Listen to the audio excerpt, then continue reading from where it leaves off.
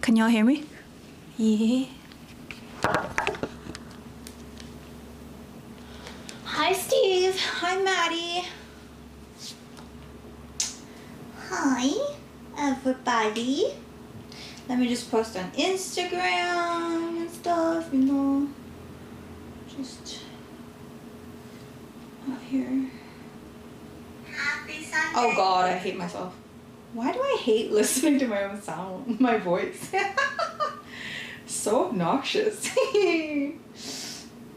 So obnoxious.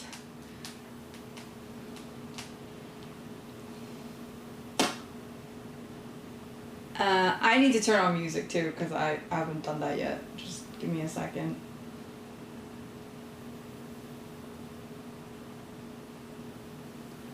Yeah, I hate my own voice so much. So much.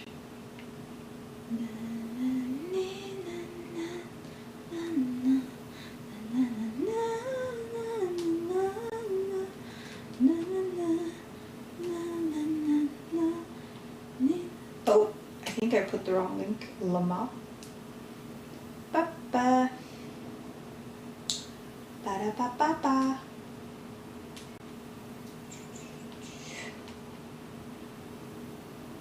Okay. Everybody hates their own voice. Even like someone who's like a singer who's meant to love their own voice. You guys think that? I feel like there's probably plenty of people that like their own voice, no?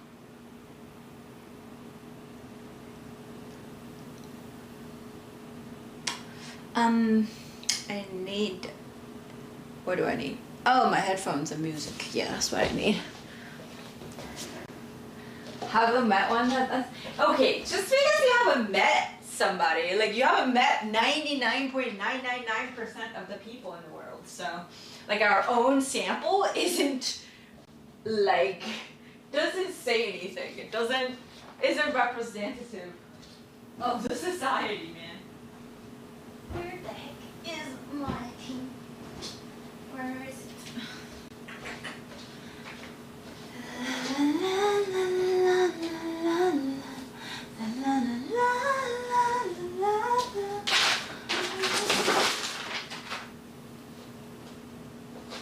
I am a lot of things, but I'm almost never lost for words. Don't know if you know who you're talking to right now. Oh, I see it. Ba, ba, ba. Oh, yeah. Alright. We're gonna... Hi, Fodor, what's up?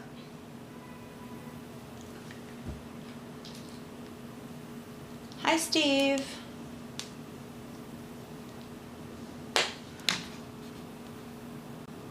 Hi, David.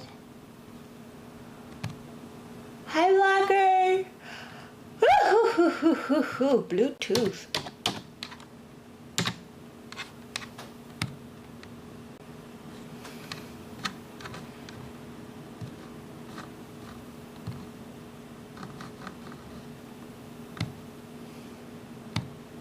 Did he connect? Yes, he did. Now we can put on music. Don't know what kind of music I want to play today. I'm in a happy mood. Du-du-du.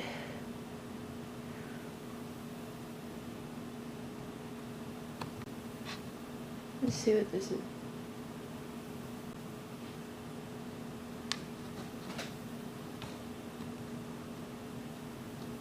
Wait a minute, is it playing?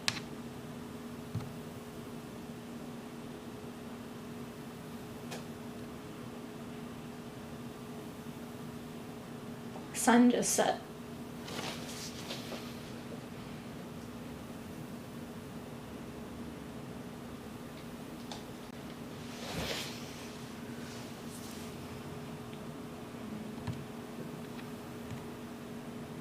Hi, Steven. Hi, Simon.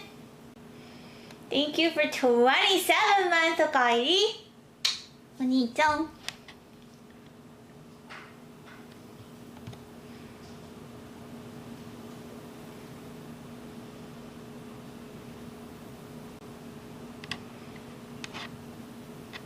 Thank you. Hi, Jamie.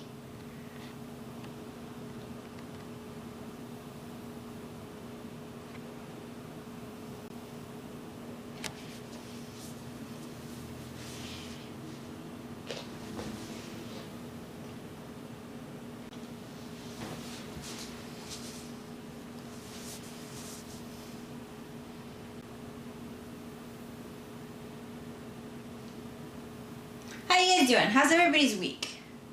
How's my day? It was good. I don't know. I'm very much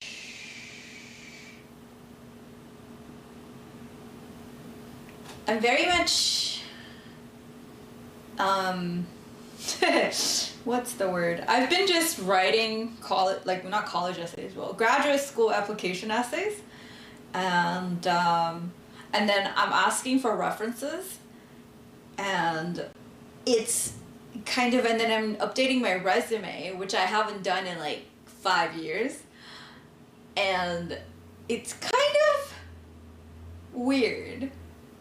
It's kind of weird. What's weird about it is the fact that I haven't really taken a good look at my achievements and, I guess, strengths and weaknesses and things, things that I think that the program would appreciate.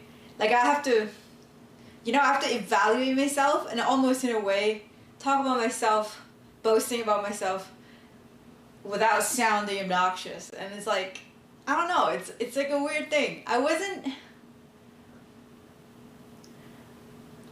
2 days this week, let's go. And that's weird. Why is that weird? Anyway, so it's just been kind of an experience, talking about myself in that way. Cause I always feel like pre-streaming and content creation, be weird to talk about, so. Well, that's what college essays and applications are, huh? You gotta talk about yourself. What you've done, what you've achieved, and why you want to go to a course. Like, you've not done that for college?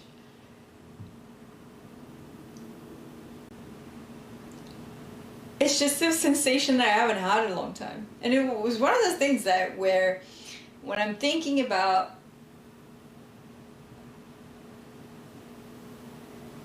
our college isn't like that in Australia.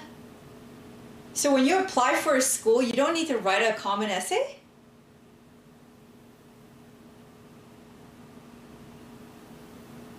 Like, you don't need to? You just submit your grades and you're in? Or what's going on? That's nice. I wish I could just use my grades to say shit. Like, not having to be like, oh, shit, no.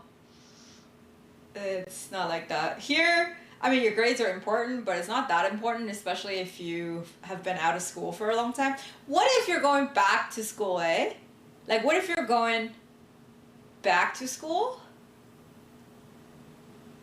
Like, back to, like, say if you are somebody who graduated high school, but you haven't been in school for over 10 years, you don't have to write anything? You just submit your high school grades and you're it? What about grad school? Yeah. Well, it's not a college app, so it's a little different, right? Like, college app is a little different in North America because you're basically talking about your goals and, like, dreams and shit. What dreams are made of, basically. But now, like, a grad school essay is a lot more about the application and, like, the application of your skills and, how you've been applying your skills. and how you wish this program would help you to apply more of your skills or acquire a bunch of skills so that you can achieve your goals. So it's a lot more practical, but then it's still very like weird.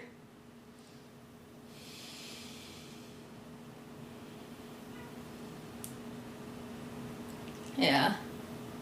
But that's kind of cool that Europe doesn't need it. Australia doesn't need it. But in England they do though. Because when I applied for university in England, I did need to submit college essays.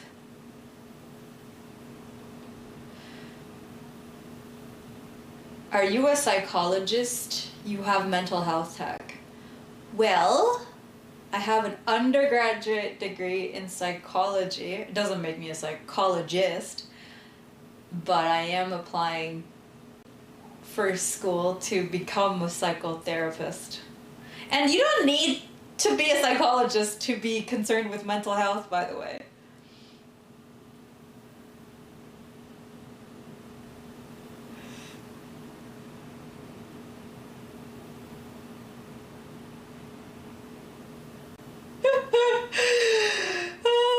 Damn, welcome back for 20 months of guidey. お兄ちゃん。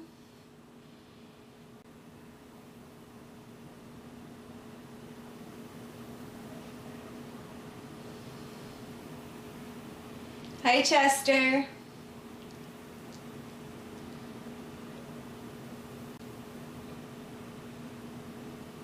You can enter anything without. Oh, okay. They just let you in? It doesn't matter?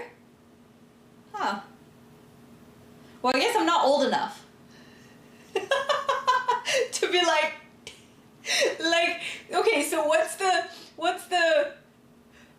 prerequisite? What's the age where you can be like, oh.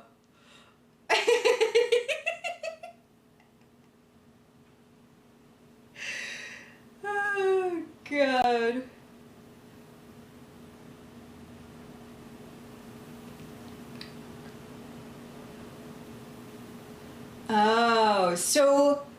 So basically anybody could go into a university, but like not any university, right? You can go to any university of your choosing, or you mean just like some community college? Hi, Leo. Well, then yeah. I ain't out here trying to go to a community college. Chester, thank you so much for gifting 5 subs. I did not renew my thing. It's still from last stream, which is last week.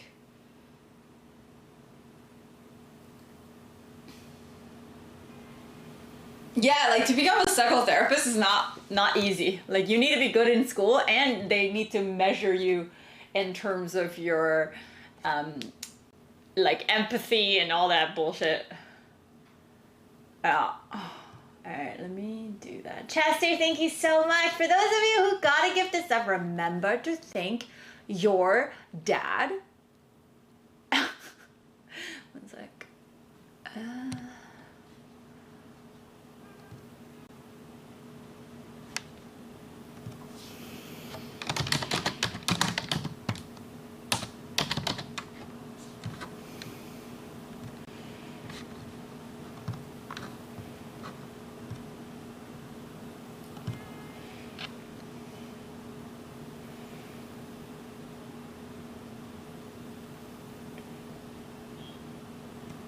You can enter uni. Okay, yeah. No, I get that, because you can enter uni, but it's not like any program, and also they're not necessarily gonna let you graduate. So like getting in a university isn't difficult, but like graduating isn't easy, depending on the school, because some schools are more prestigious and then their degree means more. Or whatever shit, you know?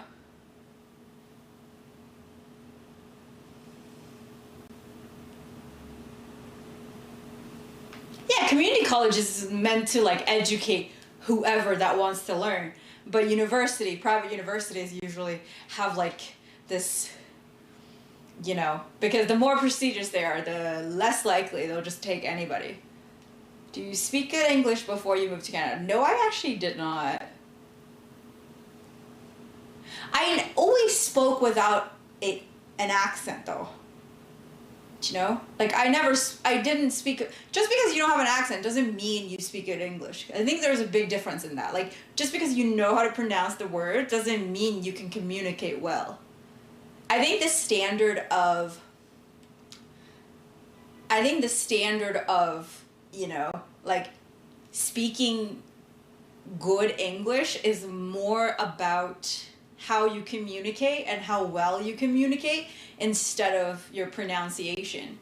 Because I feel like pronunciation is like, there's plenty of people that speak English so hecking fluently with an accent, you know? And there's like people that are less educated and probably, you know, and then like they don't have an accent because they grew up in North America as a native language, but they're not good communicators. So I wouldn't even say they speak good English. You know what I mean? Does that make sense?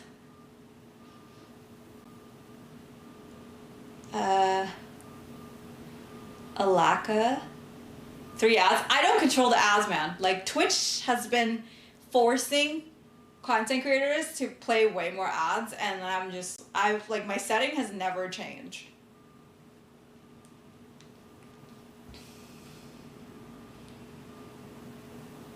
But yeah, it don't make enough for me to motivate me to run ads, honestly.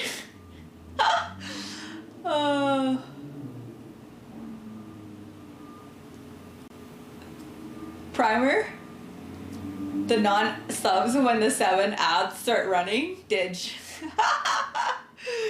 Hi Jacob. Hi Aki. Chester, I'm good. How are you?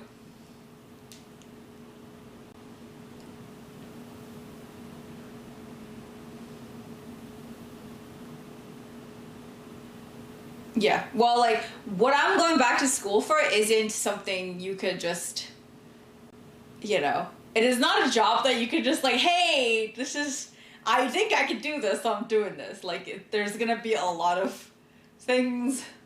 There's gonna be a lot of bosses that I need to, you know, conquer before I'm able to practice as a psychotherapist. I got Turbo. I hate it when I click on a channel and get 5 ads in a row. Yeah, like, they're just kind of forcing it on everyone now. It's kind of shitty.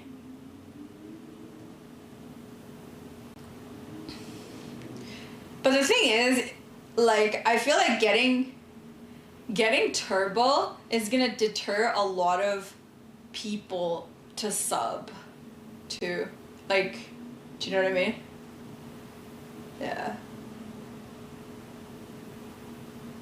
Yeah, if you watch a lot of channels, for sure, I think it's worth. Good tunes today. I just selected a whatever playlist from YouTube Music.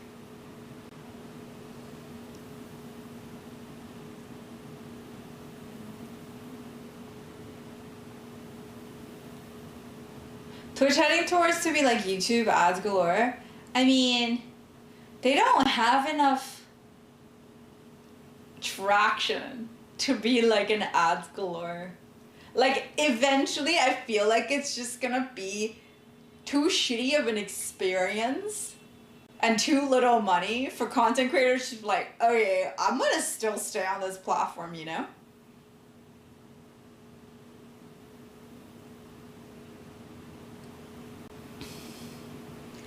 Do you know what I mean? Like, it's just like your viewing experience is just gonna get worse and worse due to, like, ads and stuff. And then the content creators don't really want to run the ads because they don't make enough from the ads for them to be like, okay, that's worth to ruin everybody's experience watching it. Yeah.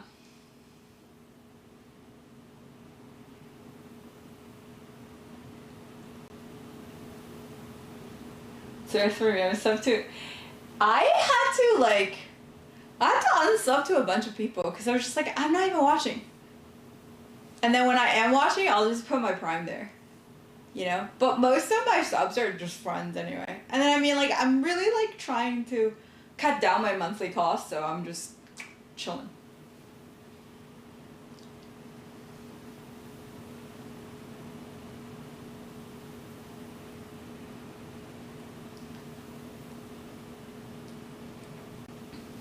I mean, you're desensitized. You're desensitized to an advertisement no matter how much ads you're paid or not paid, honestly. Same time telling stuff, hey! How the fuck am I gonna pay bills while I'm in school, man? Feels bad, man.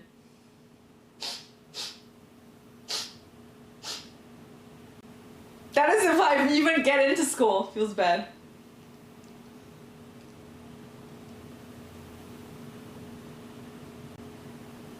Did you formally apply? No, my deadline is on the 15th, so I'm like still trying to finish writing everything. Good night. So after 15th, I can focus on making videos. I've been just kind of, it's a lot of soul searching I've been trying to do in terms of what to write, you know? And I've gone through, for the main essay, I've gone through 7 versions, and then everything just seemed kind of like... Okay, so the main thing is I used to review college essays for a living, so I know what's a good college essay. And when I write one, I'm just like, this is kind of like, you know? I think my standards are too high. Whenever I read something, I almost feel like, okay, I need to touch this person's soul by them reading this 500 words, and I haven't been able to achieve that, so I need to do that. Yeah. And you guys also know that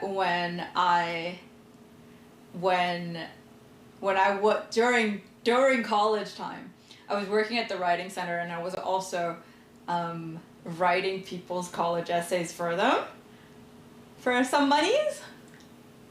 So yeah, so like I know I can write a good essay, but it's more just like I need the story to feel very authentic and close to my soul, and it's fucking hard.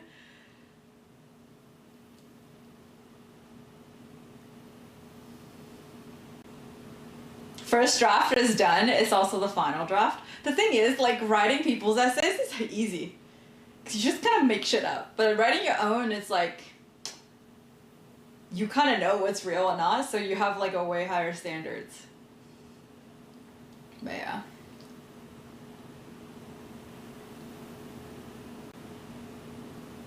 You seem so...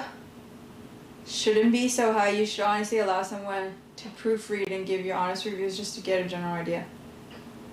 Oh, why did you think I wasn't allowing people to read my stuff? But if it doesn't even pass me, like, why would I send it to other people? It needs to pass me first.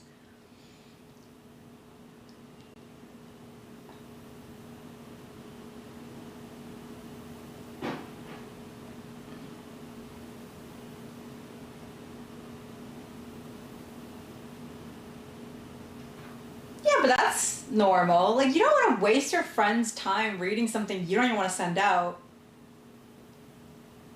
Like what? Hi, Victor. People's time is valuable.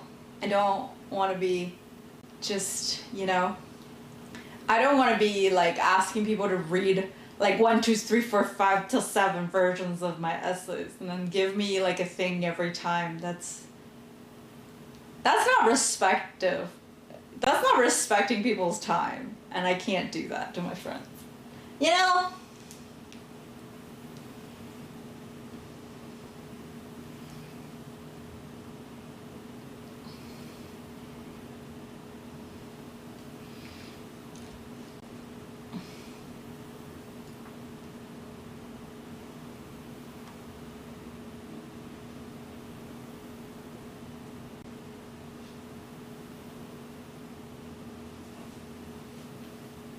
But then again, it's one of those things where like, when you are professionally doing that, you have a very distinct sense of what people want in an essay. So it's like, if I'm not reaching those goals, like, why the hell am I writing it, you know? But yeah.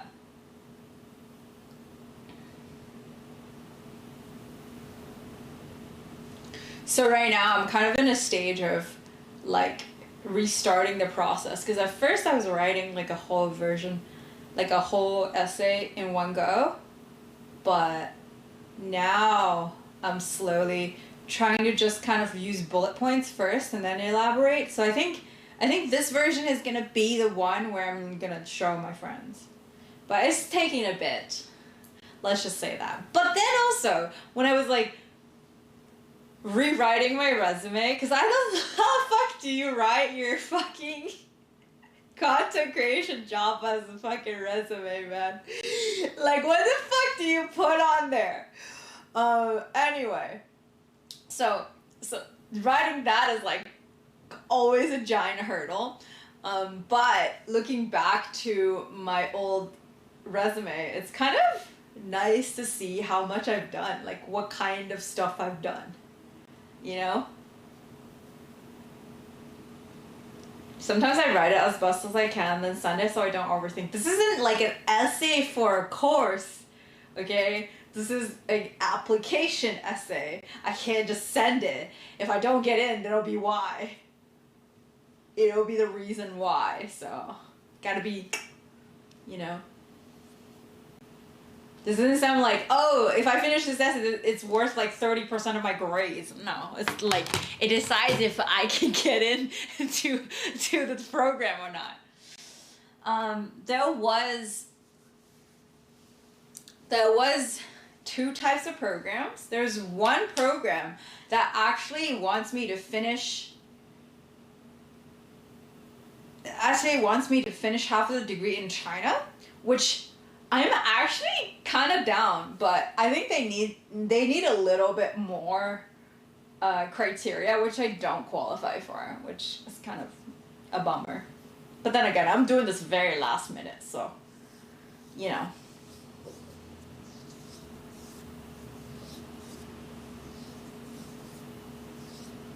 So basically, one of the programs, like the one where like I get a dual graduate level degree from a Chinese university and also from U of T, that one, I'll need to contact a clinic to give me, like, promise to give me 250 hours practicing hours as a therapist before I even get admitted to school. And I'm just like, oh, that'll take a bit to like look for.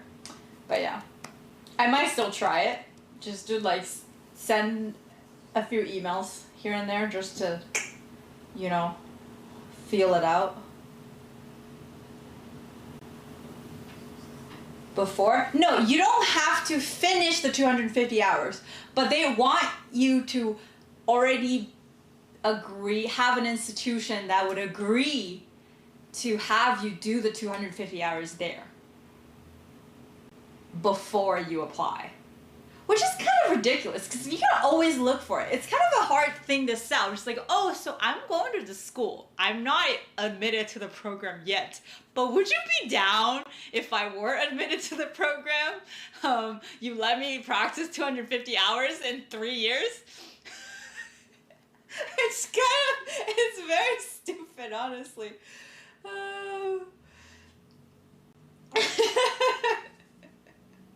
It's really dumb. But I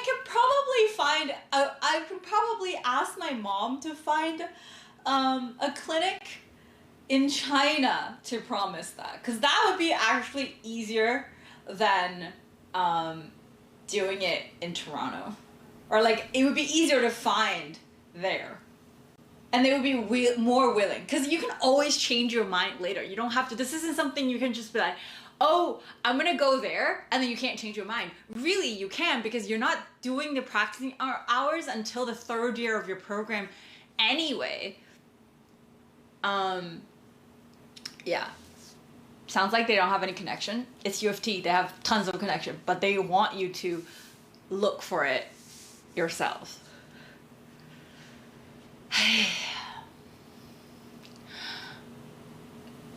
China would be sick. Yeah.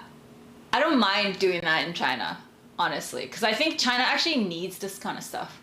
I think China, if anything, being a therapist in China would be super rewarding because like how not an important issue the country has been treating it. And it's like in the rising, don't get me wrong, but it's just like it hasn't been like anybody's priority. Mental health hasn't been a thing for people. And yeah. So I definitely want to. Yeah. I might talk to my mom. That'd be good. You know?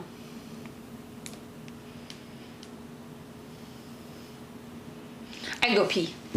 I will be back.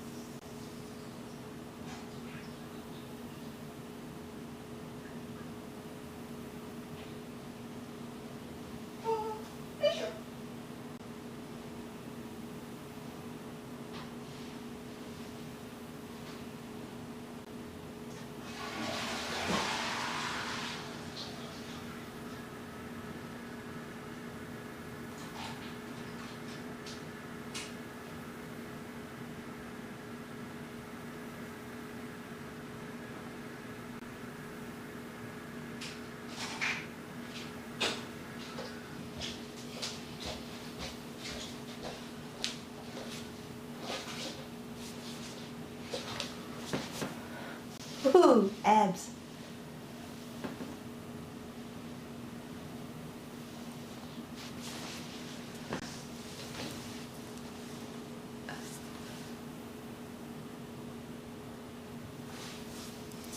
Hi, one of my friends in Discord said this streamer is very funny and happy and look like a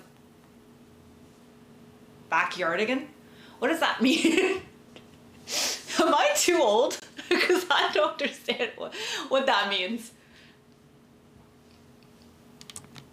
What is that? Should I Google? Should I Urban Dictionary this shit?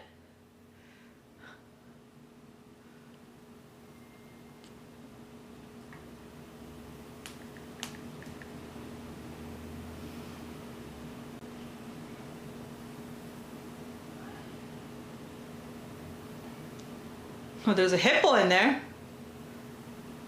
A bunch of animals. I've never seen that kids show, but are we child friendly? I don't think we're that child friendly, if I'm honest.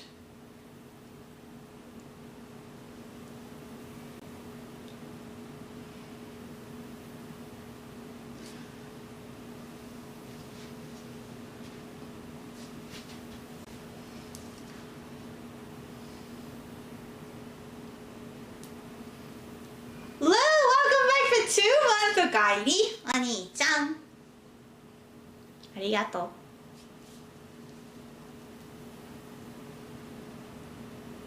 Woo. You.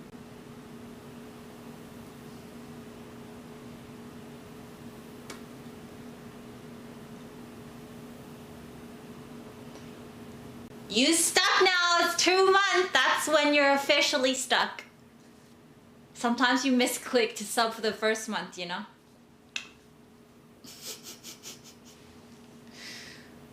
And then after the second month, you lose the unsub button.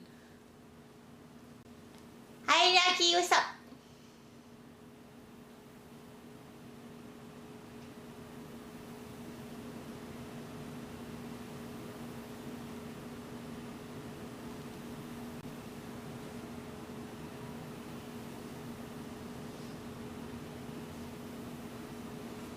We can't leave, help us. Who are you talking to?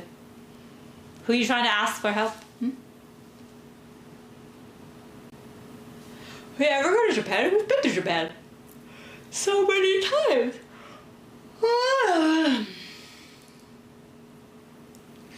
Your question should be, will we go to Japan again?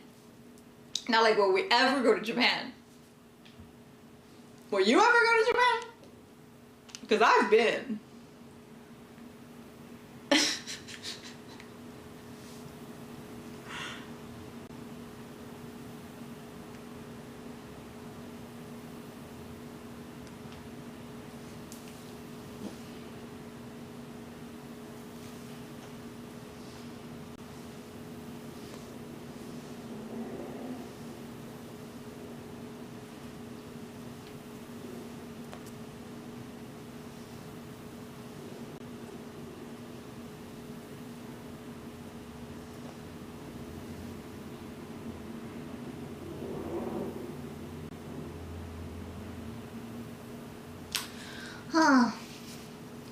So there's something, the reason I put the title like this is I should point down because the title's down there, not up there. What am I saying?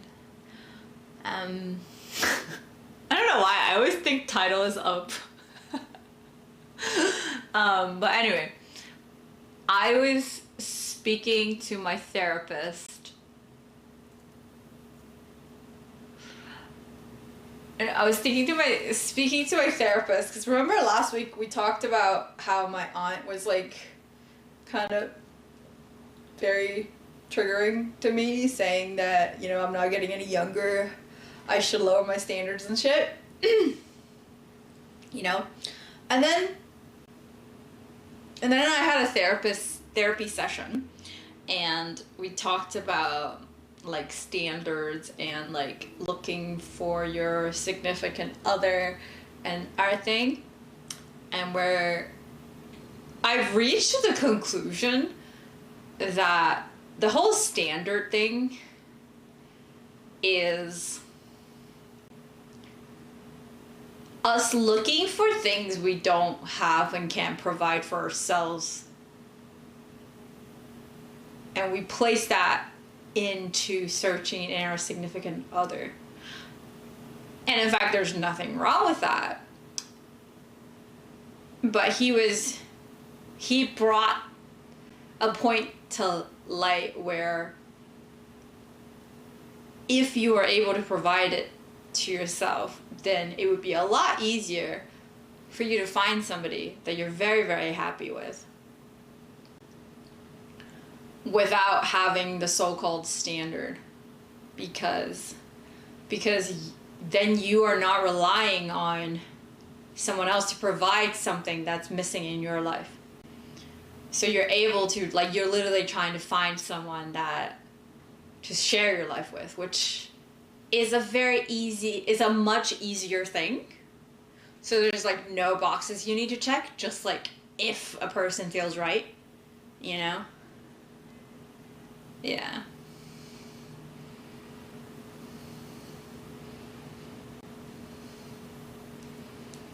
I reached to the conclusion that I'm forever alone. Why?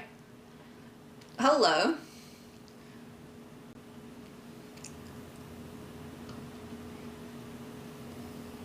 So if I could be a goth boy, then I wouldn't be looking for a goth girlfriend. No.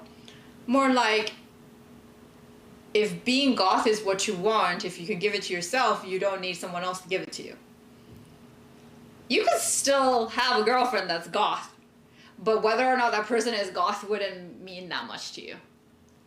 It's the same thing as in like, oh, because you don't believe that you're going to make a lot of money, so you want to find someone that has a lot of money, so that you don't have to be the person that's providing financially for this union.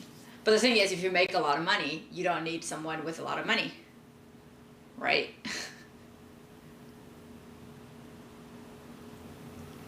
And that money is a very, like, I would say, crude example. There's plenty of things that we look for, like super arbitrary things. Money is actually something that is way more concrete and easier to look for than other untangible things. And yeah. And I'm also realizing that I remember last week I literally talked about how like I want someone that's really smart. And I don't think I can be with someone that's like that I see as like not smart enough. And then my therapist pointed out to me, rightfully so, that if you want someone smart, then you have to, especially in straight guys, you have to bear the high risk of that person not being in touch with their emotions. And then I thought back, the past relationships I've had, the smart ones are definitely the ones that are the least likely to talk about their feelings honestly with you. I was just like, God damn. I was like, okay. And then I was like, well, but I am in touch with my feelings, and I am, you know, I'm also very smart. And he's like, yeah, you are, but you're also a girl, where society doesn't try to make sure that you don't express your emotions. Grand Zero, thank you for gifting Fabi a sub. Thank you. But yeah, it's kind of funny.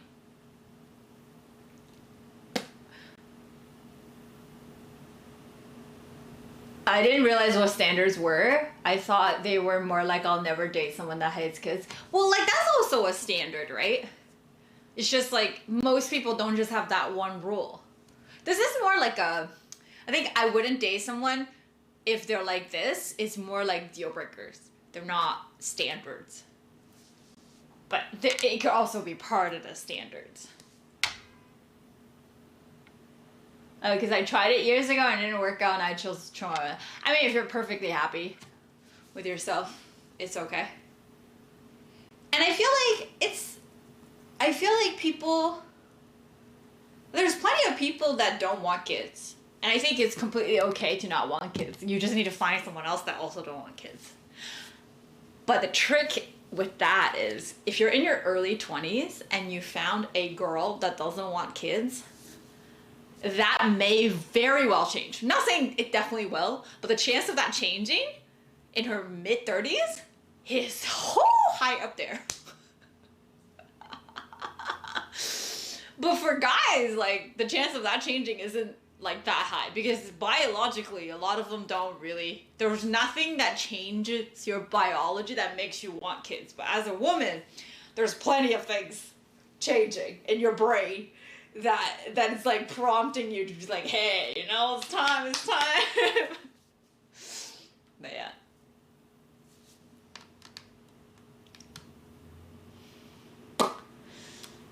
How are you tonight? I am great. How are you? It's like a monkey paw wish. You get a smart boy, but oh wait, he's not in touch with him. Well, yeah. It's like it's very much likely. It's very much likely that you'll end up with somebody who goes by logic and not feeling, because they have the brain power to do it. You know? And I worked through that, because if you found me like 4 or 5 years ago, I am mostly going by logic as well, because I'm just like, you know, obviously I will have like the illogical ways of thinking, but I wouldn't realize it on me. So it's like this, and the thing about people that operate on logic, they are the most likely to be hypocrites, because this is not a diss, by the way. This is like something I used to do. So it's like a personal experience and observation. Jacob, thanks for gifting Ground Zero a sub. Yeah. So it's like, when you're basing on logic, you're able to give yourself a lot more leeway than you are able to give other people, because you have all these so much more information about your situation than other people. So even when you're executing the same logic, you cut yourself so much more slack than you do other people. Versus if you operate on emotion and feeling and by your heart, you're able to be a lot more compassionate towards other people's behavior and mistakes and feelings and, you know, everything in that regard. And yeah, so I'm now choosing to operate by my heart and emotions and feeling instead of logical, because a lot of the times feelings aren't logical and you can't force logic into an interpersonal relationship, because you can never know enough about a person's scenario and what's going on in their head to like be actually fair logically to judge how their decisions and how your decisions are. Yeah. Hi, Mackie. Whoa.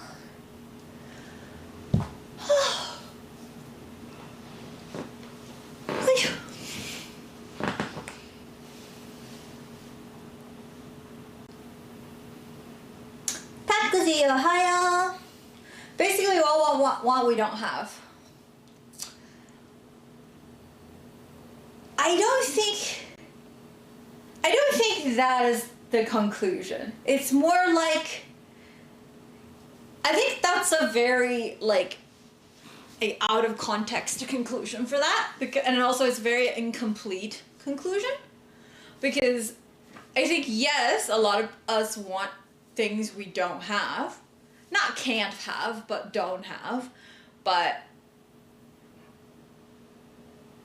it's like this myth about like people who pursue things they can't have very low self-esteem, you know, like not pursue things you don't have, like that's a normal thing, but pursue things that you can't have. It's like this myth when like this illogical, irrational fear of straight guys towards gay guys, thinking that somehow a gay guy, just like as long as someone's gay, they'd be interested in them. Like this paranoia is fucking funny. It's hilarious. You know?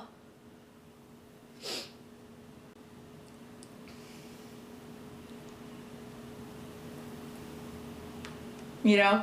I think there is trauma behind wanting things you can't have. But it's a very normal thing for wanting things you don't have.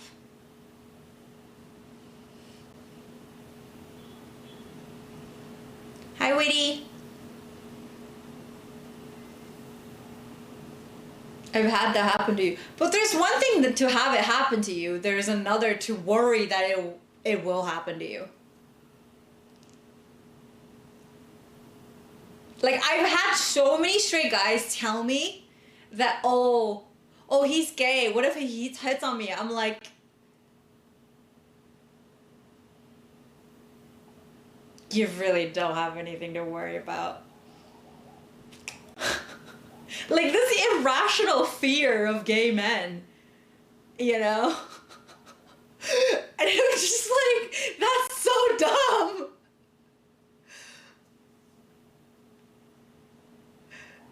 I'm like, if girls aren't going out of their way to hit on you, gay guys won't really do it either, you know? Don't worry about it. You really have nothing to worry about.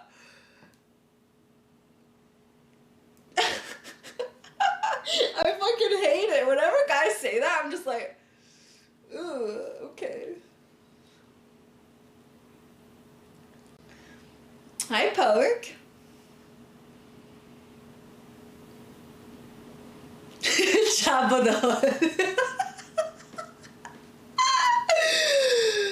Oh, God. Why is it pulsing? Oh. I think. Oh. Hi, Brian. I need to change the fear of their own homosexuality. No, I think that's a different fear. There is fear like that, but there's that. What you're saying is a different fear. Being homophobic is all. It's a little bit gay. It's kind of weird. Like, this is something I've like discussed extensively with people. It's like, when you're homophobic, you're probably a little bit gay because you're very insecure of your masculinity and how straight you are. And that's a whole different issue. This issue is like this like non-existent, irrational paranoia about how gay guys are very predatorial towards straight men. It's not true. You know?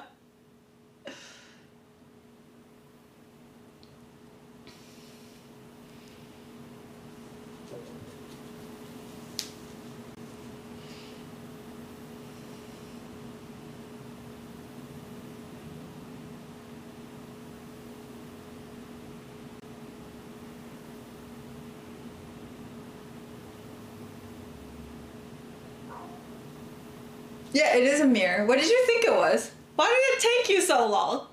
Oh, it was a door? Oh, you thought maybe it was a door? There's another room in there.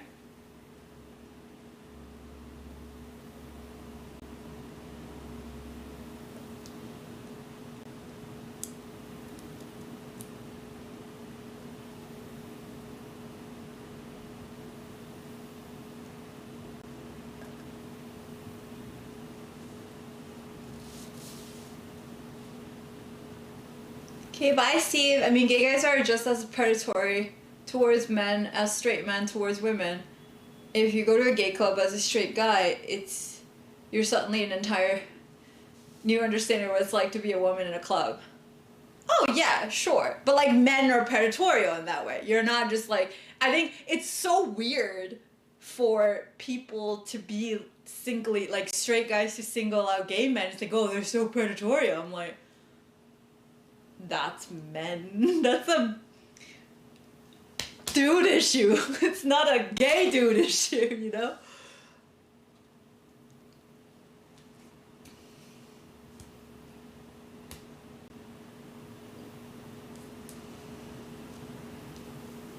But I also don't think you can kind of see it as predatory because you're actually facing your equal counterpart. Right? But like as women, it could view as predatory because physically we're not as strong.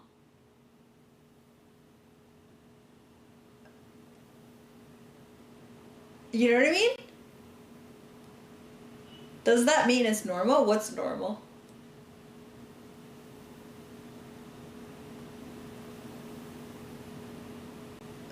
But that's what I mean. Like it's not predatory when you are preying on your strength equal counterpart.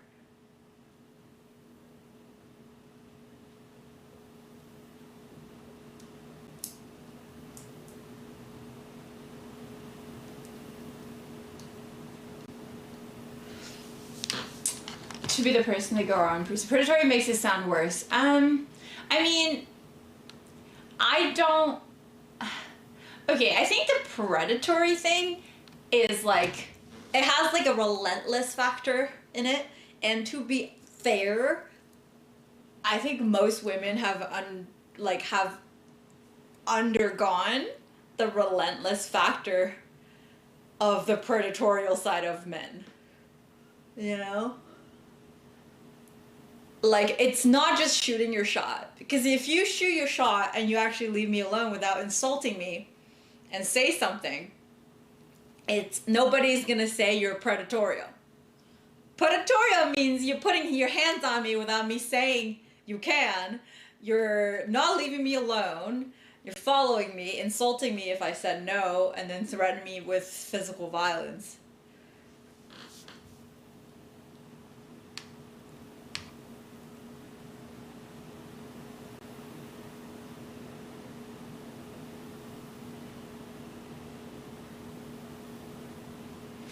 People will call you a predator even if you don't do those actions. I don't know. I don't know about that. You can say that there is this stereotypical, expectation that men are more likely to be called a predator, I guess. But I don't think if you actually are looking at a specific example, a girl is gonna be calling a random person that goes up to her and then like gracefully walks away when she says no, a predator.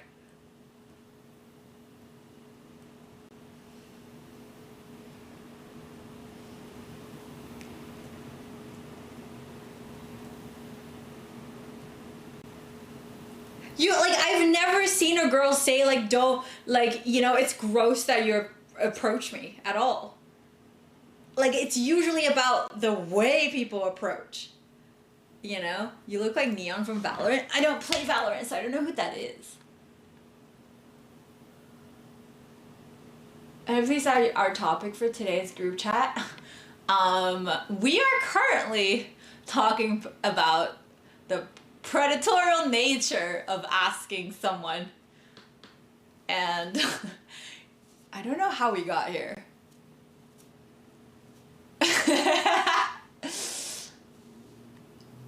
I'm furious.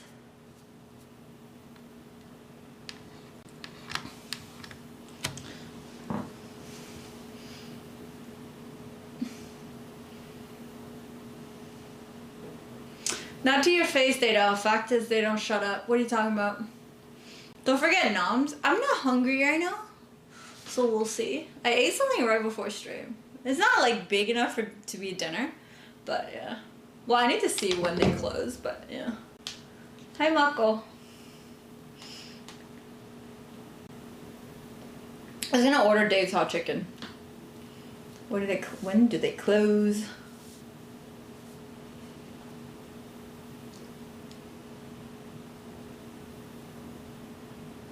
Open until 10:50. I got time.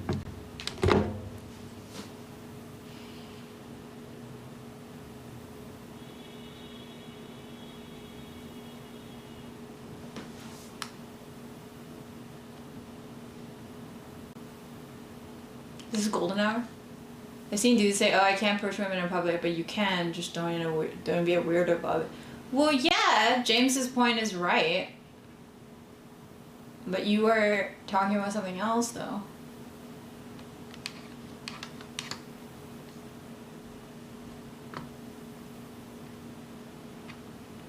I give her first skin.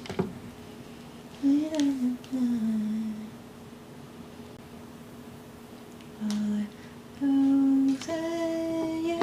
shine.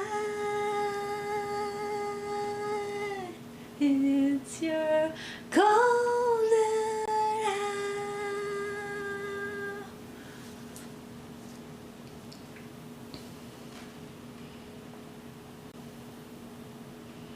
You liked her and gave her your contact before asking if you were interested. What you do without hurt her feelings? Friend told a girl that you liked her and gave her your contact.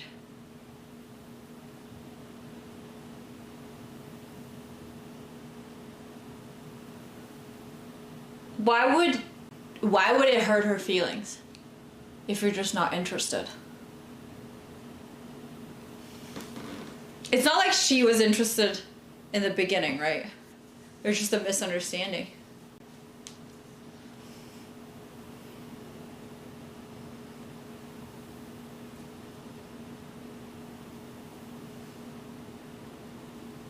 I'm clear for skin.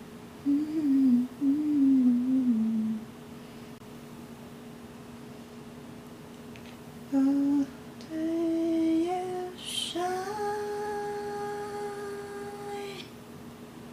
It's your golden hour.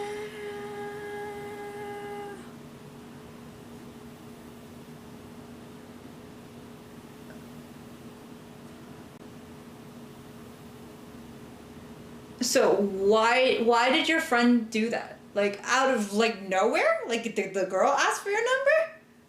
Or your friend just like, what? For no reason? Just be like, oh, this person likes you.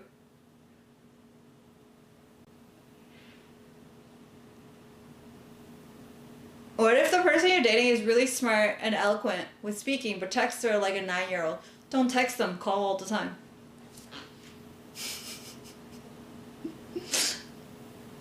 I think that's like a very minor issue.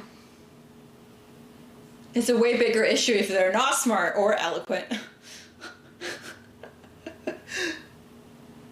Also, I feel like someone who is smart and eloquent wouldn't really be shitty at texting. Yeah. Jonathan! Thank you so much for 55 months! God damn! Hell yeah. Hey y'all.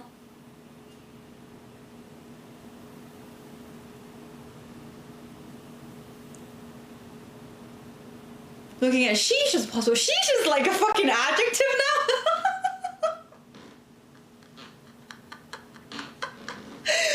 Oh, that's pretty good. I'm gonna make it one.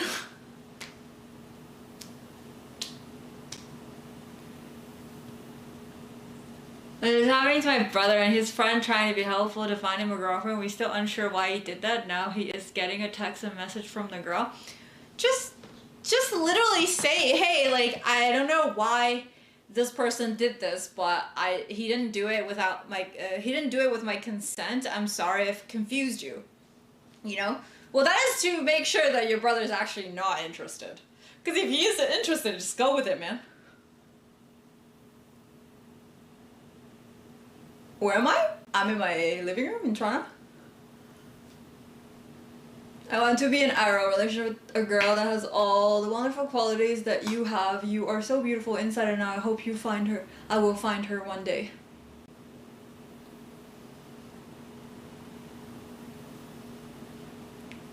Thanks. Hi, Rocky.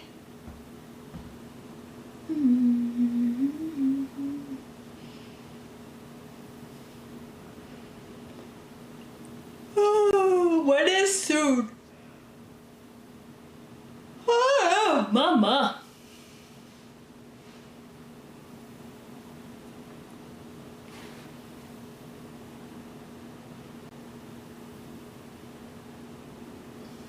Yeah, can't commit to something that's not concrete. So ask me when you actually have a plan.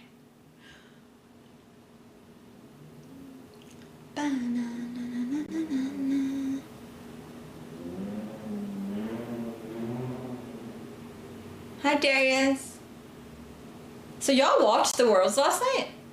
I'm like thinking of watching it like when I get ready for bed today. I didn't, like, I just heard so many things about it and it was like, I didn't know Deft was in it. I fucking loved him. I wanna see. I'm gonna watch. Don't, I don't even know who won, so like, you know, just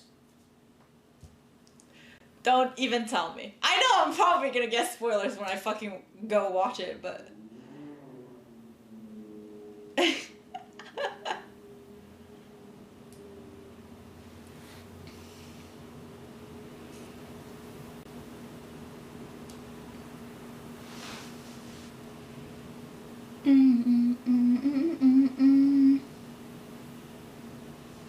Please don't already suffered enough yesterday? Why is it suffering? Did the team you supported didn't win? Is that what it is?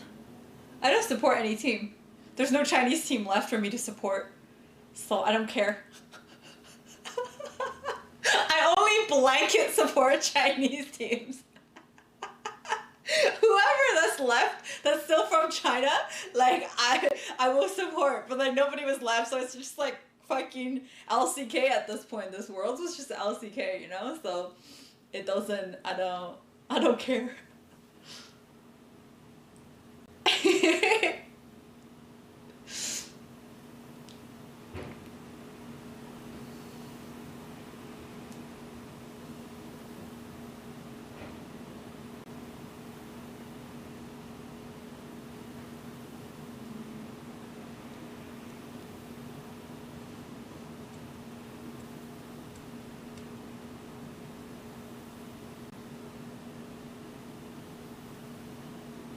XPK? Oh my god, I haven't heard that name in a long time. What's he doing now?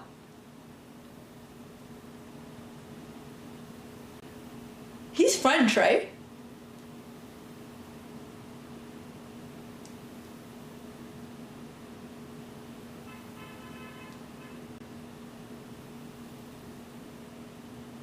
Yeah, I don't really, I feel like most of the people that I watched during my league tenure are no longer in the scene. Well, actually, Mako's still in the scene. Afro's still in the scene. Is that it? That's about it. Oh, what was that? I think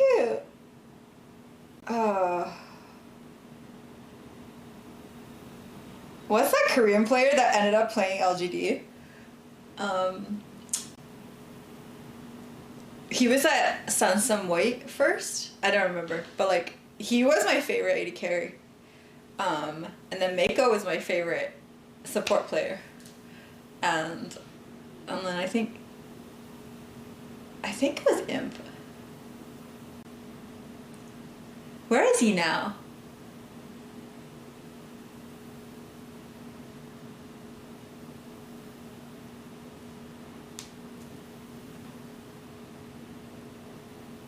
Wasn't Deft with in a Chinese team for a while? And then he went home and then he went back to Korea and then like still joined the team? That's kind of, it's kind of cool.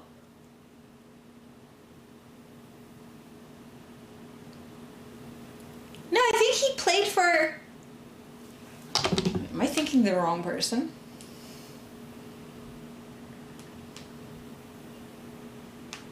Yeah.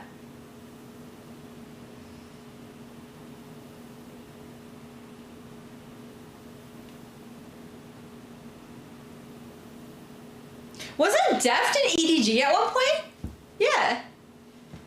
Yeah. And he didn't, like, when he was at EDG, he never won. Yeah.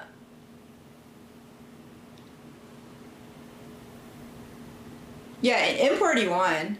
After Imp won SS White, in SS White, he got bought from Korea he got imported to LGD. And then Deft got imported to EDG. And then they played like a couple seasons and then like went home, I guess. Oh yeah, Mad Life. Wait, is Mad Life like stopped playing now? Like I don't know, like all those players that I supported, they don't play anymore. So yeah. Yeah.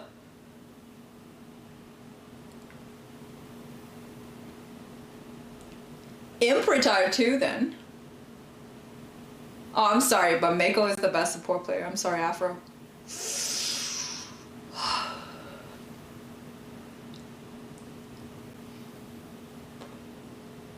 Like, we're friends and all, but still.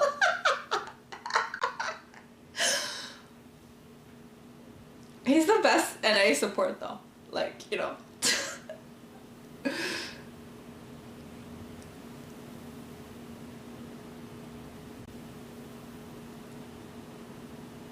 Yeah. I'm so happy Mako's still playing. But he's still very young, I think. Mako has already won Worlds at EDG, right? I think. But he played for another team this year. I don't know. I didn't watch LPL, not LCK, not even LCS, nothing.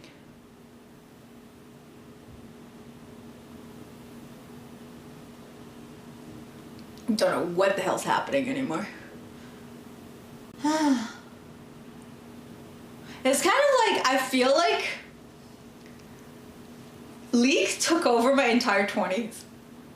Pretty much. And then And then I just don't. I didn't even play ARAM anymore. I haven't played an ARAM in a long time. You know?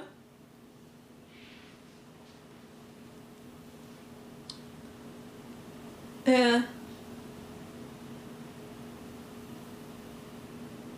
Kip is your favorite League player? You can't watch him anymore? He has not streamed in so long! I feel so like...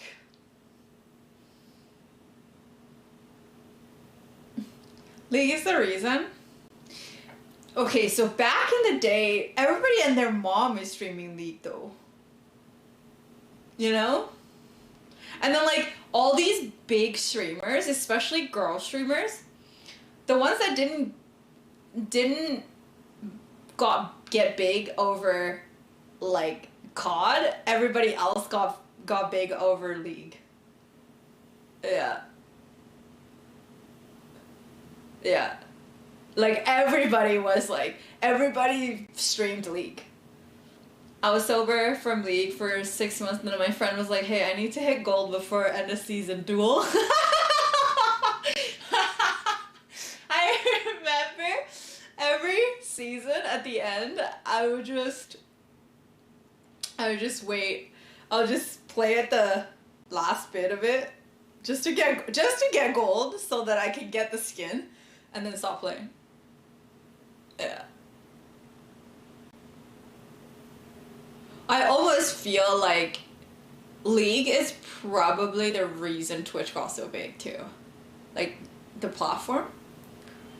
Obviously there's other games, but like League has always like for years League was the biggest game on Twitch. It still isn't small, but it's a lot smaller now. There's like a lot more other games to stream.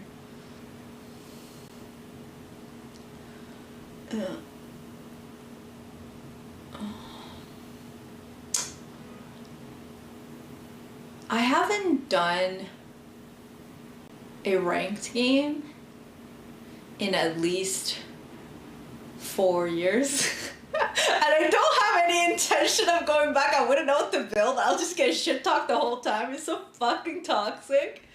My god. And I just remember whenever I played League ranked on stream, like ranked game on stream was just so toxic. You're getting shit on in like alt chat, and then you're getting shit on by your own chat too.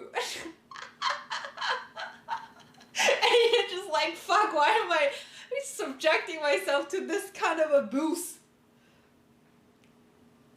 Ranking is still bad. Like, ranked games are just stupid. Yeah. I remember, like, back in the day, you need to, like, flash your, like, rank on your title just so that people would want to watch you. You know?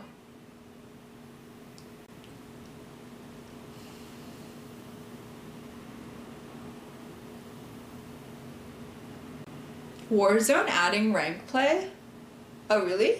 Well, there's still kind of KD as, like, a way to rank people.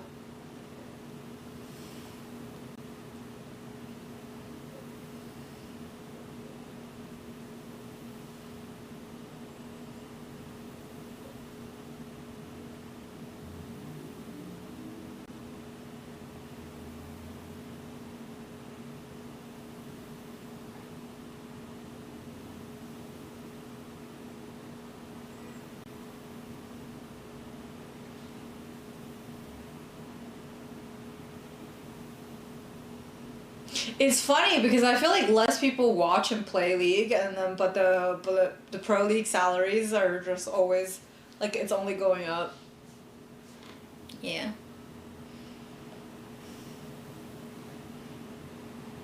Cause I remember the first few seasons, especially in LPL, the pro players are getting paid like $500 a month. Like, not here. North America is obviously more, but like in China, like, you know, the fact that you're getting paid to play video games was like just insane. Like, nobody expected any money. But that's because capital hasn't gone in it yet. It's like literally just like passionate people paying for it, you know? Like, but now it's like a sports. When there's sports, you know, there's like a lot of sports like brands that are sponsoring. Like the brands that are sponsoring back in the day were just mostly computer parts, right? Now it's like proper mainstream brands. So obviously the money in it is different. And they pay a fraction of the price, like so little compared to if they actually sponsored a proper sports game, but then they actually get higher reach. Yeah.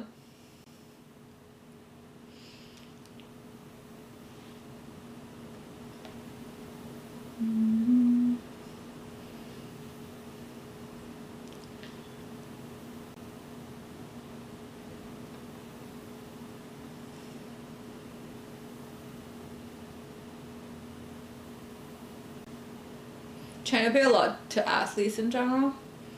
Yeah, because you're competing for your country. But China doesn't pay that much to players though, to like league players. They pay a lot to importing players. Now they're getting paid more for sure, but they still don't get paid that much. Most of their money comes from sponsorships from the teams. It's not like their base salary is still kind of sad.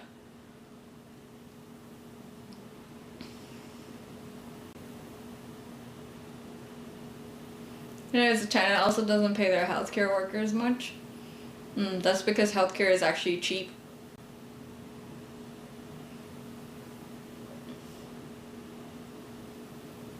They're paid decently though. Like they're not like, yeah, you can't compare a doctor's pay here vs China but they're still like highly paid. They make a good living. And benefits at the hospital has always been like the best.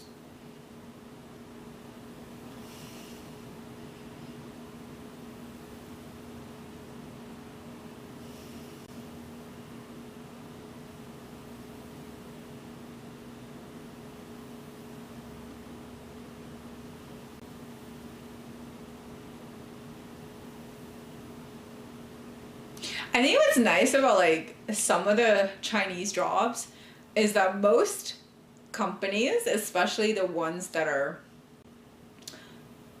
state owned, it comes with like housing.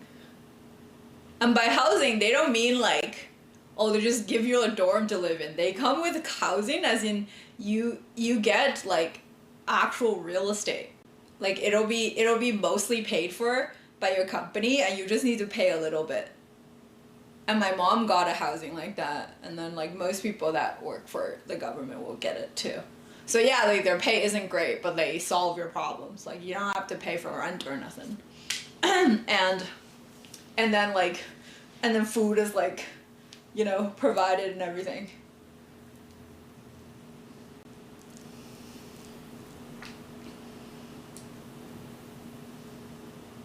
Am I hungry?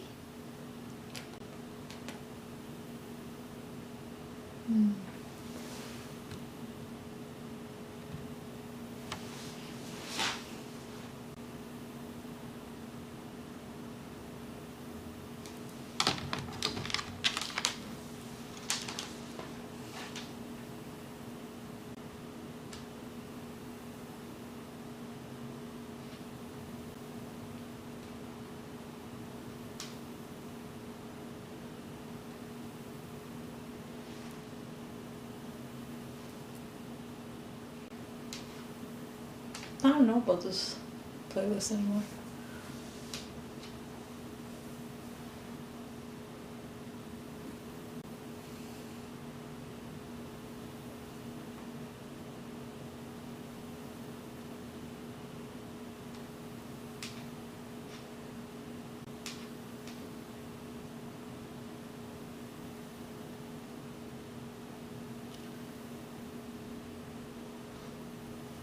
Oh, hi, Super Bro.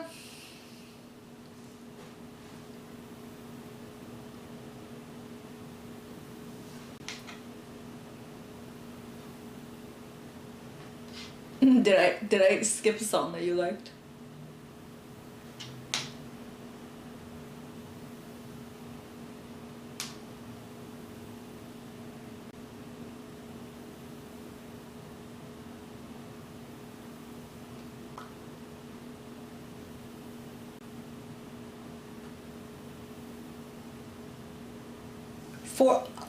Are you getting put down?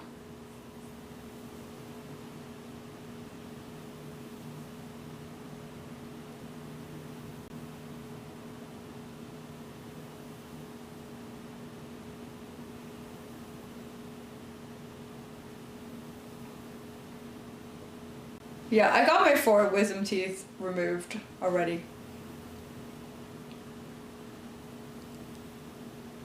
Because they were starting to hurt.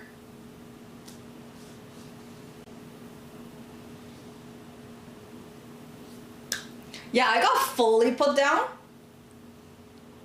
But now that I think of it, it's kind of stupid. Because I didn't need, like, to get put down fully. You only need, like, topical.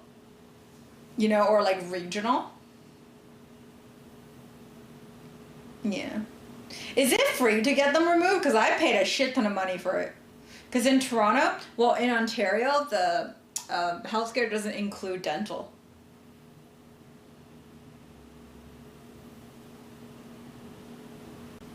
Hi, Bleed Green.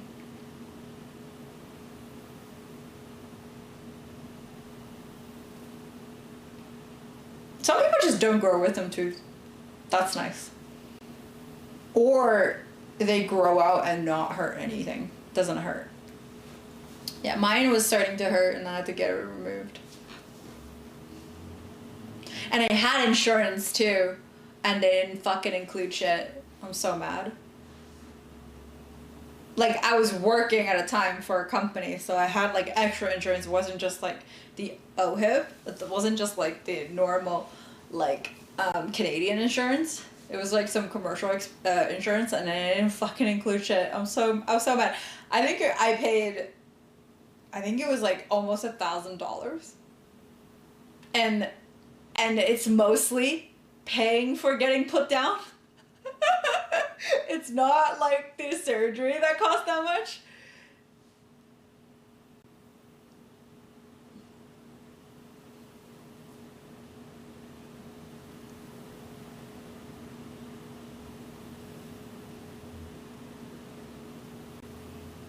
Never given you any issues?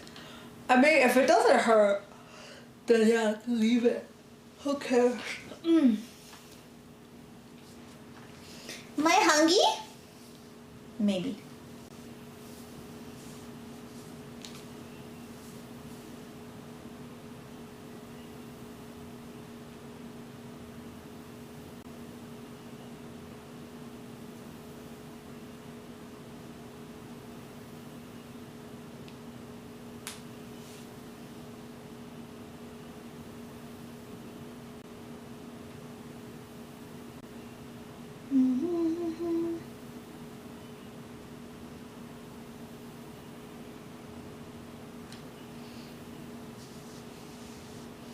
Most of the money back from dental things? Ah, must be nice. I didn't want to pay. I was poor at the time. Okay. Should I order? It's gonna take a bit anyway. Okay, so what should I get from Dave's Hot Chicken, guys? Like, do you do sliders? Do you do tendies? Do you do, like, you know?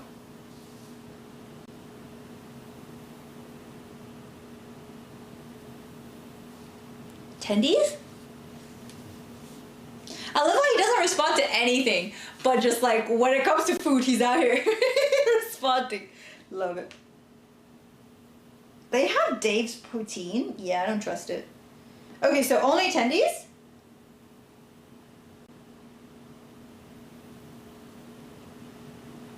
Tendies and fries? How's their fries? Is it good?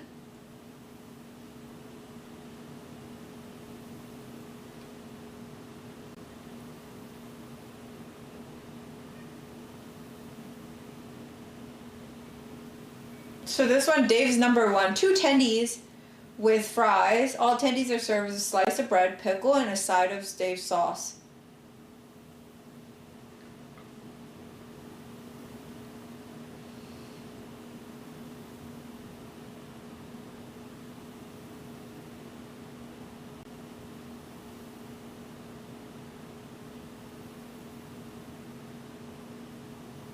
Isn't the tendies thick? It looks thick.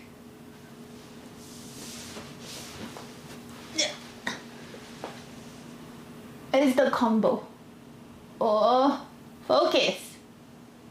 What the hell? Oh, there we go.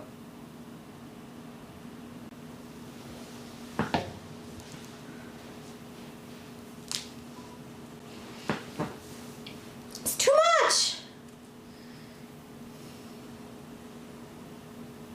I acknowledge that eating Reaper can cause me harm, bodily injury, property damage, emotional distress, or even death. I agree to release, indemnify, and hold harmless Dave's Hot Chicken LLC. What?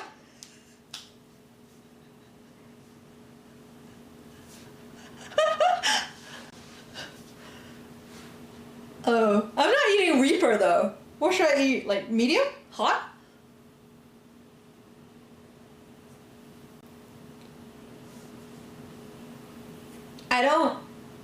I don't want my butt to hurt tomorrow. Which one do I get?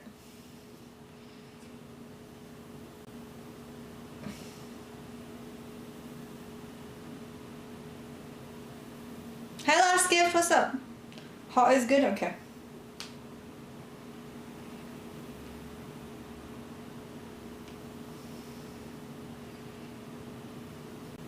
I'll get one medium and one hot just to see the difference. Do I add cheese?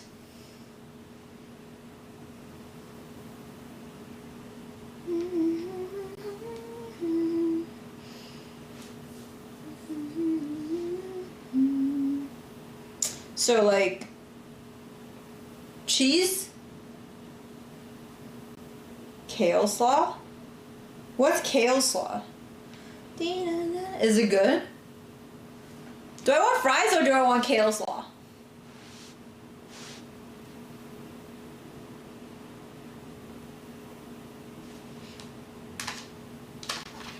One Piece or anime in general? No, I never watched One Piece. I watched like one episode and I didn't get into it. But I did watch like Bleach until the late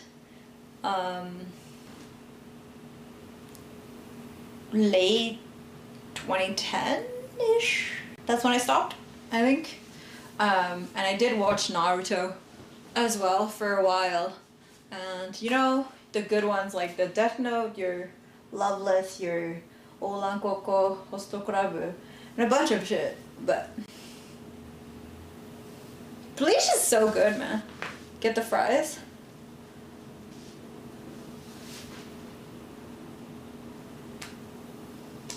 Yeah, I didn't get into it. I think it's just like I can't relate. Not that I can relate to Bleach or anything, but it almost feel like I started Bleach when I was in high school. And then if you want me to get into like a kid's mentality much later, it's too late, you know? If I started it early, then maybe I would have gotten into it, but I didn't get into like One Piece. I didn't even try One Piece until I think 2012, and that was like way too late. I was like, ugh, not into it anymore. Okay, do I add cheese on my chicken or not recommended?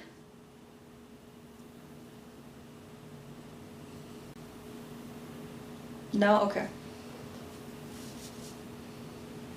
I don't want pickles. It comes with slices of pickles or like a pickle?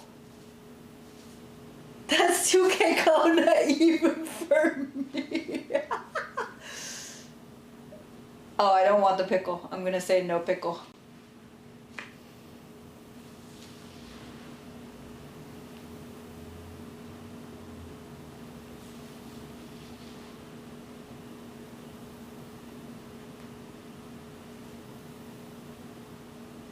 What? I don't like pickle. Just grab some kimchi.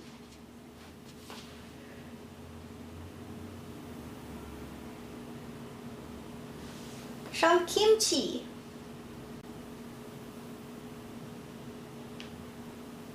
It's kind of expensive, no? 2 pieces of meat and some fries is like $18 plus like delivery plus fees and tax.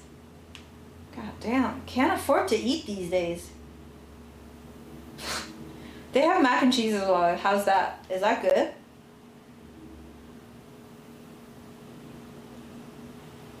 What's for dinner? Dave's hot chicken.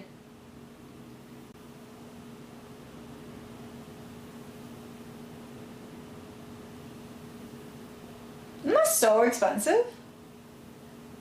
Holy shit. Hi, Brent.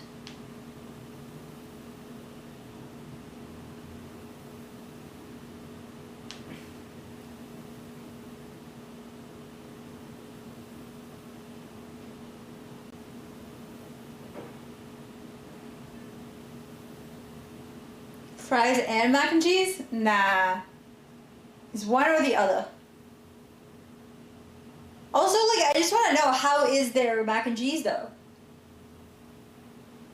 It's $6.50. It's $6.50 for a shitty mac and cheese.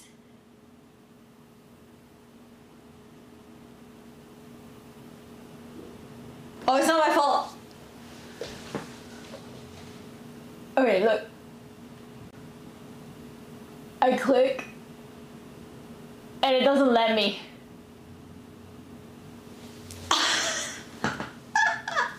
It don't let me. Oh, guess I don't have to do it.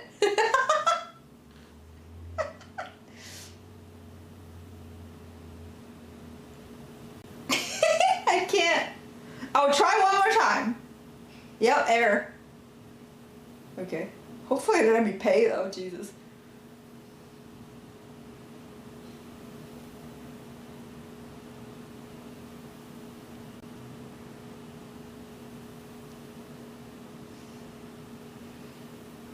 Restart the app? Yeah, but like really? Do we want to pay $6.50 for like a little 2-bite macaroni and cheese? Really? We don't.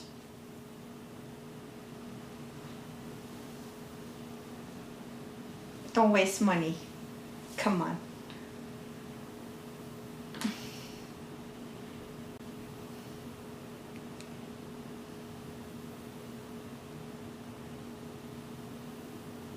Yeah, they literally wouldn't let me. And if I clicked anything else, it's letting me. So, it's too late. Should I get the kale slaw?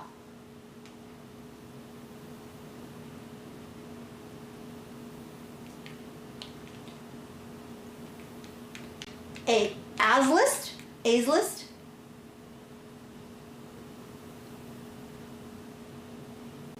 Choo choo choo choo choo choo choo choo. Yeah, I think they ran out of macaroni and cheese.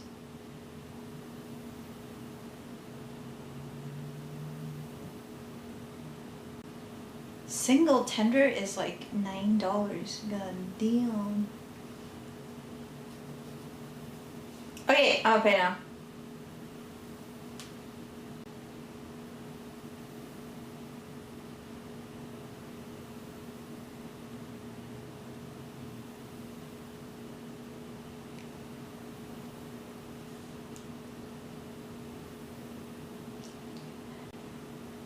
Hi, Kevin.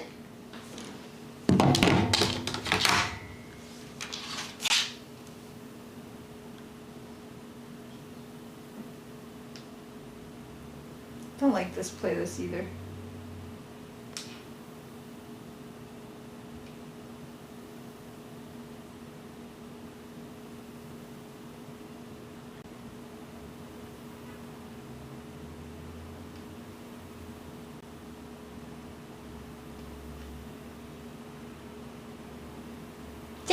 Thank you for 2021.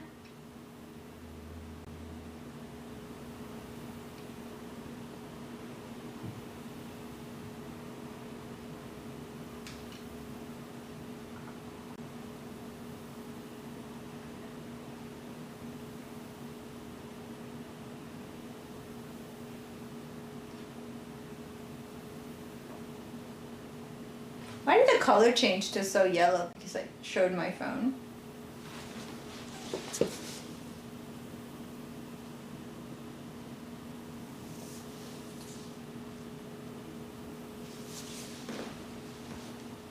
It won't change back. Weird. I don't want this song.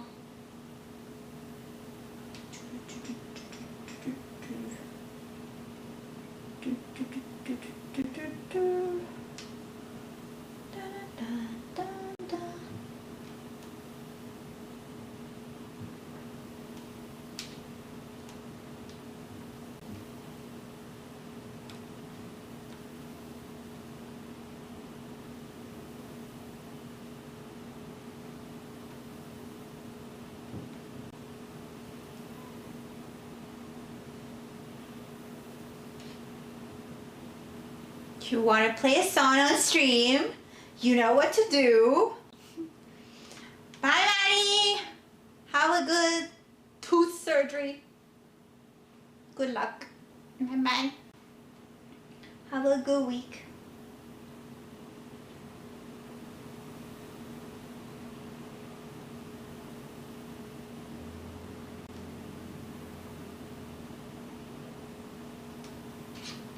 How's it going?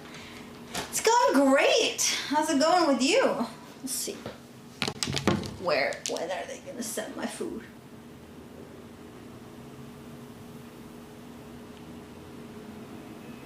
Oh, a girl is gonna pick up my food. She a blondie too. Damn. Kinda excited now.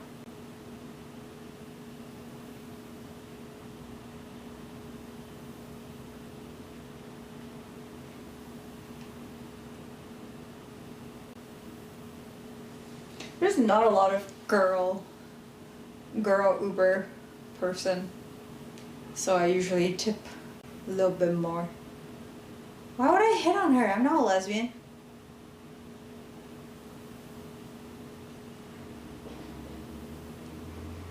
Y'all out here afraid to like hit on women and you want me to do it? What the fuck?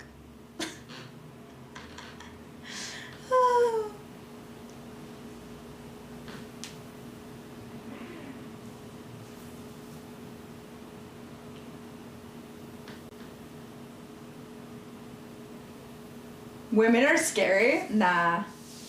People are just scary in general.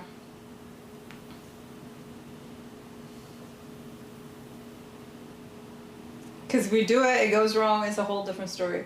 No, it's not. There's nothing that's gonna go wrong if you just walk away when people say no.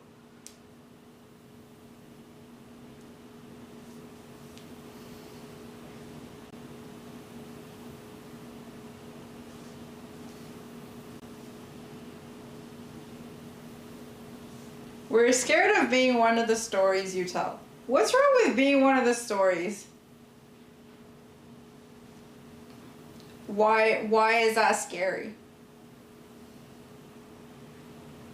Being one of the story is the best way to seek feedback.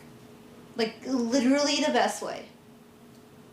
I did go on a date yesterday. I so admire myself now because I am able to tell people like things that I wasn't able to do before. Because yesterday I had a date and it wasn't like bad, but it's just like I wasn't attracted to him. But it was so honest today. Like when he messaged me after we finished a date and then he gave me his number and I was like, you're kind of cool, but I am not attracted to you. I actually said that. I've never said that to anyone. I've never said that to anyone. I am very, very... And he's like, I would call him very eligible, you know? But I was like, very straightforward. And I've never been able to do that. How is it breaking hearts? It's called not wasting someone's time. We had one coffee. His heart is not broken. If his heart is broken after one coffee, like, there's more to explore over there on his mental health.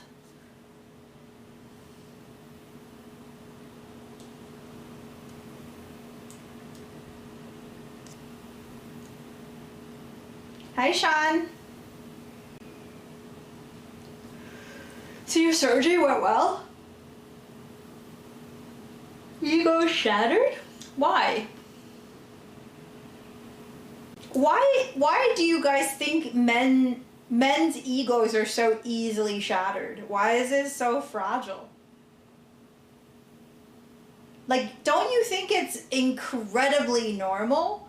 Because you are not attracted to everybody that walks by you, that people are not going to be attracted to you all the time.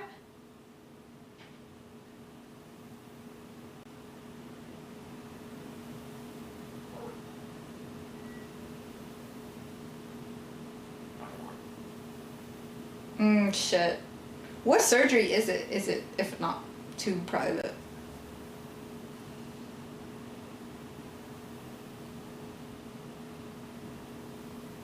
Well, if men have such fragile egos, then I think he needs to go through this shit more.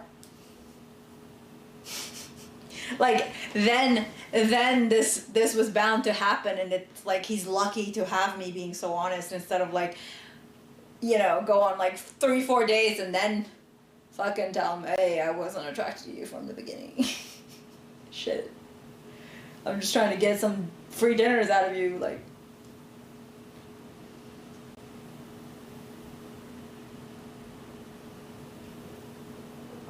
Septoplasty? What's that? I'll have to look it up.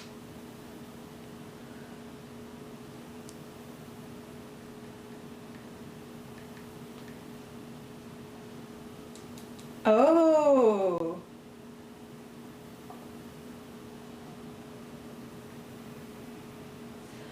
Dude, I have another friend who's gonna get that done too. Because he had a deviated septum.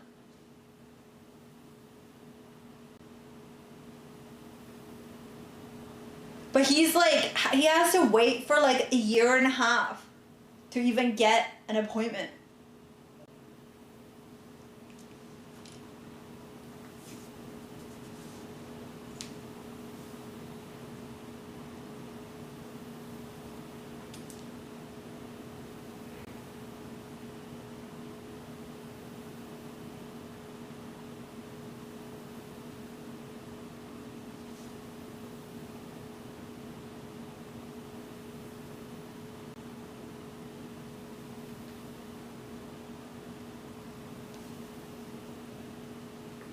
What?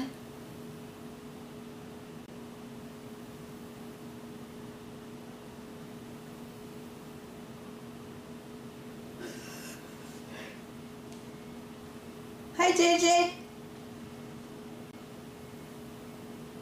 Why are bits more expensive to buy on mobile?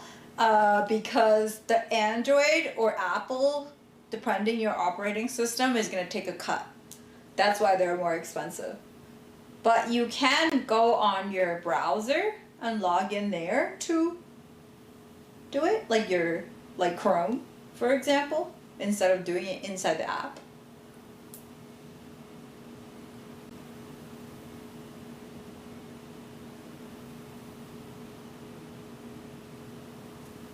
I just ordered Dave's Hot Chicken. It's my first time. I'm excited to try.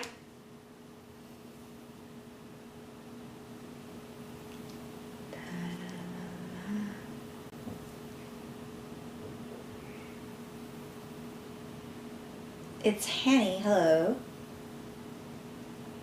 Oh yeah? Yeah, so I got spicy and medium. So we'll see.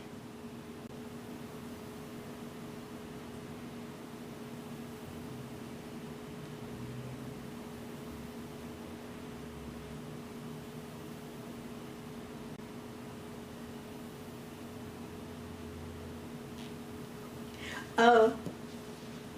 Hi, y'all.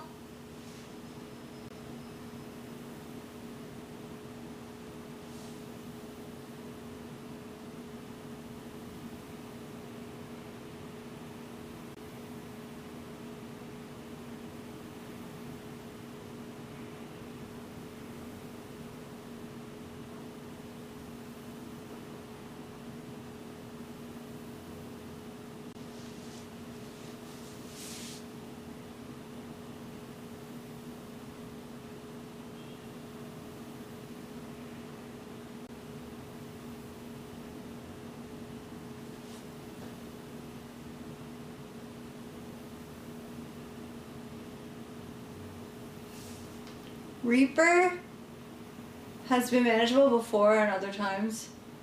Hot has beat my ass. Also, it just depends on the person who's seasoning it. That's kind of annoying. You can get it on Amazon. I got this on Amazon.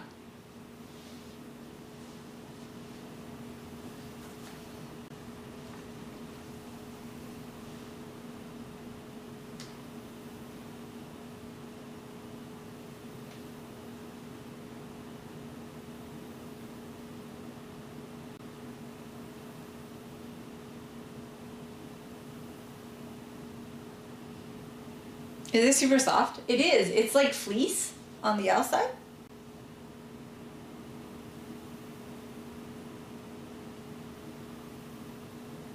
I haven't taken you guys places for a while.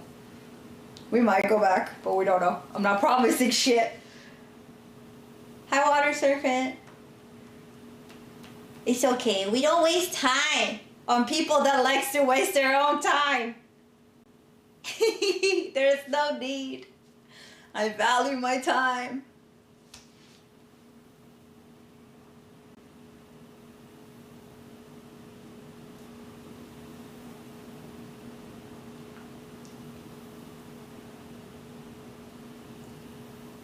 Hello.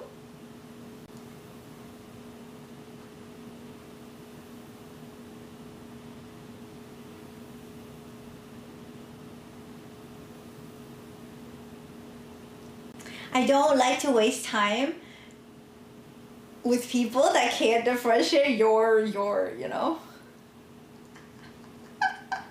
I'm just like, you know, deserve my attention.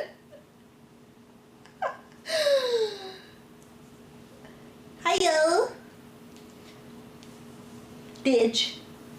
Surgery got me a little tilted. Dude, I would be tilted too, man. Oh shit. She's already downstairs. She's fast as fuck, man.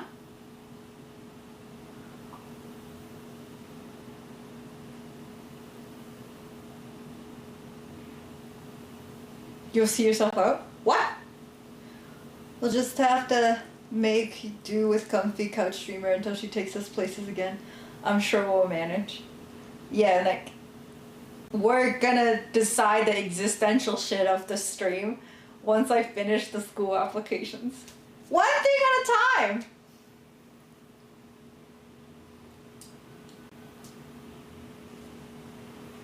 Oh, next week I'm doing Ashley's nails. I'm excited.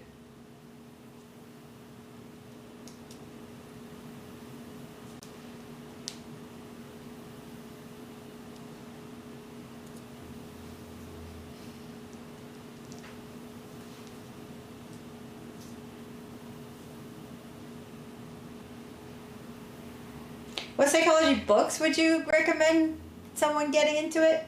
Like, as in, you want to know more about psychology, or you're gonna try to get a degree in it?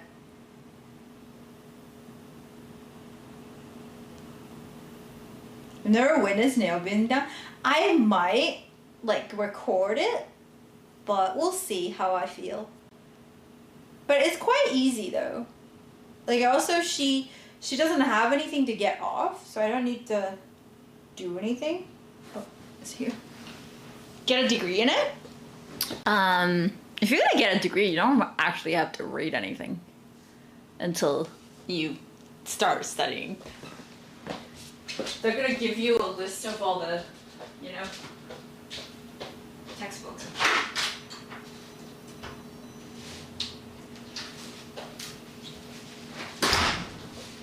Time to eat!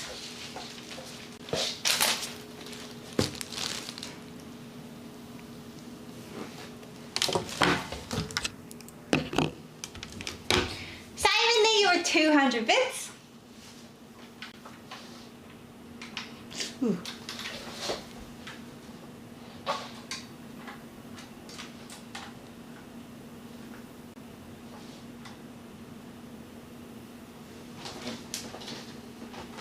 There's a lot of different areas under psychology, you know, there's social psychology, personality psychology, and there's, like, you know, your organizational behavior, which is mostly business psych, It's a big field.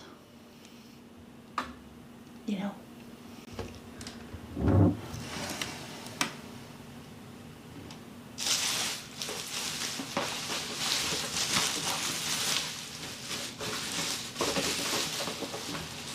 My first time. I love how when I say for the first time, the song is also singing first time. Yeah.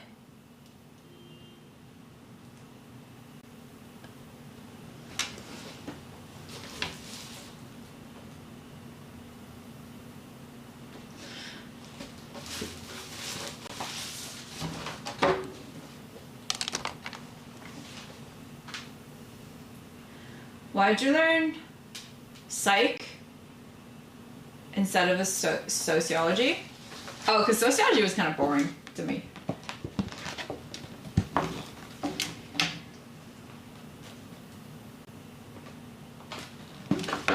Yeah, sociology was like kind of boring and almost like too easy.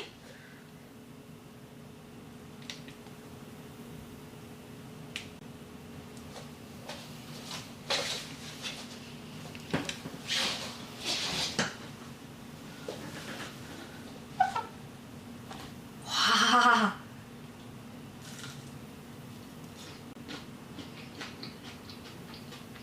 Ooh, the fries are good.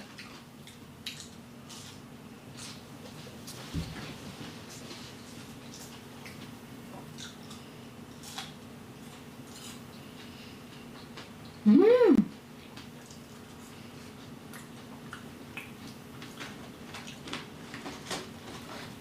So you're meant to eat this with the bread?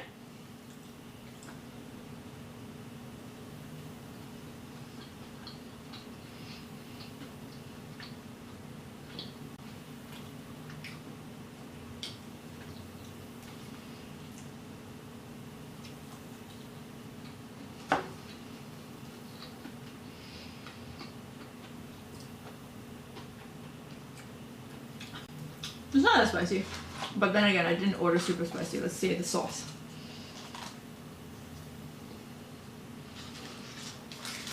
So the sauce is for the chicken, right? Oh.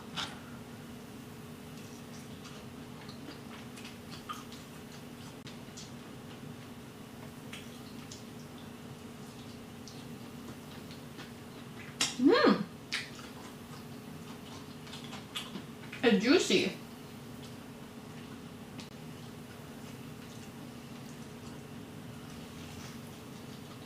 Mmm.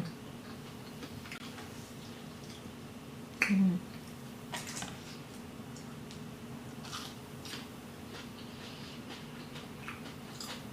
Okay, okay. It is expensive though.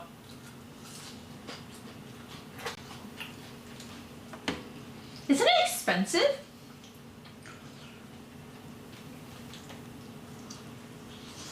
It's like 2 pieces of chicken, 2 slices of bread, and fries.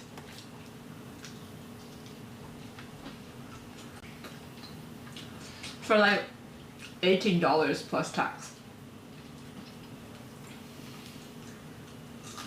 Isn't that expensive?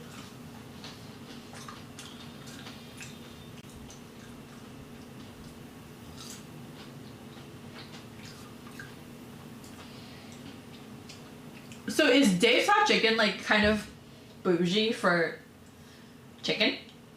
Like, feels more expensive than like Chick-fil-A.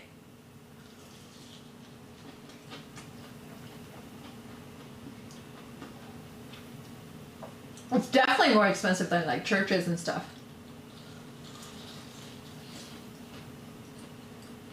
It's like, if you get it,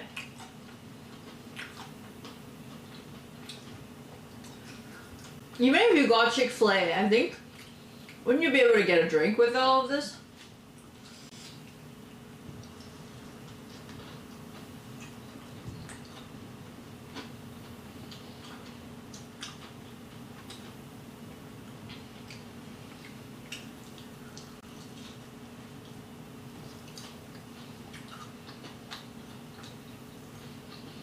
Mm.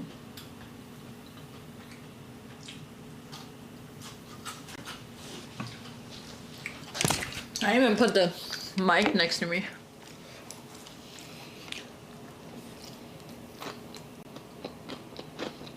So, are these like chicken breast? Or is it chicken thigh? Because it's very juicy for breast. And the fries are so good.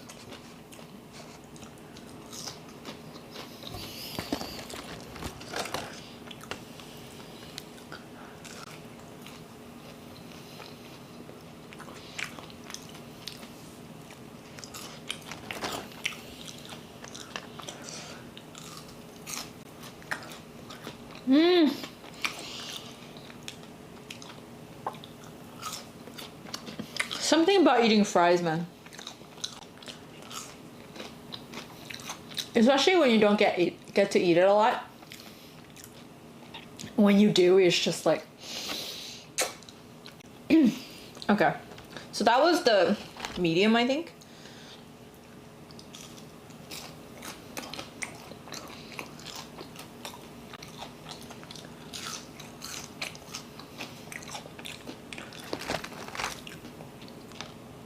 Yeah, this is definitely the hot.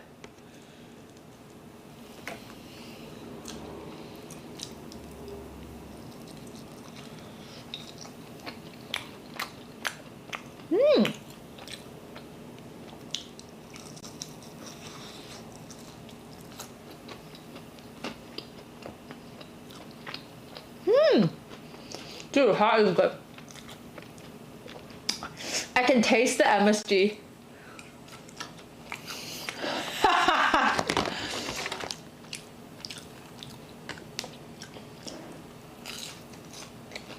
So with the hot, I can taste the spice. Ooh! She's eating bread. Not good.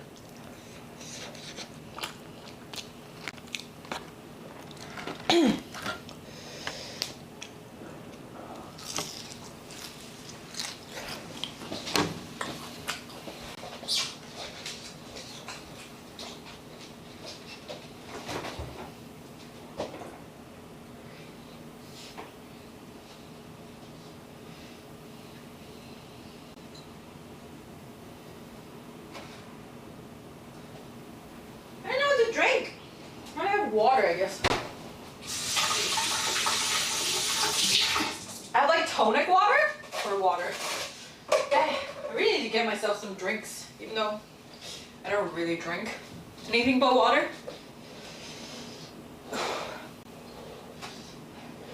The make shit good stuff, MSG.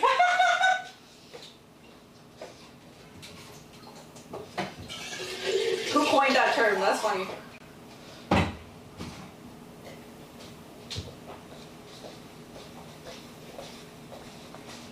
What's your favorite dipping sauce? Oh, it came with their own sauce. I haven't tried it with other sauce. Usually, I'm someone who don't need sauce to eat things. Yeah, I ran out of Coke Zero because last time I still had one.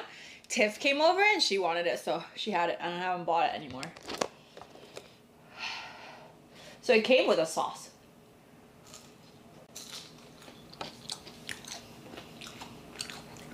And in the sauce, there's like mayo and ketchup. And like some sort of chipotle thing in there. Yeah. Yeah. And it's not super thick. I don't like sauces that are super thick. They're usually like, there's too much that get on one spot and it gets too salty. Or food place. Dave's Hot Chicken.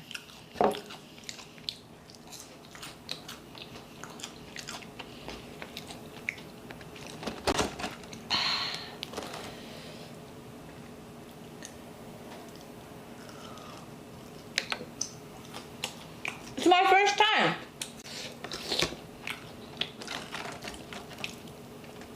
I really like the fries though. Is it weird that I prefer the fries?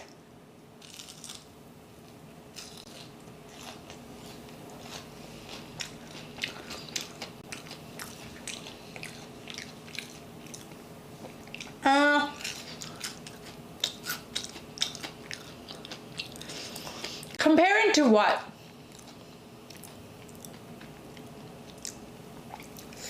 Like in terms of scoring. Just like fast food chicken?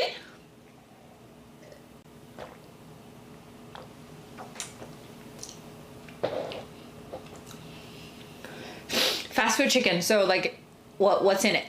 Chick-fil-A, Church's, Popeyes, Dave's Hot Chicken. What else have I had?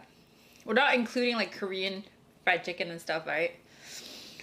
Raising Cane's. I've never had Raising Cane's. It is better than Chick-fil-A though, for me. It's fun. It's also spicy. Chick-fil-A is not spicy.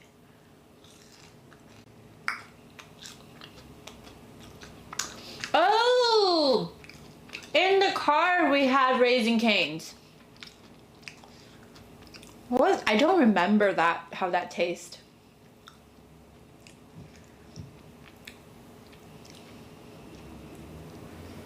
And we were in such a hurry. I think it was good, but this is better probably for me. Because it's not memorable. It's better than Popeyes. Oh, it's like everything's better than Popeyes for me. Probably the only thing that's not better than Popeyes is like KFC.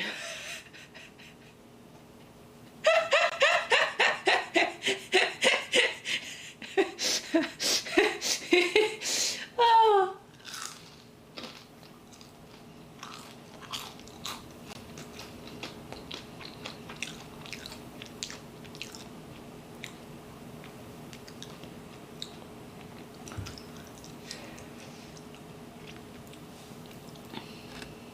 Yeah, for me, chicken that aren't spicy just isn't it for me. Like, it's like I can't have... It's like, I can have it, but I don't love it, you know?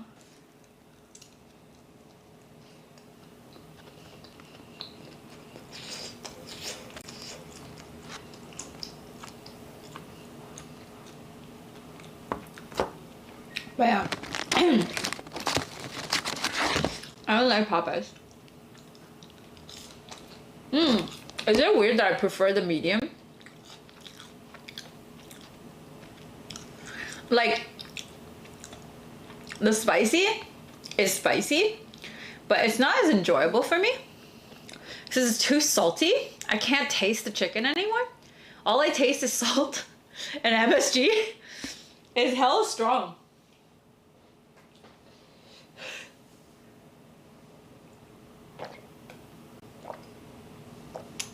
Yeah, definitely prefer the medium. And the fries, this is 10 out of 10. I always love crinkle cut fries. And it's like so big! Ah, spicy. Hi, Strider. Hi, Wolfpack. Hi, Biggie.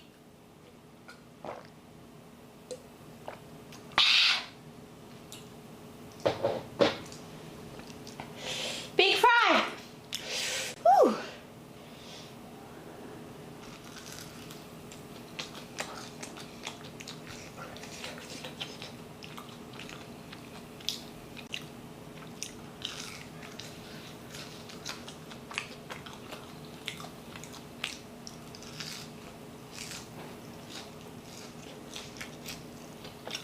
Potato wedges.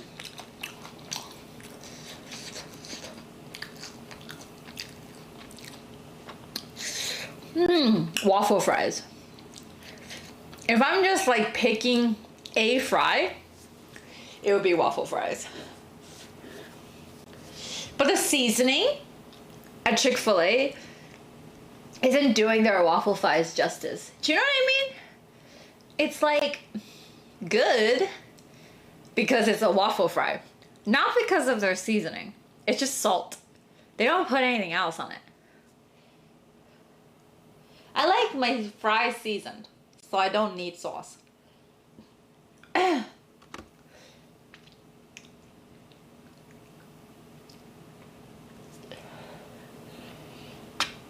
like potato wedges too, but I don't think the only potato wedges I love eating is like things I make. Dave's Hot Chicken. Curly fries. Curly fries was good. That was very well seasoned as well.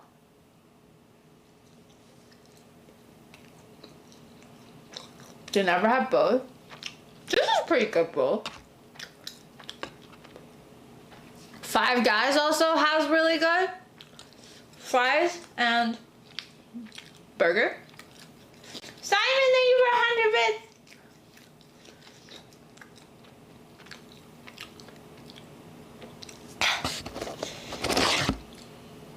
I don't understand though. I feel like burgers are harder to make than fries. So like if you already have good burgers, why don't you make your fries good, you know?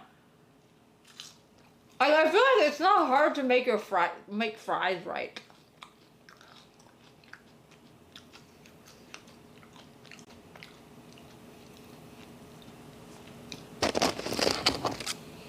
Curly fries is really good.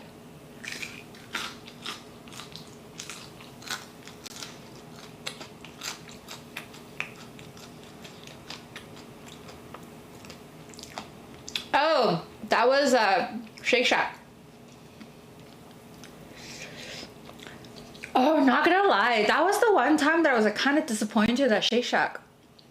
All the other times I've been to Shake Shack was like, or even getting it delivered was amazing. And that time was like, what is this burger? It's soggy.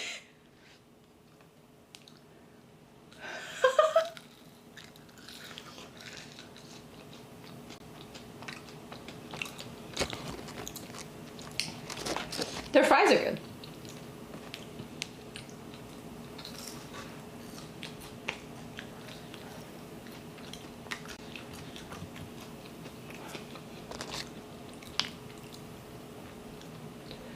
Dude, it was so funny because I remember we were sitting at that Shake Shack. Every 10 minutes I'll just get a new text saying how much my flight has delayed.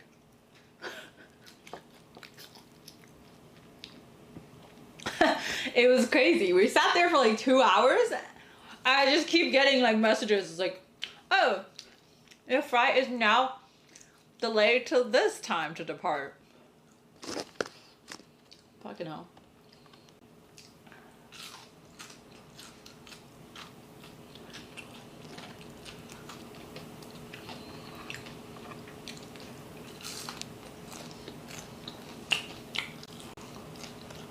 Hi, Piero.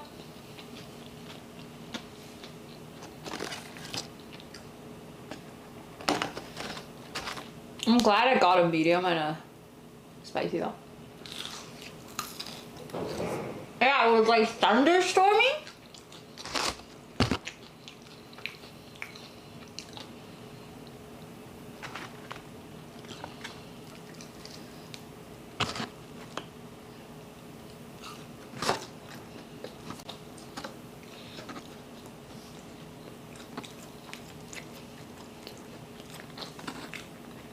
I don't think they do that anymore.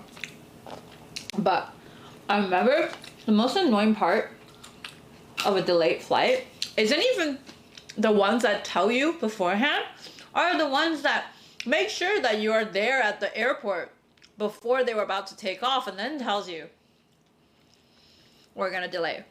Or if you're already in the flight and they tell you we're gonna take off in 20 minutes and then another 20 minutes and then another 20 minutes. You know why they say 20 minutes? 20 minutes is what people, like, it's pretty much at the end of people's patience. If it's more than 20 minutes, people are just gonna fucking take off and then just like, fuck this shit, I'm leaving.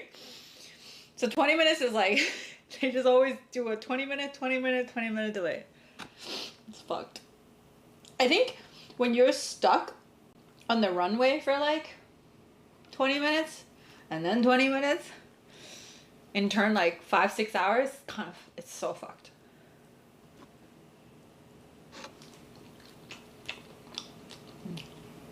Yeah, I prefer the medium. This is like too much seasoning. If they could make it spicy but not as salty, maybe. It's a little too salty for me. But then again, my salt tolerance is pretty low.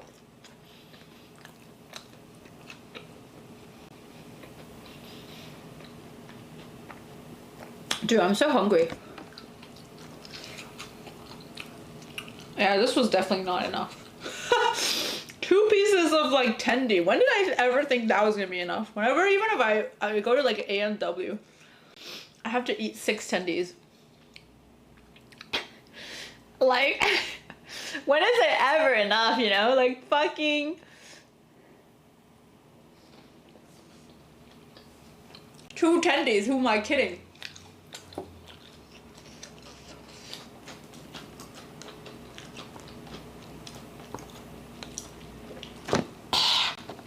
Oh.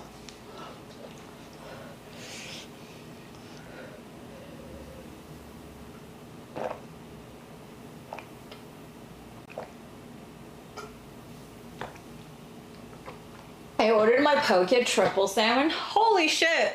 So you added protein twice? You know, sometimes I hate adding toppings if they put it in the same bowl. I have to add my toppings separate. Then I know then I know how much they added. You know what I mean? If they put it separate, I don't know. It feels like you're taking away some of the already things that's already included to make space for my extra protein. You know? Whew. Spicy.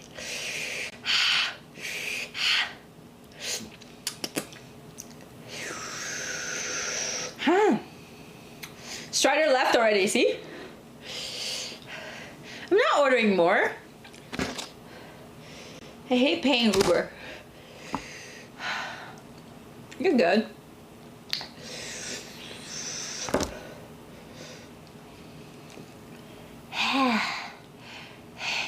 Dayside chicken. Yeah, I finished all the fries and everything too. Oh!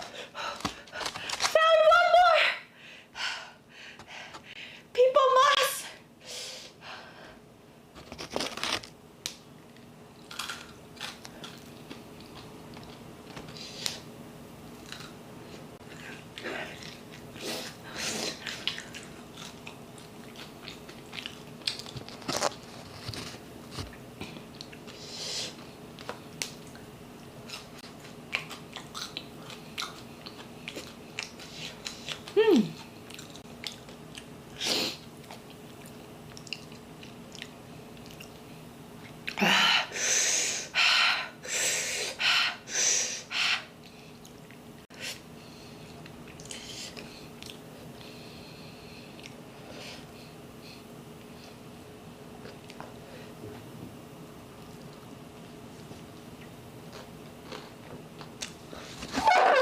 Only bread left.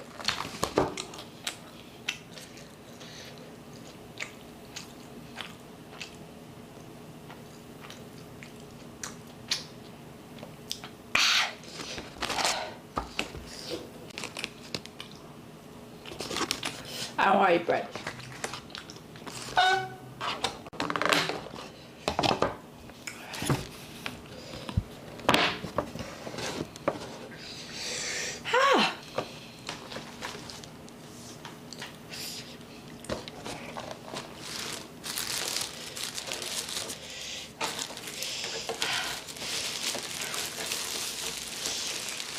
Now we're good. We're good. We're gonna eat some fruits and call it a day, okay?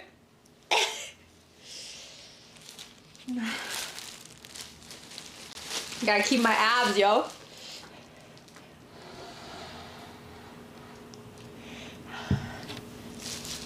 See? After dinner, the abs still be there. Just one side, though.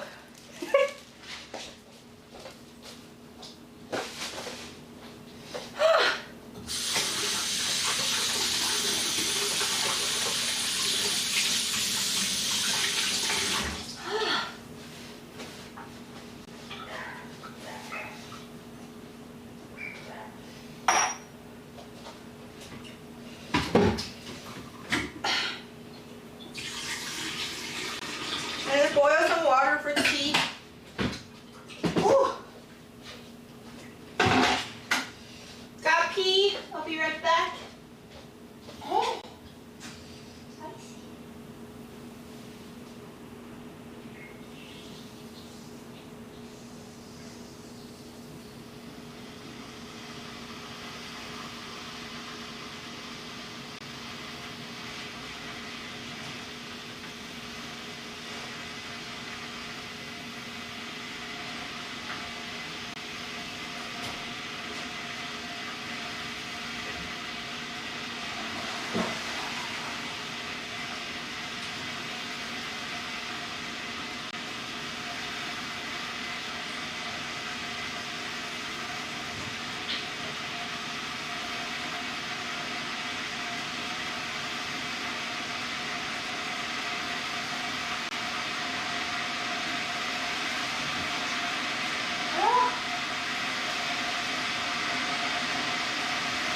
Oh, spicy.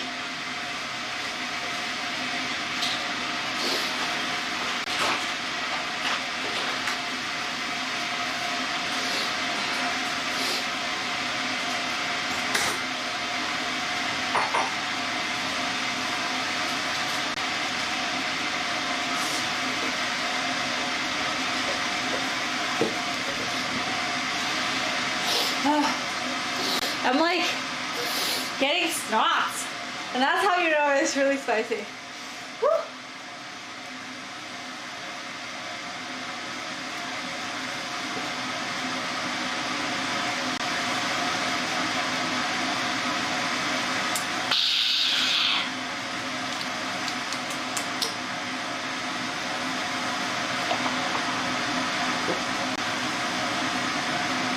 I'm having pu'er tea. It's too late to have anything else. Pu'er is your only choice.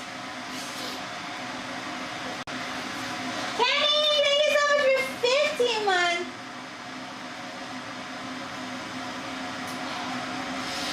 Ogairi. Oni-chan. Oh shit. Thank God it got on the blankie and not my clothes or couch. Thank you.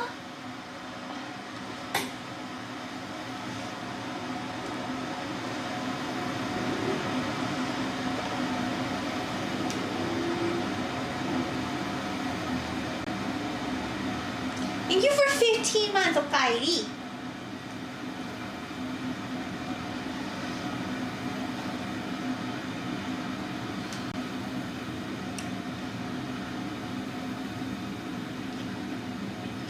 What kind of tea do you guys have at home?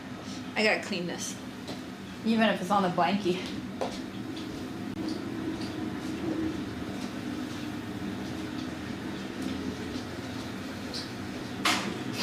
Jacob, thanks for gifting a sub to Wolfpack.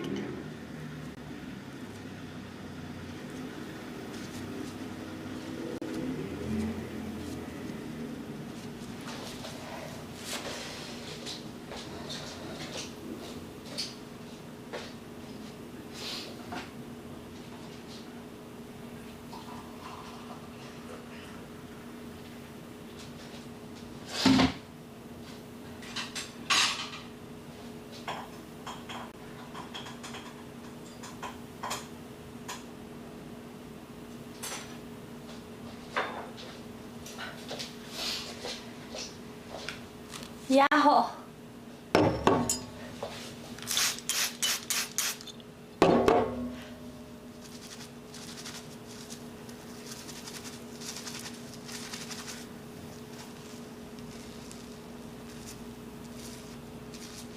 Okay, clean.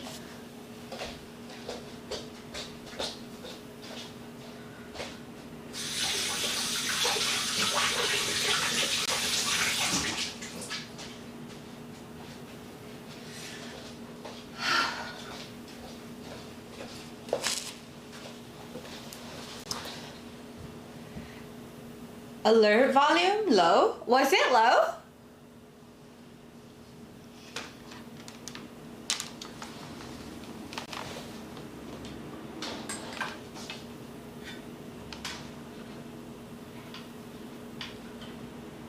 Is my music low too?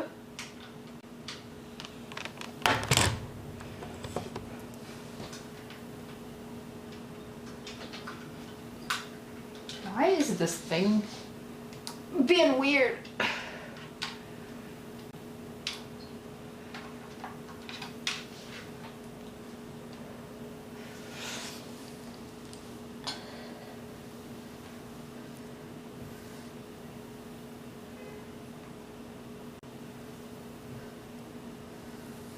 Brought home with me? Oh.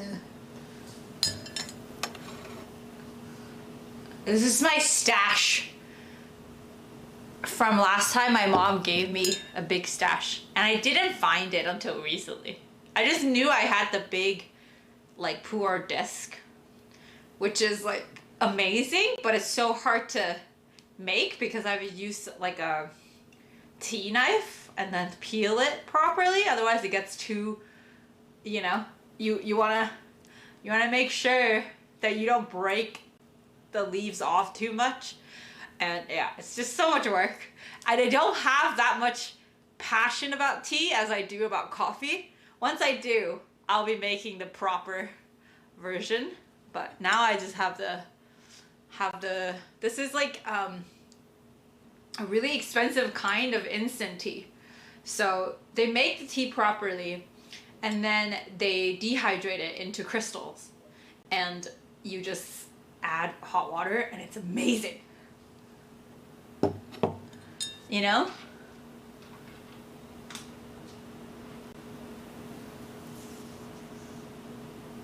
Turmeric? Ah, I did like a turmeric milk the other day and it was actually quite good.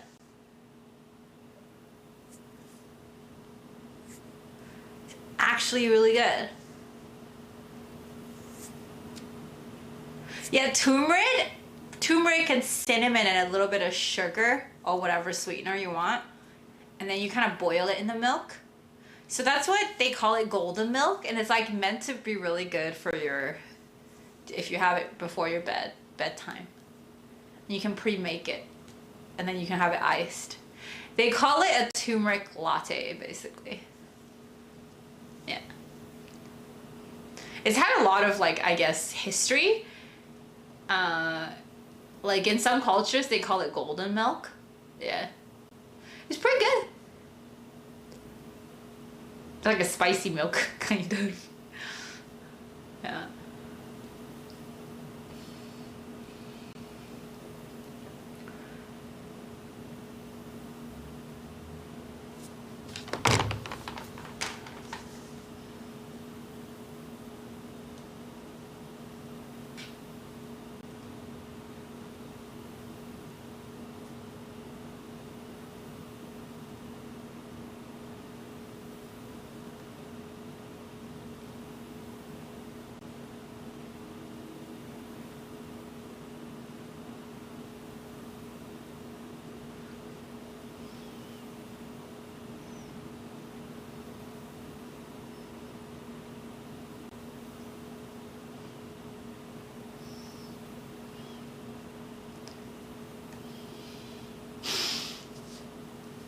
Dutch called Rooibos? Rooibos?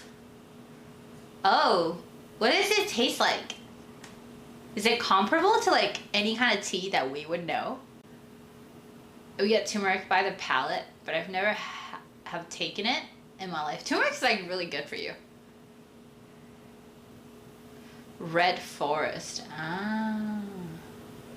My Christmas started in Canada. Dude, so many people fucking... all these stores have Christmas trees in them. Like, before November even hit. I don't understand it. But I guess it's just to promote the Christmas spirit so people buy more shit. Fruity taste. Ooh, it sounds good. Yeah, I don't get it.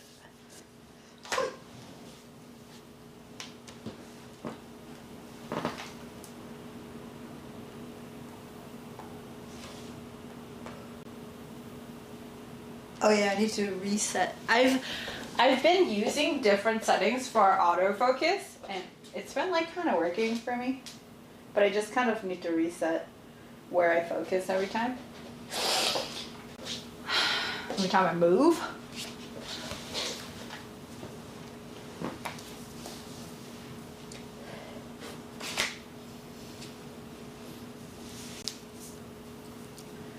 That's how it is on my store. Already out so people can buy early. Well, yeah.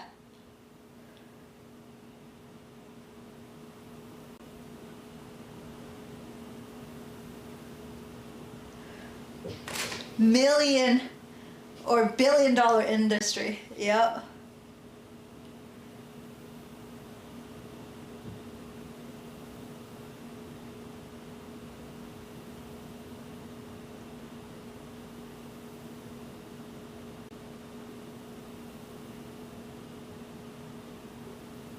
How can I know if a prospective girl considers me as her future mate in long-term IRL relationship if she does not feel comfortable directly telling me her true feelings for whatever reason, public or personal?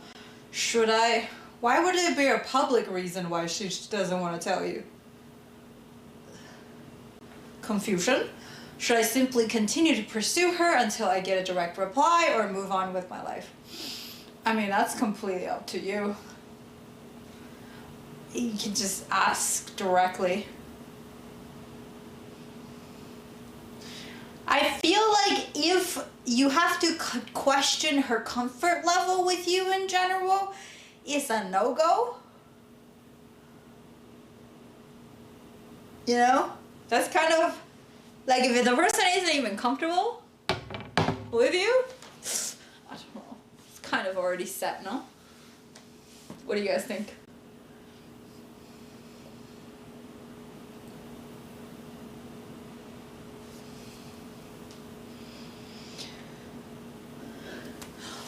Also, what is your opinion? What's your opinion on like if you were on an app and then like you asked for each other's number and then they just kept texting you without even meeting you, and I'm just like, why is it? I think I'm just the type of person that like we'll just schedule a time to meet and then we can talk after. You know, because like everything before the meeting is all a waste of time. That's how I feel. Because I don't even know if I vibe with you at all, like, to begin with. So there's no need.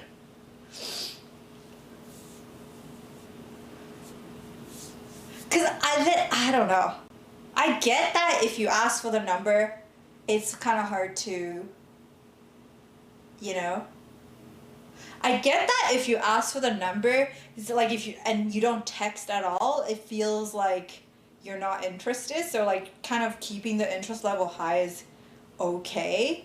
But it's just, I don't know. I'm not motivated to, I don't even know what you look like. I don't even know what face to think of until I meet you, right? So then I don't really want to talk.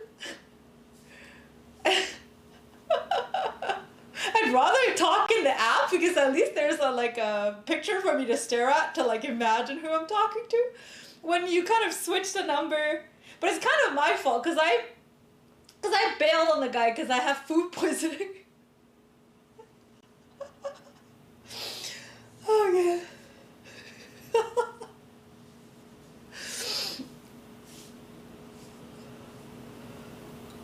yeah.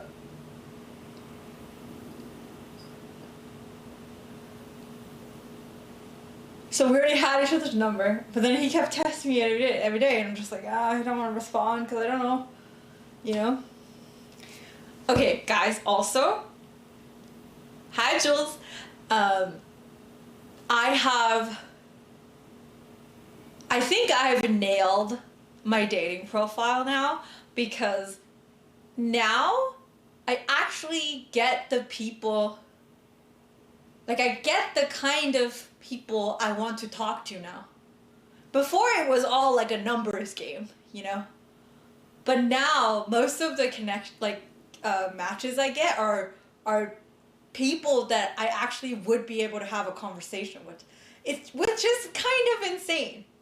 I can show you like my profile and then kind of, okay, I should tip the girl. Let me see.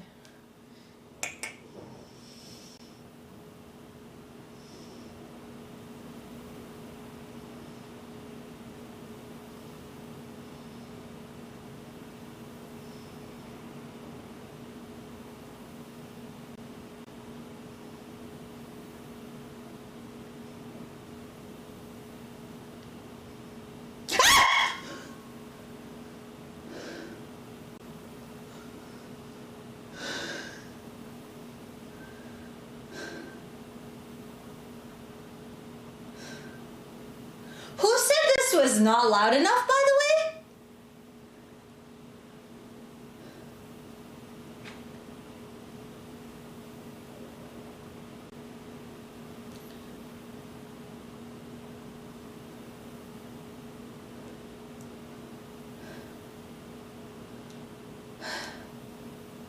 Fucking hell. What was I doing? I don't know. I tipped the girl. What did I need to look up?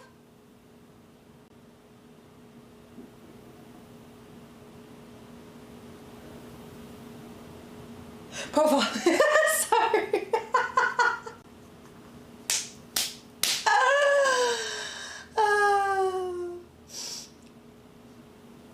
Oh god. Okay. So yeah, so this is my profile.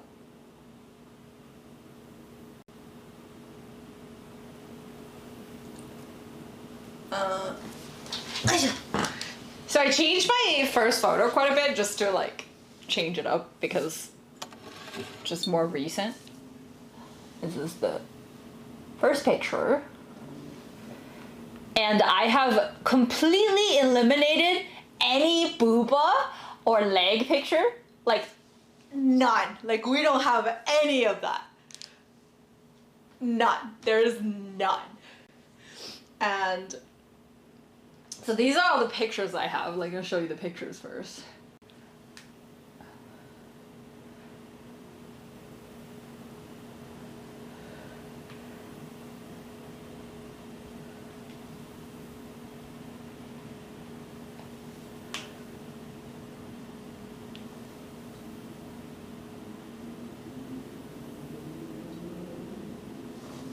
Like mostly I'm more showing like my clothing style, if anything. But obviously you need to have some face pictures. So I did 2 face pictures. And then like the rest you'll see my outfits as the main thing. I didn't have like clothes of myself in bikini.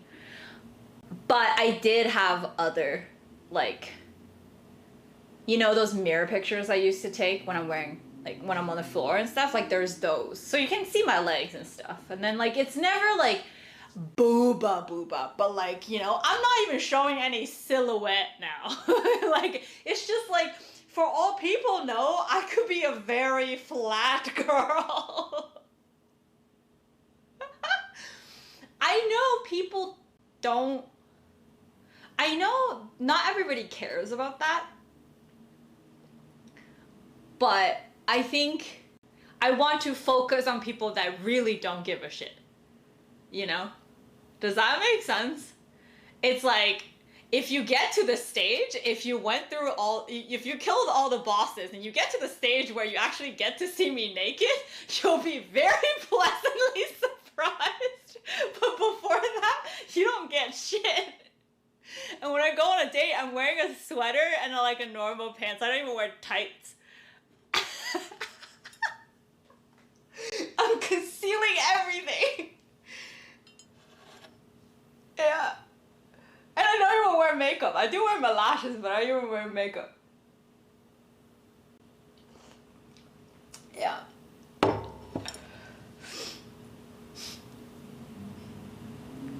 It's not like once a guy sees you naked, he's gonna bolt out the door. Oh no, most people when they see me naked, they don't want to leave, but I don't think my problem is that. My problem is filtering out the noise, you know? And so yeah, these are the pictures that I have.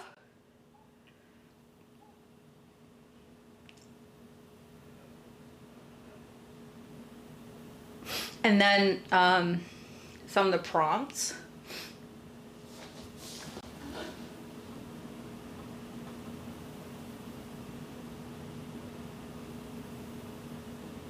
So this is one prompt.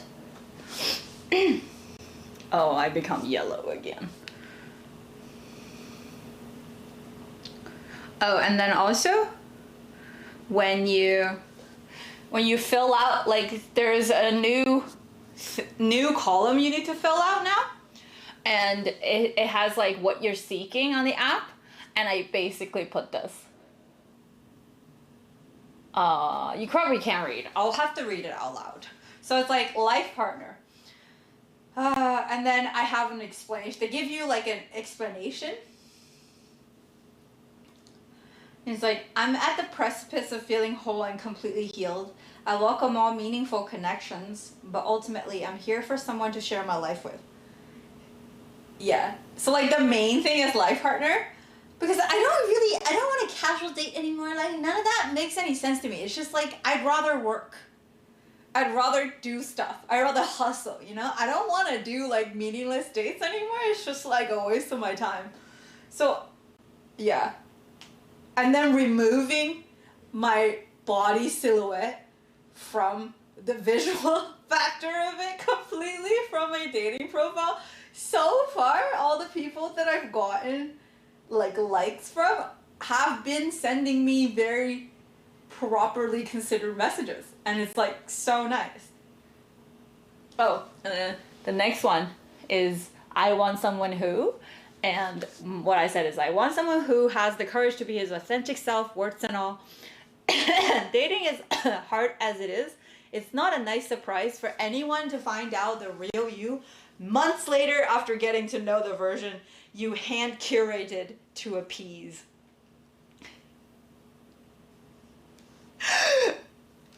You know?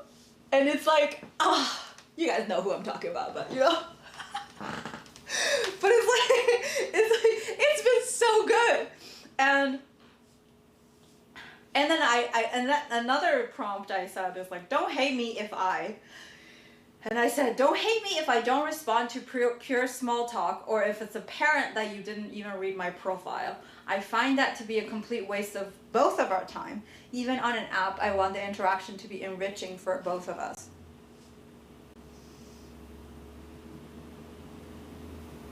I'm sure he's in here too. Yikes! Anyways. You know? Like, yeah, so my profile just looks completely different now. It just isn't, you know? And then when you say life partner, you scare off everybody who's like not ready. So it's cool. Like I didn't want to say long-term relationship, because I am not interested in being in a long-term relationship and fucking break up again, you know? Do you know? Like, just like, I'm not down. I don't have the energy.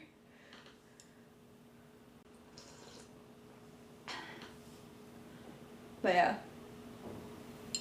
And it's been very, very rewarding, honestly. Like, I didn't know, like, being so utterly honest with everything is gonna be, so refreshing.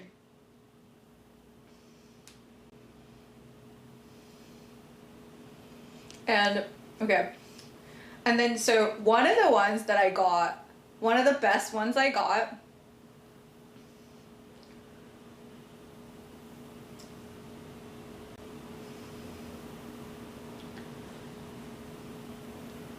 there was this one guy.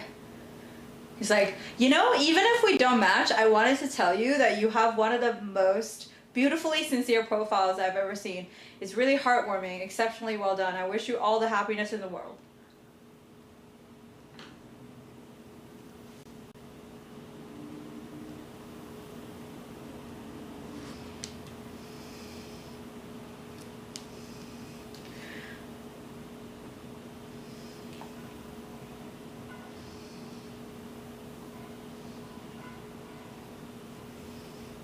And then there was a guy that said, reverse psychology. Wow, you seem incredibly grounded and healthy. It's so refreshing, and it's the sexiest thing I've witnessed on any app. I would absolutely love to get to know you over a meal sometime. Also, you're like really, really pretty.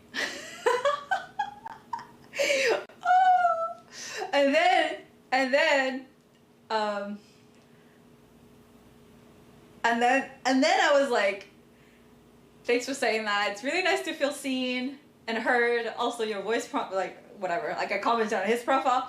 And then he said, when people are truly themselves, it's really powerful. Like, it's strange to feel blown away by an app profile, but I was like, wow. I was like, damn, okay. Yes. But the thing is, complimenting people is a very efficient tool, right, to get people to like you.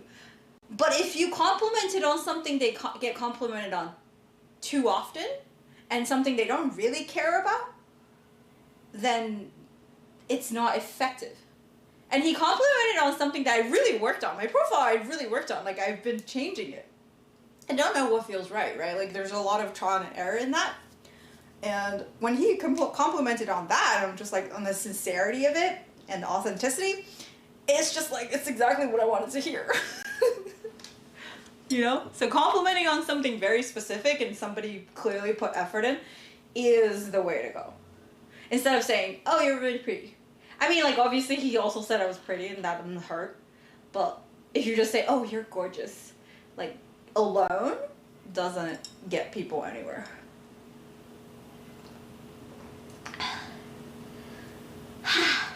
But yeah.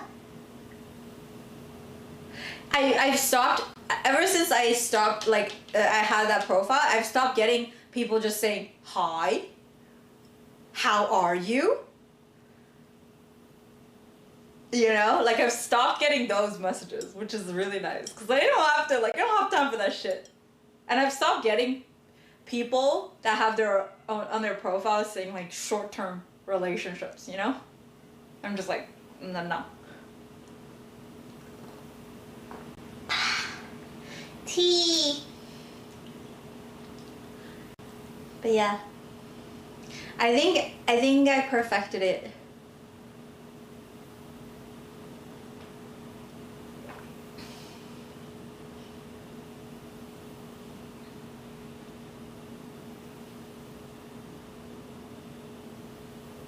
I remember that. That was very nice of you.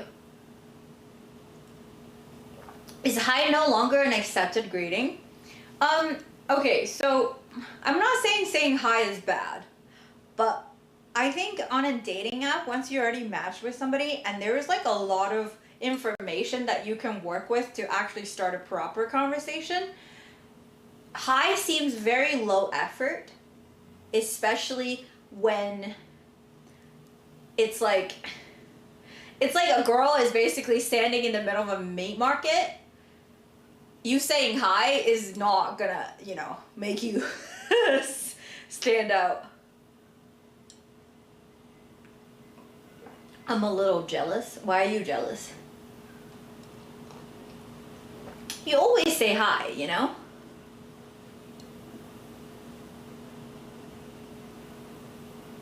Right? Like, you always say hi, but like, hi is like, hello, you entertain me.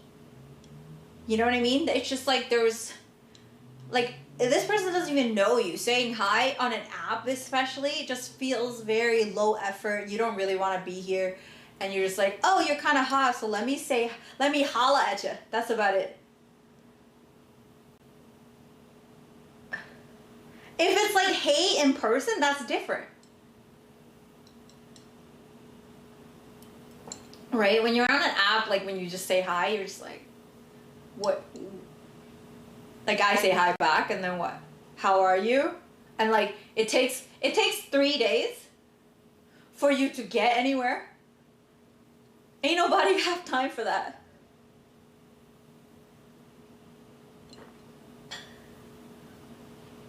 You know?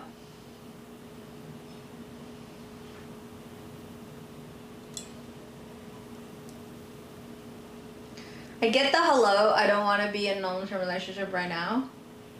I made decent profiles that basically say the same thing, but I get the opposite interactions. What do you mean? So you get hellos?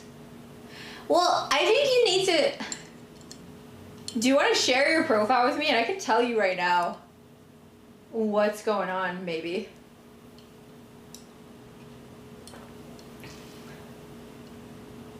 Because we always think we make decent profiles. But if you're not getting anything, yes, guys do get cucked more by the algorithm, don't get me wrong. But if you're not getting anything, and if your interaction with people have always been like the opposite of what you want, then the consistency of your profile probably needs to be questioned. Do you know what I mean? Because I was kind of inconsistent too. For an average guy on Hinge, how many likes? I would not know that statistics. Maybe it's better to ask Google. Dude, don't get me wrong. I was getting like at least 30 to 50 likes every day when my booba was still out there. Like, it's not even a lot of booba, by the way. It's just like sometimes there's a cleavage here or there. Like, it's not like I've never shown my bikini picture. It's never a full body picture. It's maybe just like a selfie with a flattering top. And I would get way more likes, but then these are all noise. You don't want those likes. Like, the number does not matter. You know?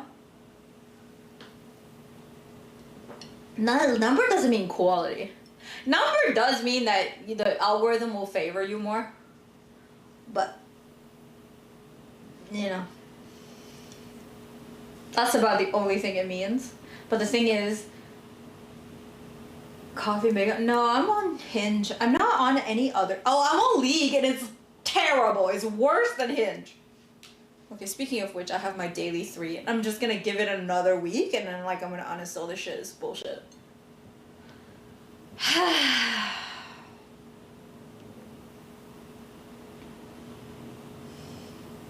Did everyone see your booba picture? Nope.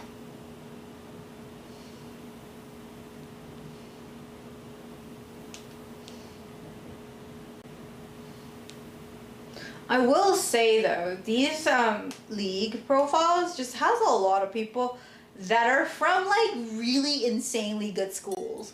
I think if I was in my mentality 5 years ago, I'd probably really enjoy this app. But I don't care where you went to school.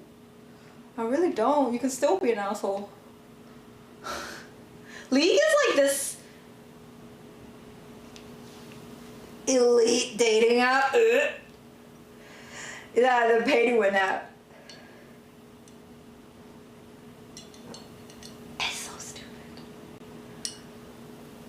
It prompts you like three profiles per day for you to swipe on. And I think for guys, like in order to get into the app, you have to like link your LinkedIn profile to make sure that you're successful enough or went to a good enough school. And for girls, it's about your looks and then yeah. So when I applied for it in my area, meaning Toronto, it had I was on the wait list of like 60,000 people and I got in 2 days. Yeah. But they probably based it off of my Instagram followers as well. Yeah, so it's like kind of, yeah, no. I thought it would be at least some sort of curation in the algorithm. There isn't. It's literally just a very sexist app. GG in your area. I don't think they guys are all that. Maybe I'm just old-fashioned. Can do well with an incident of bump out into out and about. I mean, that's fine. Honestly, there's nothing. Okay, also, if you're getting cucked by algorithm, just make a new profile. Delete it and then make it. Then you start with fresh algorithm. So you don't really mind. Like, it's not a big deal. You know? Like, you're not gonna get forever cucked by algorithm. You know?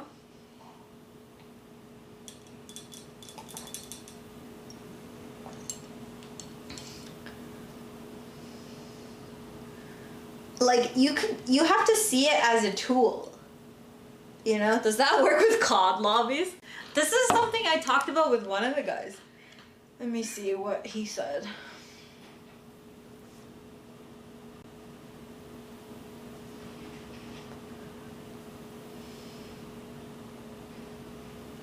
Yeah, so he said there's a compounding effect with dating apps.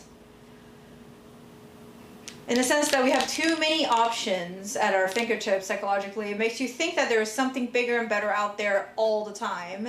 Everything is a double-edged sword, obviously. The idea of dating app is good because it's an easy way to connect with people, but at the same time, when you have so many choices, it becomes purely convenient and formal, you know? Sometimes it feels like it takes away from the personal human element of connecting with someone that... I was like, I definitely used to think that. And also, as a girl, you just get way too many likes. It's not even a flex. It's like just a waste of time to have to filter out the noise. And you get so many likes, and then most of them aren't gonna go places, you know, at all. And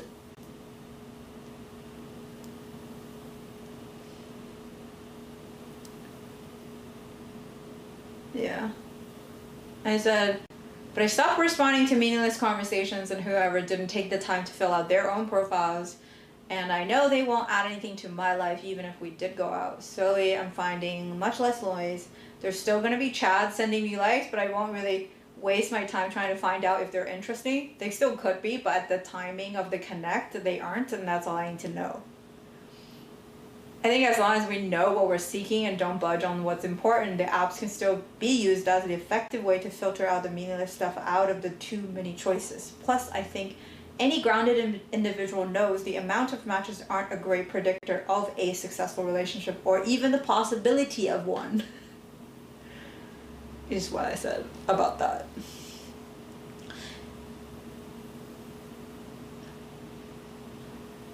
Probably just a chasing dopamine because not ready to date. I mean, you're not ready to date and then you kind of want to see what's out there. I get it, but like that is just a waste of your time though, because you're kind of,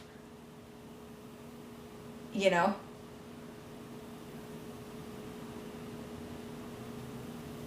because when you're not ready, you're clearly not really gonna be, yeah. But the thing is, hey, we do a lot of things to waste our time on a daily basis, but as long as we enjoy ourselves, it's not a waste. If that makes sense. Because we shouldn't think of, like, you know what's funny? Because we always say, like, time is the most valuable asset that we have. And I think I'm realizing that most of us is very, very reluctant to spend time on things that we alone enjoy. It almost feels like, oh, that's wasting because I'm not achieving something. I'm not going anywhere. I'm not doing something for somebody. It's just for me. Ooh, that's kind of a waste of my time, you know? Like, but the thing is, we need to spend most of that expensive currency on ourselves, you know? Yeah. I think the validation seeking is a phase that you definitely do need to go through though, because I had that phase a long time ago, and sometimes I still have that phase. And it's a necessary step for you to be grounded when you are ready to date. Kind of weird, but yes, it's true. And yeah. My latest therapy was very, very, very efficient in helping me understand my dating goals very differently than before, you know? Hi, Rico. Hi, Pony.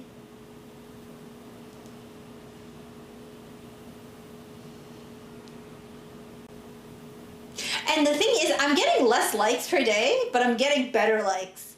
I'm very, very, very, very, very happy about that. It's like a self-filtering process that I've created.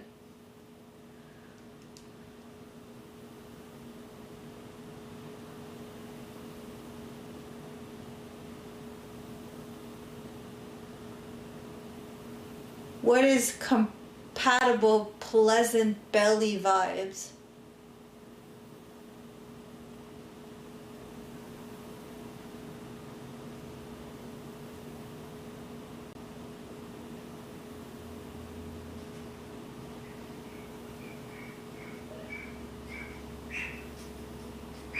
Hi, Spada.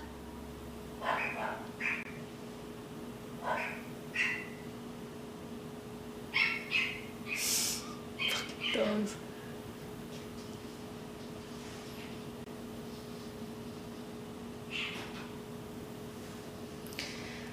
I hate questions that generalize girls, so I won't be able to answer that question.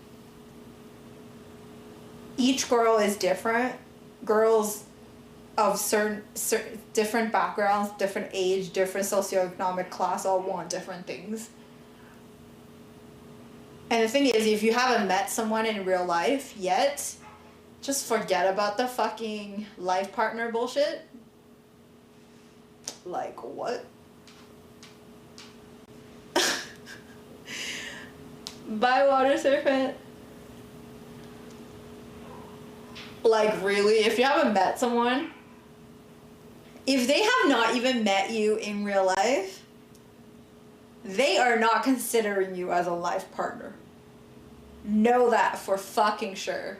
And you don't even know who you're talking to. It could be some 40-year-old dude in his parents' basement, you know? Like, meet someone first. Don't overthink all these other stuff. It's all hoax. Until you've met. None of that matters.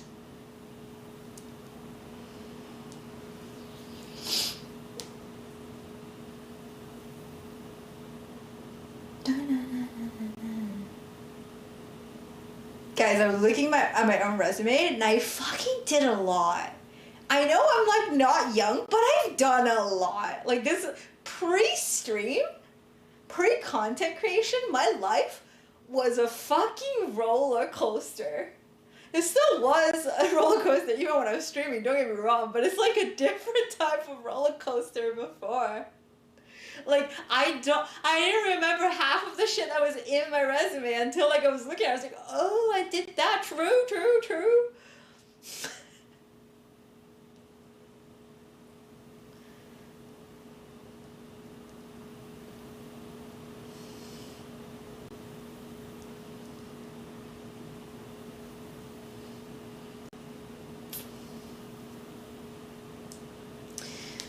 Do you know that, like, in 2008, there was, like, a huge earthquake in China? I don't know if you know that. Like, a huge one. So I volunteered with Red Cross that year. And I volunteered at Beijing Olympics that year as well. And then I went into... And I went to Japan for exchange studies, and then I went in France and then Austria for exchange studies. And then during school I worked as a bartender and a makeup artist for weddings.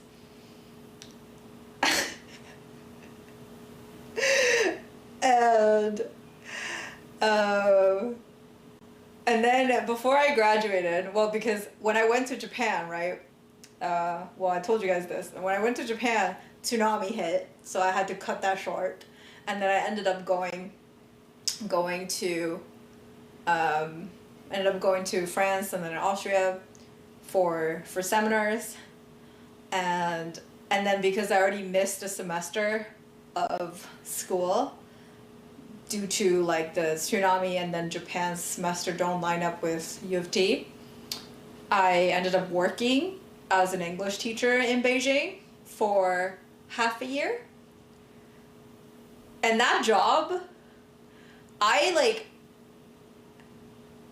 got that job even though the director that was hiring said no to me. I literally reversed his verdict by suggesting why I would be perfect for a certain category of teaching that they were offering. And then I got the job.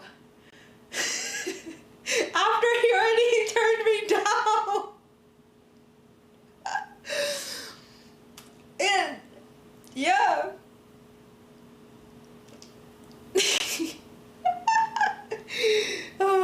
And then I worked on then I came back and I graduated.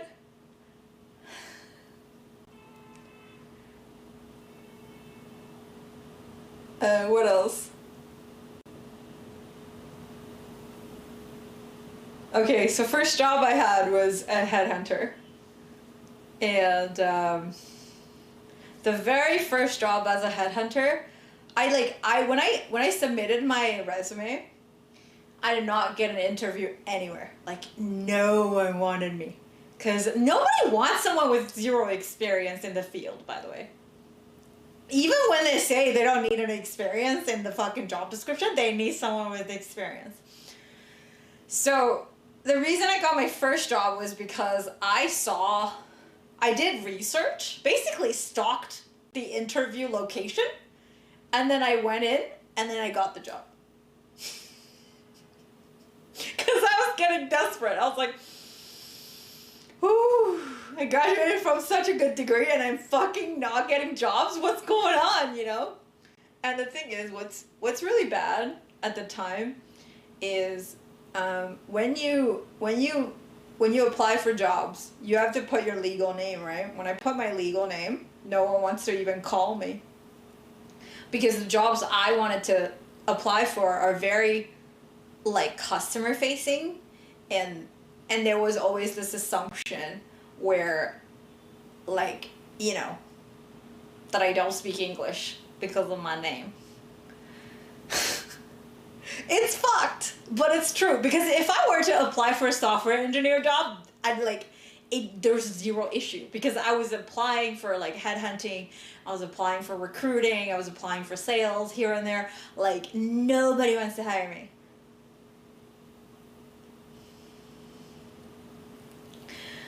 And then also I never had relevant experience. All I had was, like, teaching and all that bullshit. Everybody thought I would just be like, you know. And yeah, so, like, I literally walked in and they didn't expect me, but I walked in, I got dressed up, and then I was like, well, I'm already here, so do you mind just giving me an interview?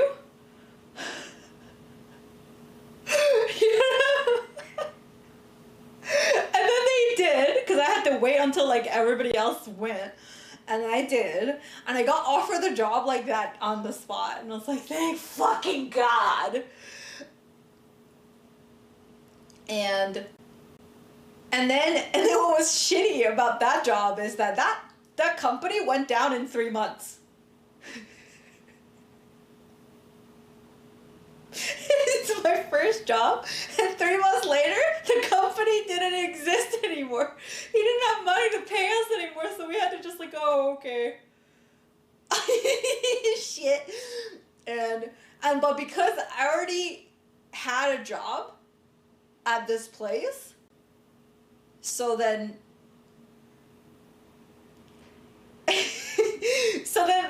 then I was able to actually get replies from other jobs. You know? Even if it's just 3 months, it doesn't matter, because your foot is already in the door. And then this way, I actually, for the second job I was finding, it's still recruiting. And then I immediately, within a week, I got like 7 to 8 interviews. And then from then, I'm picking companies. They're not picking me, I was picking them. Because as long as I get to speak to whoever is hiring, I actually get the job. I've never got turned down after I had an interview before. Ever. Because it's a sales job. You know? Like, any sales capacity job, if you prove that you can communicate and you're a likable person, they'll hire you. Because they don't pay you shit. Most of your pay comes from your like, sales. So they got not much to lose. Getting the interview is the harder part. Yeah.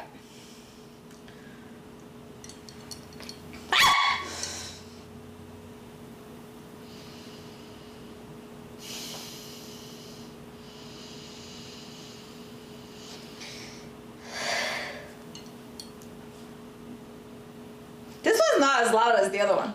I didn't even change the volume.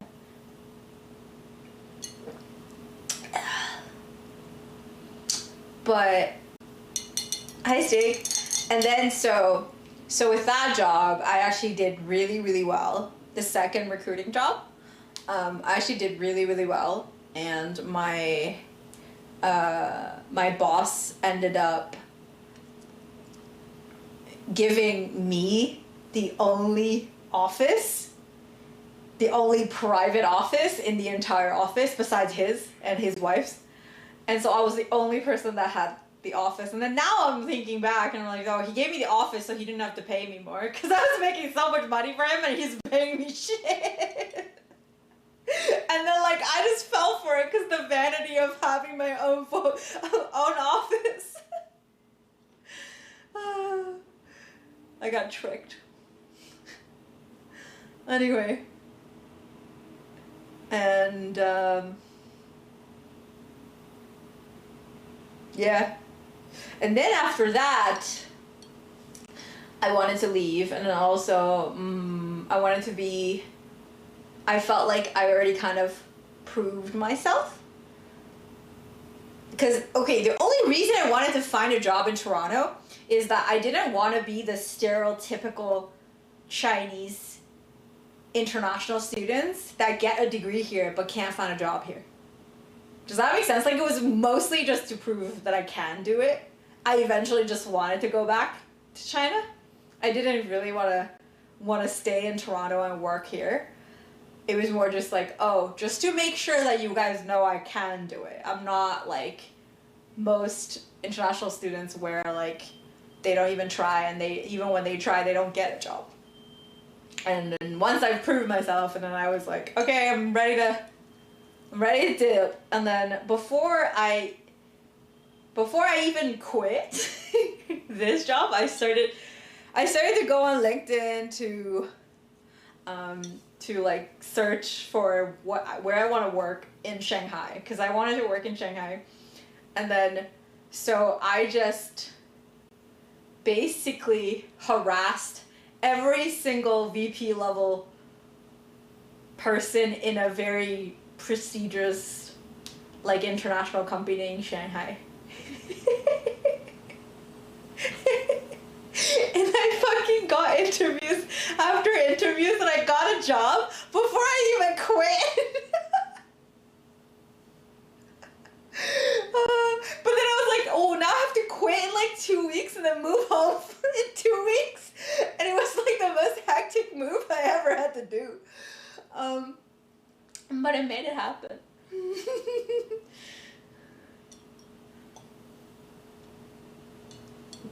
And I was also in a relationship at the time, and I had to like just like take care of everything, and then just say peace. It's kind of shitty of me, but yeah.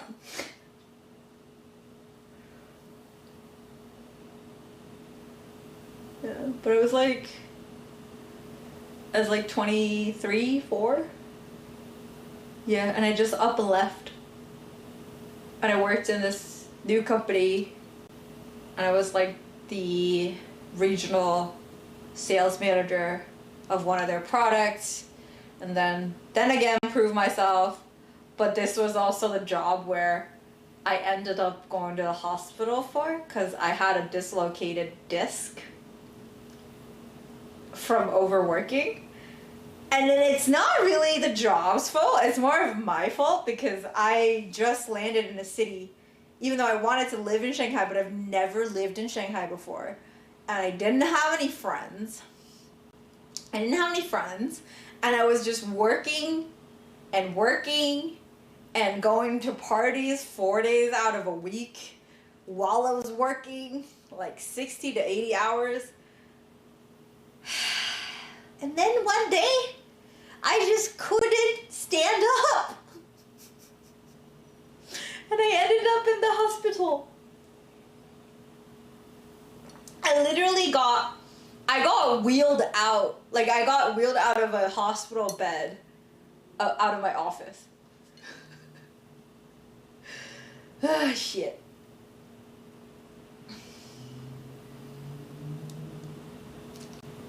And then I was on bed rest for like 3 months.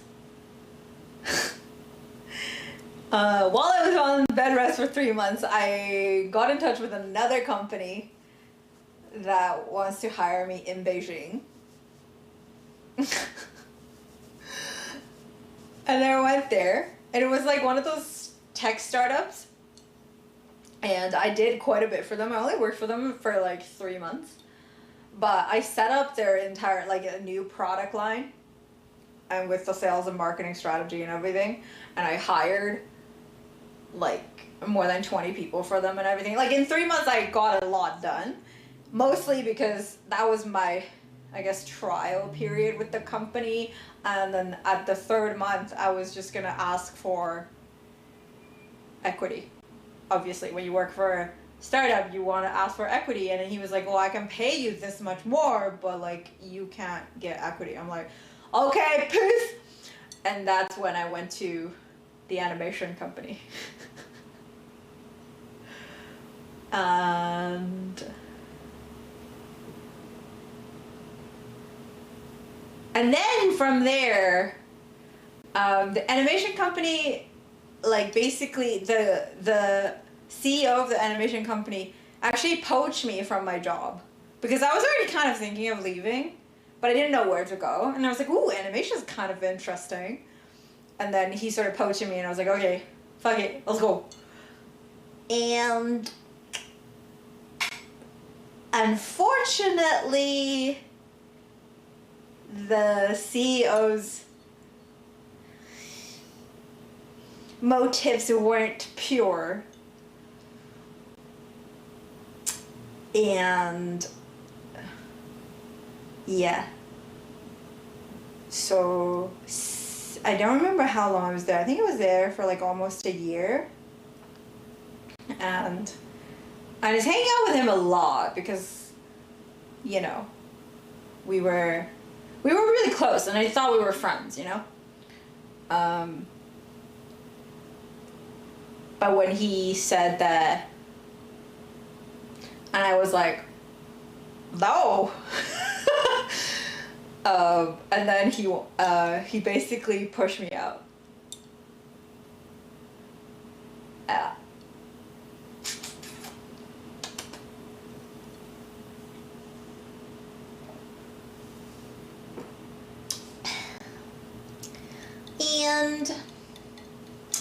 And fast forward, that's when I took like a 6-month break to make videos with this girl I told you guys about, who ghosted me later. And then while after she ghosted me, I started working for another animation company, and this one was actually a legit, like, huge studio in Beijing, and so I was with them for a while.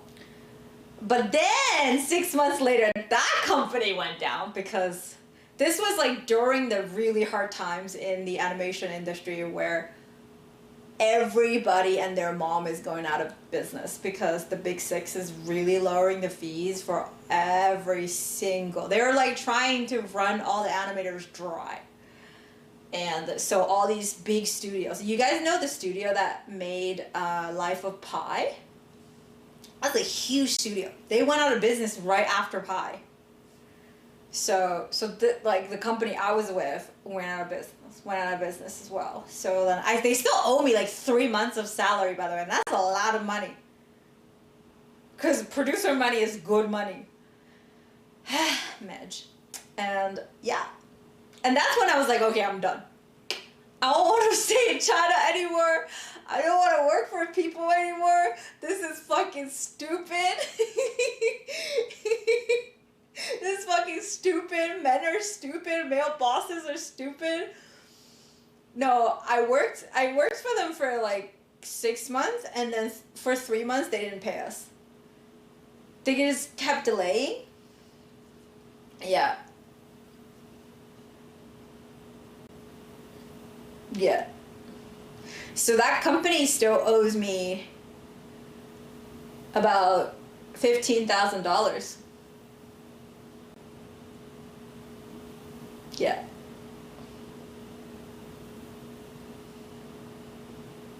But because they were a company based out of Hong Kong and everybody just fled, nobody got paid. My animators didn't get paid. So after that, I was just like, fuck this, I don't want to work for anybody anymore. And then at the time, my parents were like going through a really rough patch. And then I went home for a bit, for like 2-3 months.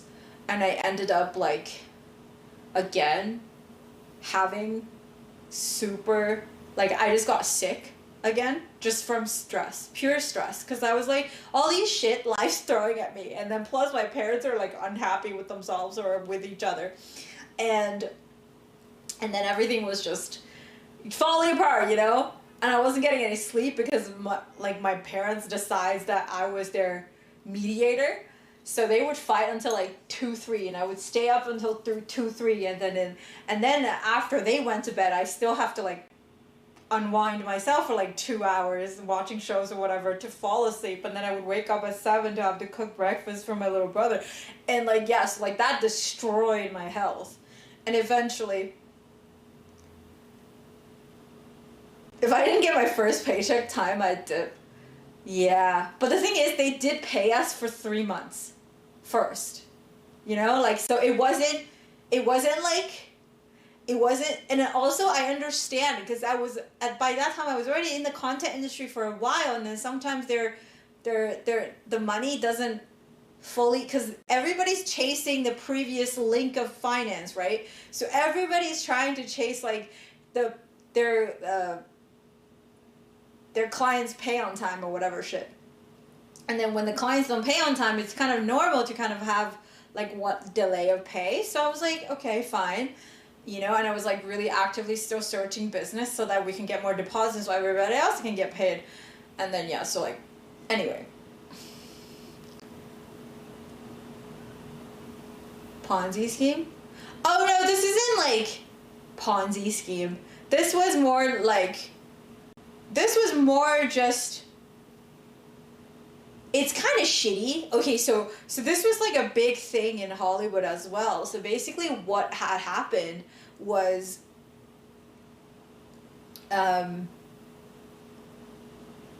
so all the big six studios, they have their own like premium studios they work with, and mostly North America, so mostly in Vancouver actually, most of the animation studios, and then the big ones, and then the big ones will like outsource to us. So basically, we don't get paid until the Vancouver companies get paid, until the Vancouver's companies get paid by the big studios, and then studios don't pay until like everything, like all the sponsors and then the box office and all the other shit like gets paid. So like it's like a whole cycle of things. And then the big six actually pulled a lot of shady practices during the time, which made a lot of Vancouver animation studios go bankrupt, and then like in turn fucking shut down a lot of fucking like companies in India and China.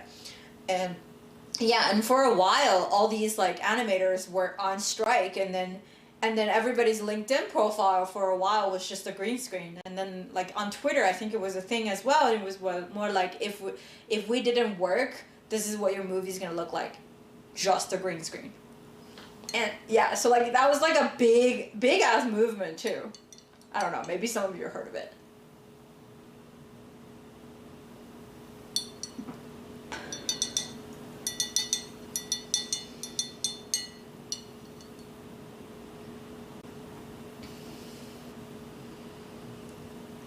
Yeah. And then there's a lot of problems in the practice they were doing. This is like basically what they would pull, like, would be, say, after everything gets dissected into minutes and frames, and then each studio is gonna get like what they need to make with everything, with all the models that are already set by the main studios. And then they would say, oh yeah, we need 90 seconds of this scene, and this is how much we'll pay. But what would happen is like, they would not communicate the exact requirements of how it needs to be done. The storyboard would not be complete. And we would start making it, because there's a deadline.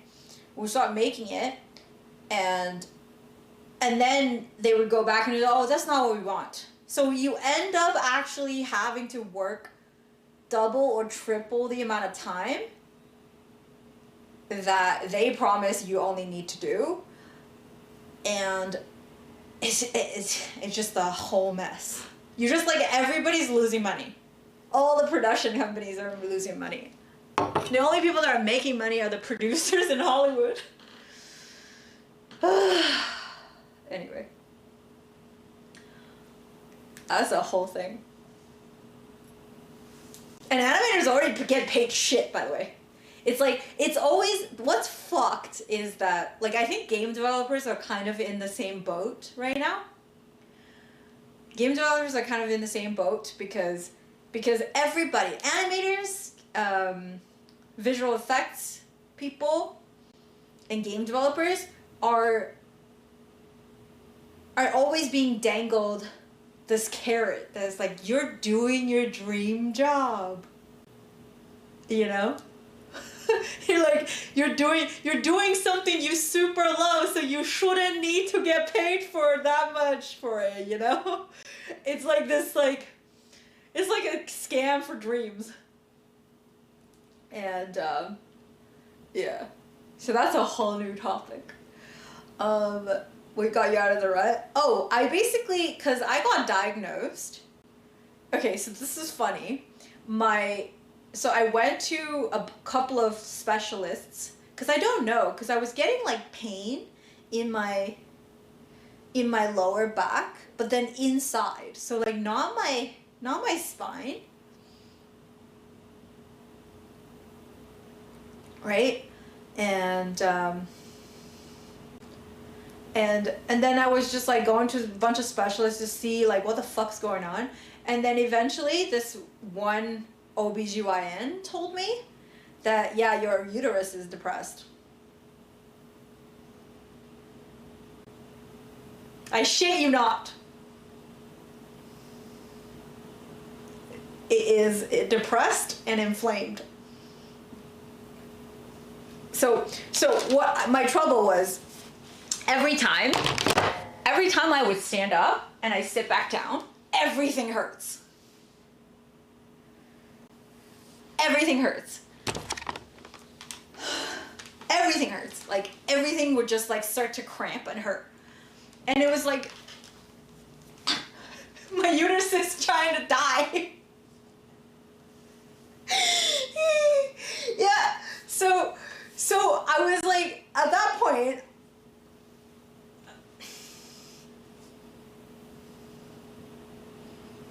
hi, Merrick.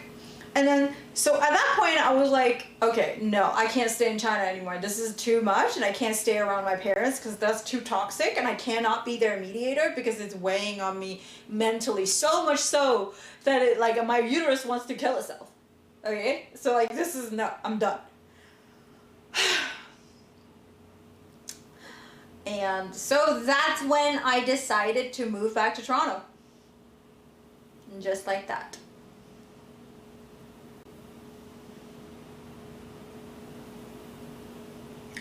So I moved to Toronto, and I was like thinking to myself, I was like, do I even want to go back to work? You know? Like, do I want to go back to work and go through that shit again? Like, even though my corporate experience in Toronto wasn't that bad, but it just like years after, like, even though like that boss that I had when I was a headhunter, like the longer job one, was really nice to me, and it dawned on me later years that he was totally using this whole like, I am the person that taught you everything, so you should be grateful and work for me so hard, and I don't even have to pay you that much. It was very like gaslighty, and so I didn't really like, it just kind of painted everything in a different light later once I understood the corporate world, and I just felt like very used. And so that's when I was just like, fuck, I don't want to do this anymore. So I just registered a translation course, and I got a translation certificate in English to Mandarin, and I started freelancing translation. And this was also still like League being my coping mechanism. Let's say that. Like, League was definitely my coping mechanism. I very much don't know what the fuck am I doing with my life. You know? And so I was playing League every day when I didn't have work arranged, and then I guess I just started streaming because I didn't have anybody to play with me, because the person that got me into League was an ex-boyfriend of mine at the time, and I didn't want to be around him, so I just started playing by myself, and I was getting very lonely. And then I was like, there's not like a lot of my friends that played were still in China, so I didn't have anybody to play with. And yeah, so I started streaming because I had nobody to play with me. Yeah. You're not much of a gamer? I don't know what you define as gamer. Isn't gamer just people who play games? I'm still trying to figure out how this doctor knew the symptom of a depressed uterus. Well, I think she explained it to me like that. There was like a medical term that I don't remember, and even if I do remember, I can't translate it into English, but how she was telling me, it was like your uterus is trying to stop functioning because there's too much stress in your life. You know?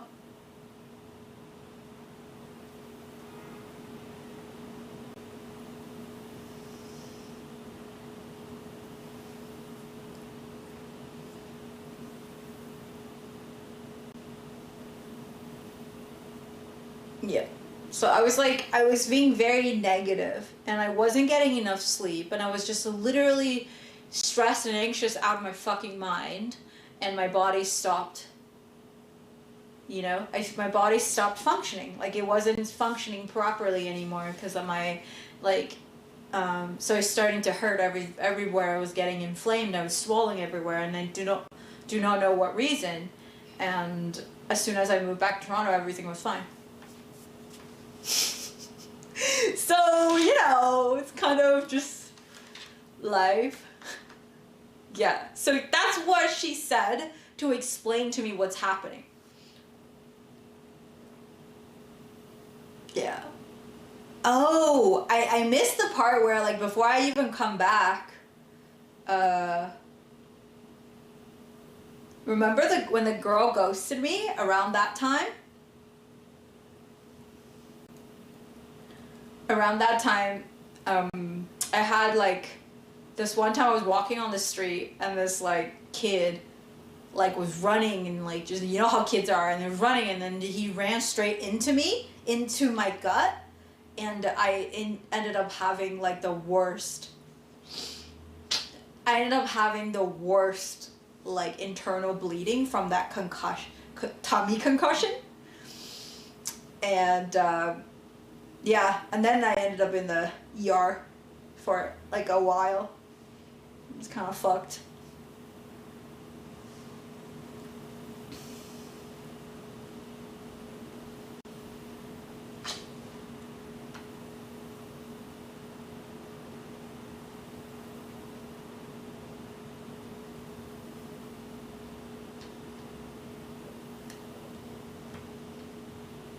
If you want to know the rent prices, you should just go on an app to check instead of asking me, because I'm not a real estate agent.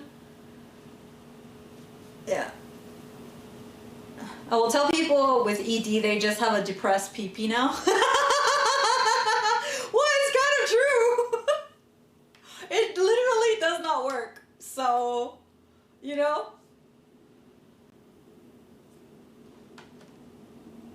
Like, he's literally correct. I still play, like, Warzone, like, a couple times a week.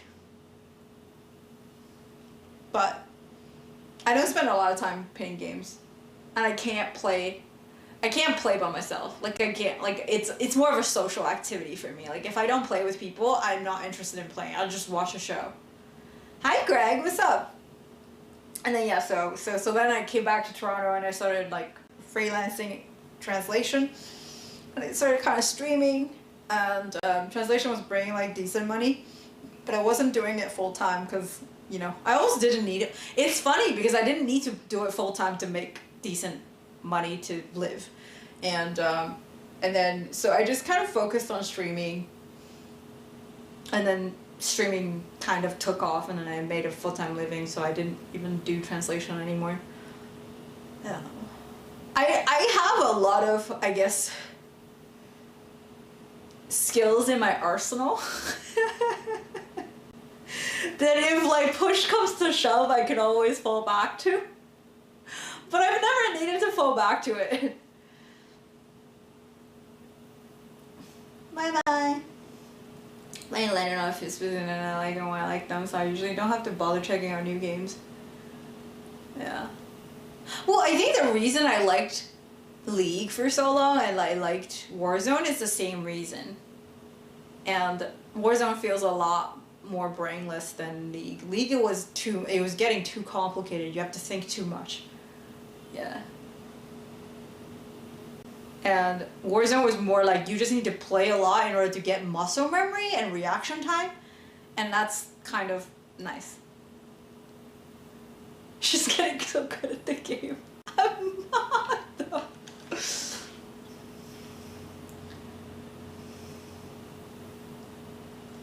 But at least I stopped fully panicking now. I still panic a little, but I don't full panic.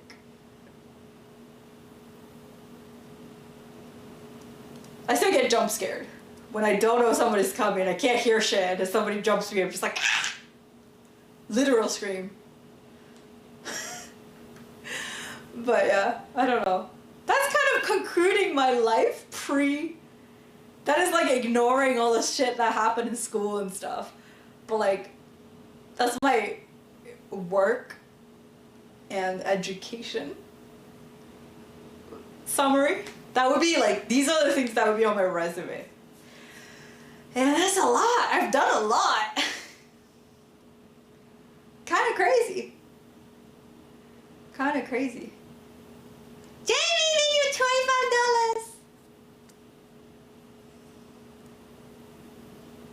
$25. Arigato. Yep.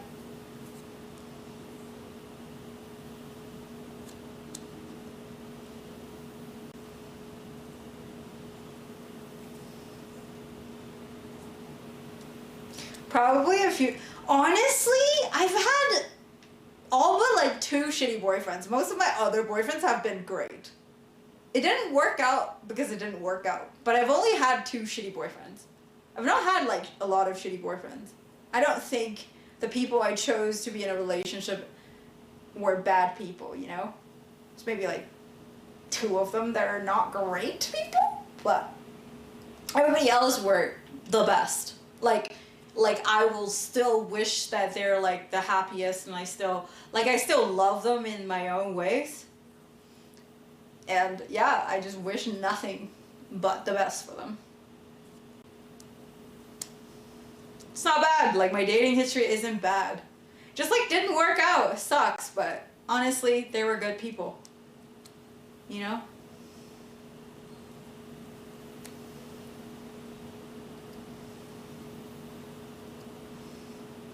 We need to check KD for the next one. Oh.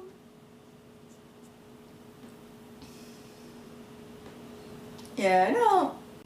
It's not, you know, kind of weird. It's like one of those weird things where I'm just like, hey.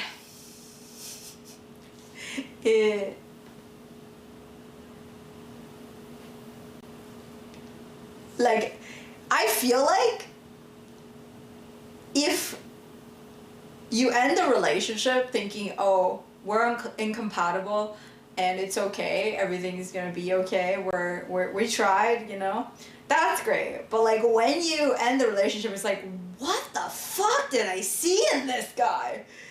Was I blind? That's when it's like, that's not good, you know? Like, I only had 2 of those times. Everywhere else was just like, I'm so sad this is the end. I'm very, very sad. You know? And I think that's how relationships should be, you know? You learn.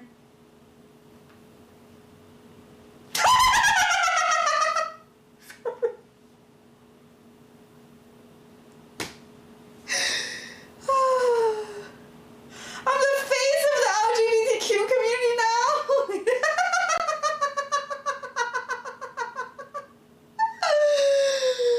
Oh my god. Hey, being the fucking face of the LGBTQ community would be a fucking honor. It's just I don't possess any of the traits. If I did, I would love to be the face of the LGBTQ community. Do you know how much fame that comes with that shit? God damn. You know?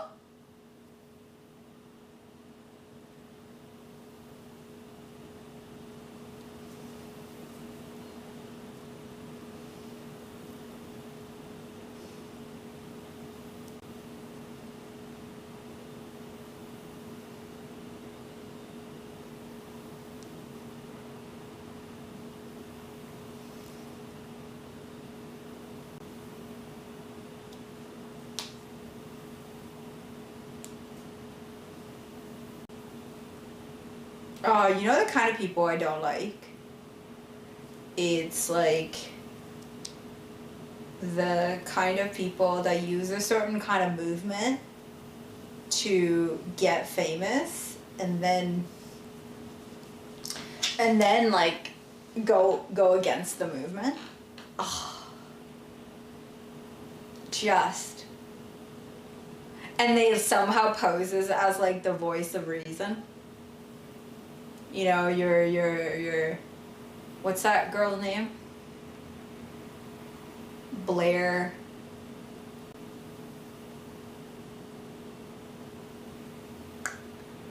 Blair something. Witch Project? What's that?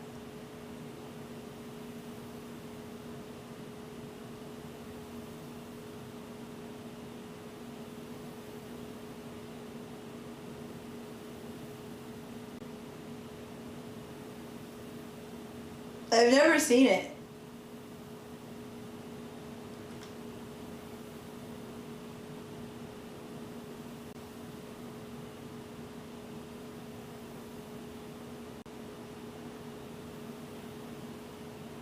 First POV scary movie? Oh. Blair Witch Project. No. The YouTuber Blair, like she's like a transgender conservative. I was talking about her. I know you're trolling, but I was talking about her. Like, I remember her name was Blair something. I don't know her last name. Blair Witch Project. Was it good?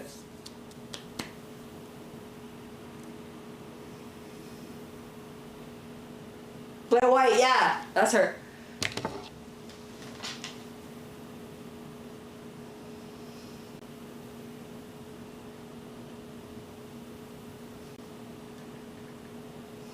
No, thank you. I don't like scary movies.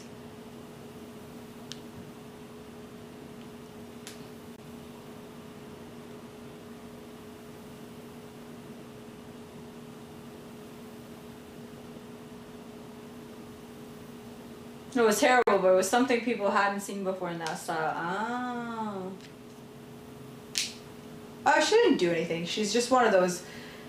I don't know. I think... I don't like when people use, like, I guess a counterintuitive...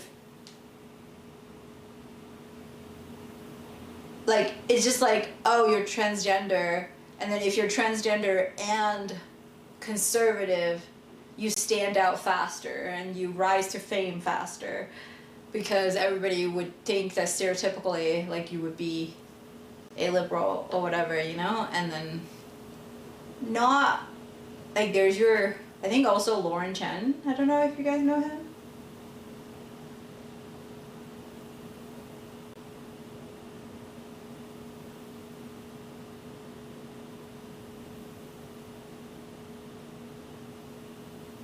Dude,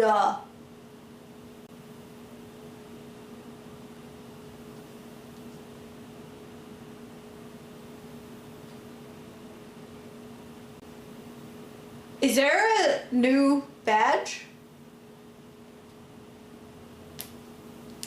Yo, can we start a train? So we can get recommended, please? Cause we're already gonna reach like a high level.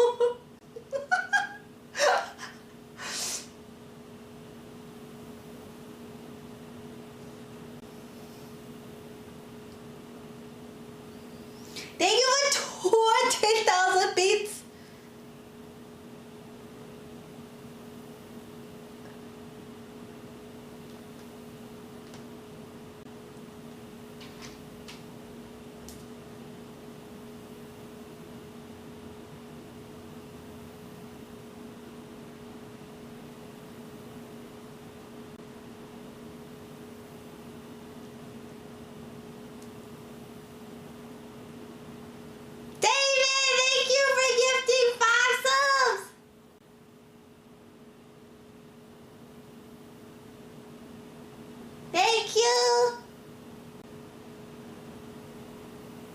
Hi, Kamagashi. I robot.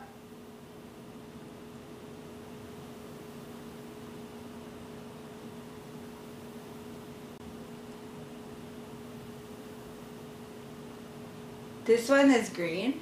Wait, is that an old one or is it a new one? Thank you.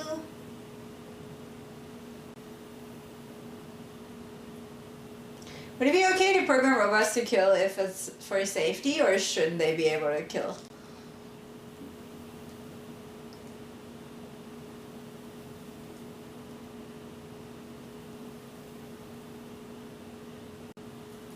I don't know. Can I say I don't care about that problem?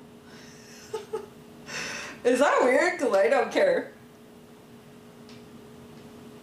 I feel like the ethical problem is whether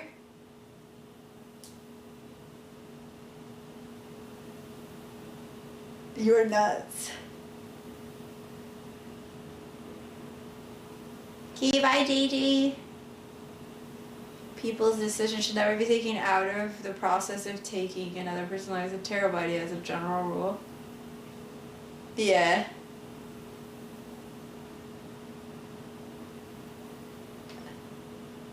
So, anybody throw in 100 bits to get the train? To get the boost train so we don't waste the 20,000 bits?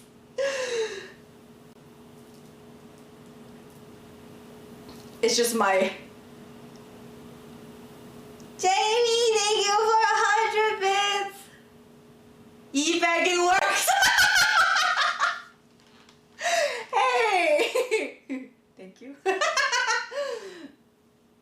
I just said $1, you know? J-Rod, thank you for 666. Sean, thank you for 1,000 bits. See, sometimes you just gotta ask, guys.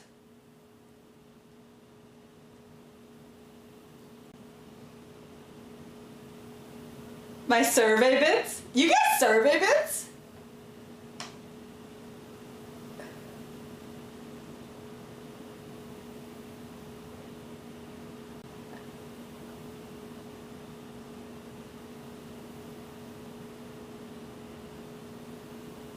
Thank you, guys. Steak, thank you for 500 bits. Is the sofa tickling you to laugh? No? I just love laughing.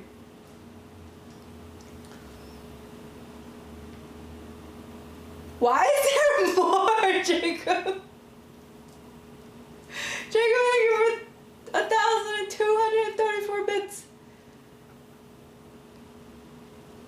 Get down. Y'all nutty people.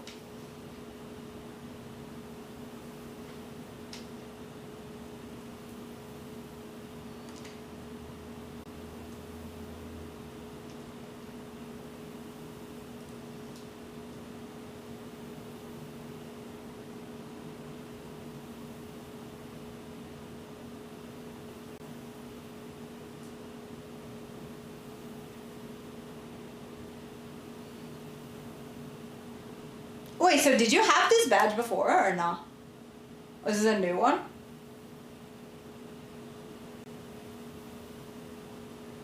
I'm not used to you being green now.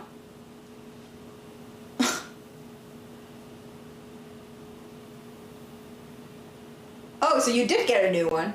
So after that, there's no more.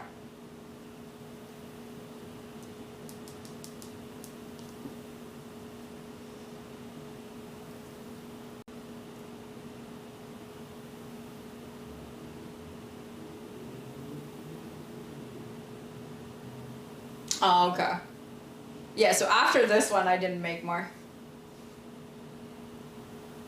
Dude, the artist that was doing my emotes gave me a bunch of like drafts, and then I gave her my feedback, and then she hasn't responded to me for a month. She's so slow. Oh my god. So all the art that I have done, that I've uploaded to Twitch, I could still upload to YouTube because I own them. Not Twitch, I'm assuming, right?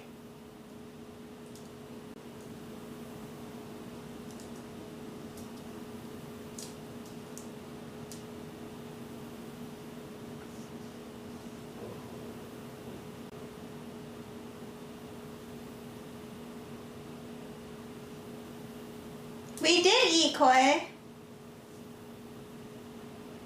We ate Dave's hot chicken.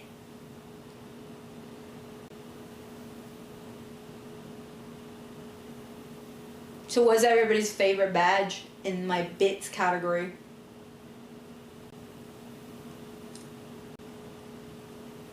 Hi, Razor Boy.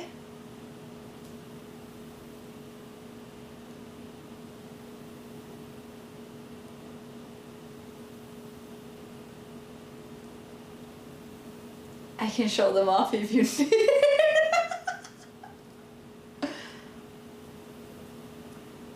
I wish you could use it as an emote too, not just as a badge, you know? Like it should just be under your emote tab as well, so you can like freely use that.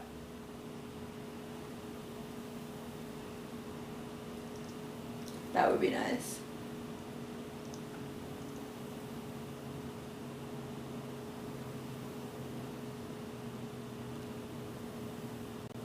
$400K? Which one is that?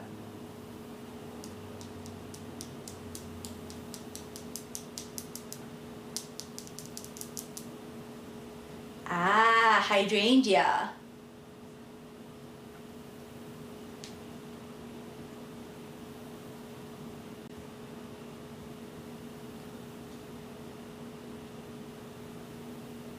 Thank you guys for the boost trade. Thanks for answering the e-bagging. Goddamn.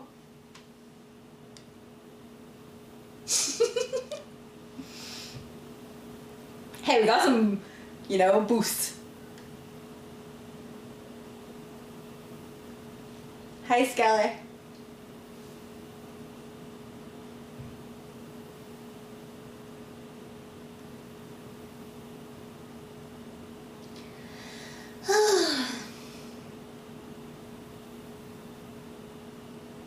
But yeah, so kind of recounting my life through writing my resume again and writing like application essays, I have this newfound appreciation, I guess, for the life I've lived, you know? It's kind of cool. Like I've lived a pretty cool life. And now I'm a content creator, that's also cool. And then we have a therapist, and it's also cool. Like, everything I do is fucking cool.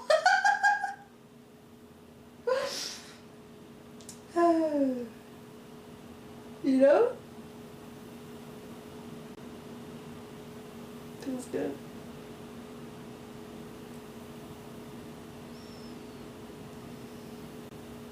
And you can't, like I could, honestly, if I get into a car accident tomorrow, oh shit. HBA Bexel.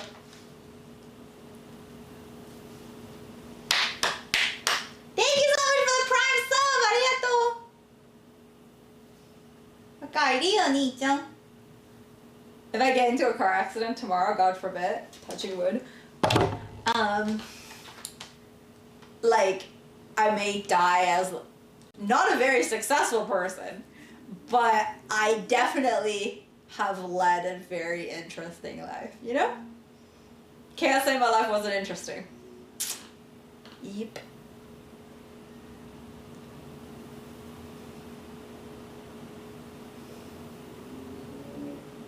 She just had on your love life?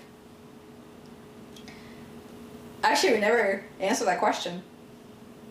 I think it depends on how we define settling. But I think it's one of those things where slowly you're gonna stop having so-called standards. Oh, that's savage! That's not true. That's not true. I think if it was a different type of channel, you can say that to my chat, but I don't think, you know. I think we have some very well-adjusted individuals in my chat, okay? I'm just saying.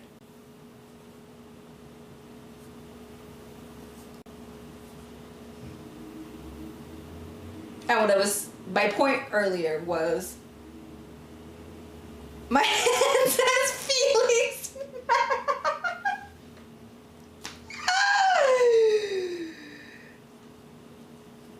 Hi, Kate.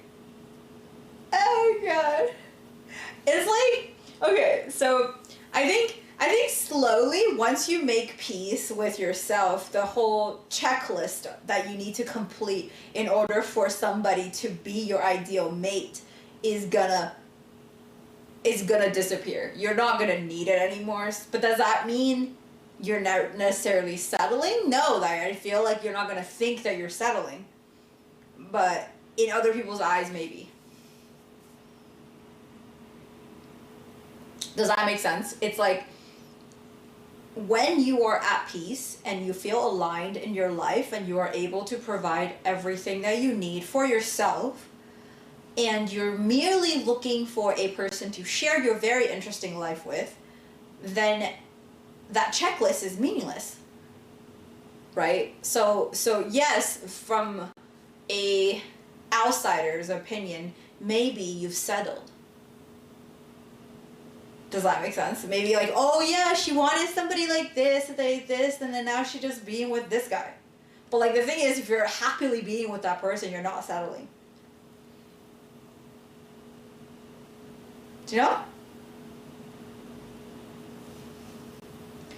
So I think your opinion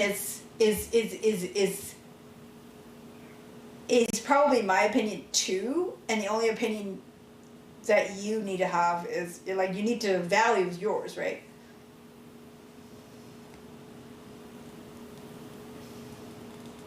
Not even adjusting expectations, you just no longer need people to provide something. You can totally provide it yourself. So you don't need it. It's like everything becomes nice to have. So then the checklist that you used to need to like cross off every time disappears completely. Right? The essential things are, oh, I need this person to be a good person, like a decent human being, right? I need this person to be able to take care of themselves. I need this person to be a decent communicator, right? So this is all like very broad things, and it's no longer so like, oh, I need this person to have gone to a really great university. I need them to like be however good looking, however tall, however rich, however, you know, working whatever job, or however pretty, however, you know, like all these, or whatever race, you know, like all these like arbitrary things no longer matter to you when you're finally aligned with yourself, and then are able to be at peace on your own. And what was funny is that I kind of asked my therapist this question. I was like, so is it wrong to seek these things in another person? He's like, no, but it's very tiring because you cannot control what people can provide or willing to provide. It's not their job. So it's a lot easier to be in a relationship, and especially a healthy one, if you are able to provide all these things yourself and literally just need that person to share your life with you.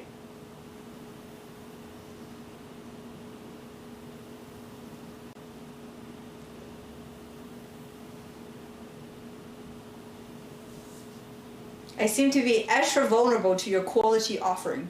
Huh? Hi, Waffles. I can go pee. I'll be back.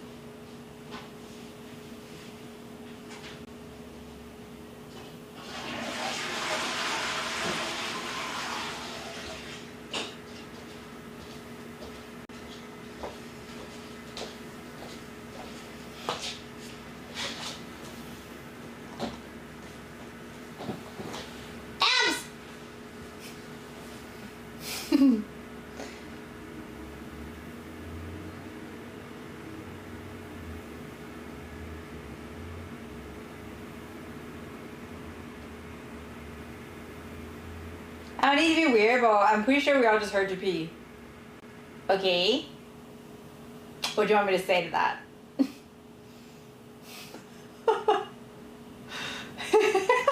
have nothing to say to that.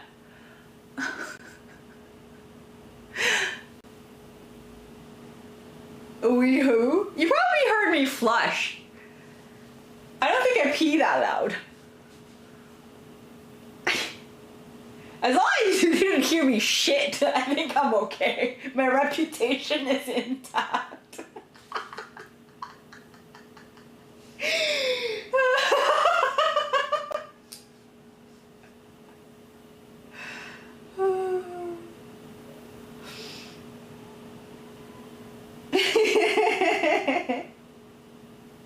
Do you wash your hands? Yeah.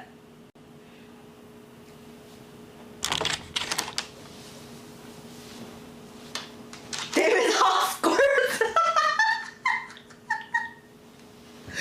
Oh god. Why you gotta be funny?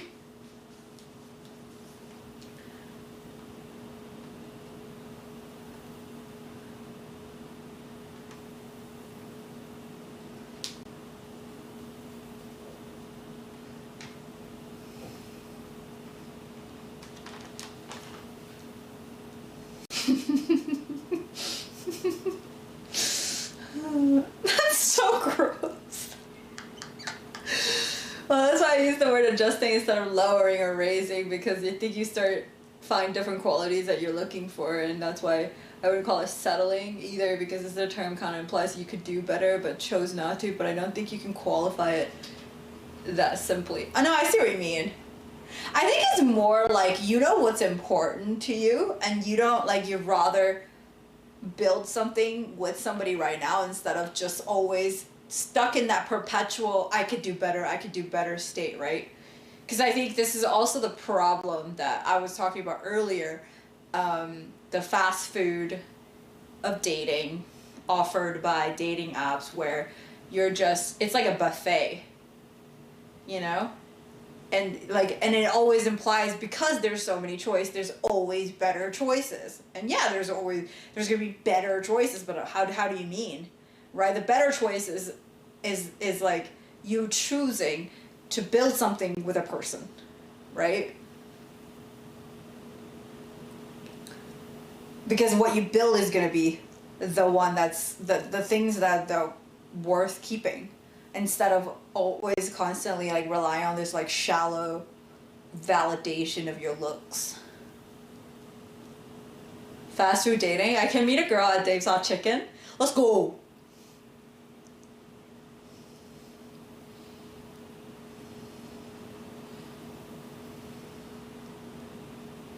Maybe Dave's hot, you know?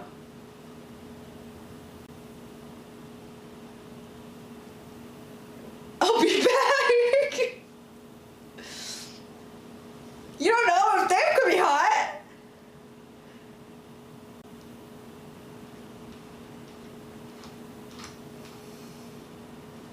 Yeah. I think in other people's eyes you might be settling though. Because I think it's kind of one of those things, eh? Like if you're a very good looking person and you're dating somebody, even though you're so happy with that person, but you're dating somebody that's not traditionally attractive to other people, then people automatically think you're settling.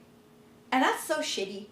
And I guess like you don't need to care about that, but like, I don't know, probably gets to the person that you settled with, even though like, you know, you're perfectly happy with them.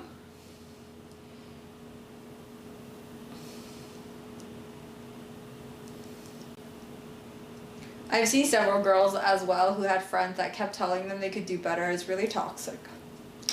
Yup.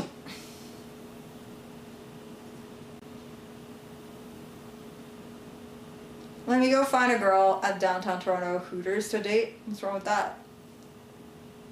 And the thing is, I've dated guys where, like, everybody's like, oh yeah, you guys are like a really cute couple. Like, you guys, like, look like you're really compatible and, like, you know, socioeconomic status and everything, but, like, it is probably the most toxic relationship I've ever had, so.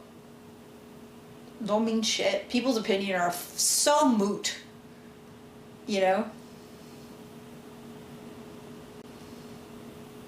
I like this question, however. In being honest with myself, there are areas currently in my life which I suppose I've perhaps settled.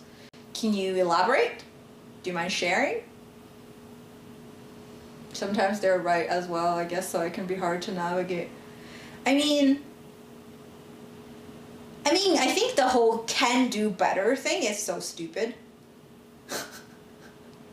It suggests there are individuals that are just better than some individuals.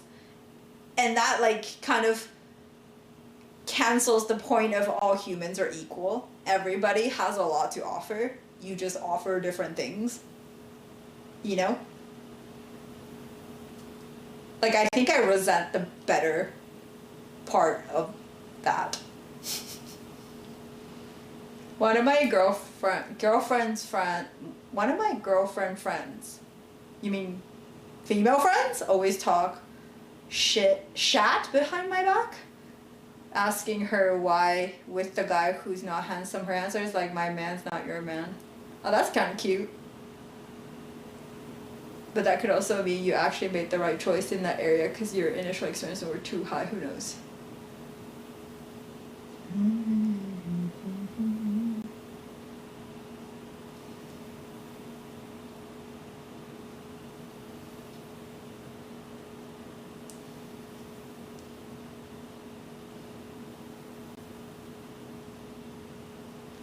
I think I would probably qualify it more like that could also mean you made the right choice because your initial expectation were not accurate to serve your needs. You know? So do you care if her female friends don't like you?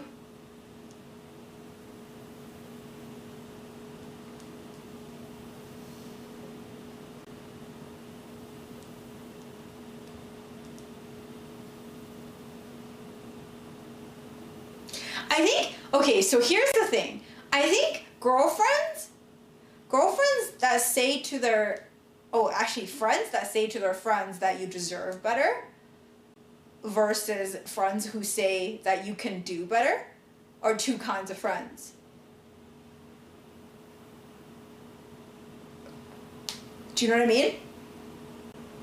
Because when someone tells you you deserve better, it's not saying, oh, like, you could do better with a guy that looks better, has more money or whatever. When someone says that you deserve better, it's more about someone treating you right. Versus you could do better. It's more about you could do better, like as in you're so pretty, you deserve someone better looking, better money, and all that stuff. That turns back into the checklist instead of the things that are more important in a relationship, how the person treat you, how they communicate with you, how they make you feel.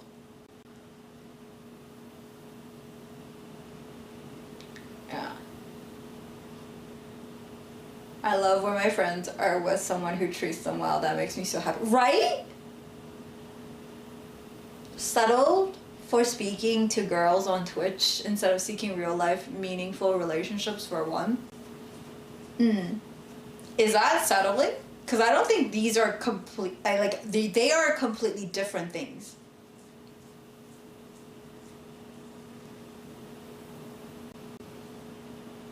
Like, because these are not... You can have a meaningful conversation on Twitch. You can also have completely meaningless relationships in real life. I don't think which platform you pick is going to decide the meaning, the level of meaning you're going to obtain from such an interaction. It's more about how you go about it. And I would agree, sometimes, like a lot of the times when you are mindlessly going to a Twitch channel and, getting the attention of a female streamer isn't necessarily going to be meaningful. Many times it's not meaningful. But it doesn't mean meaningful connections don't form due to a platform. It's usually about how you use the tool.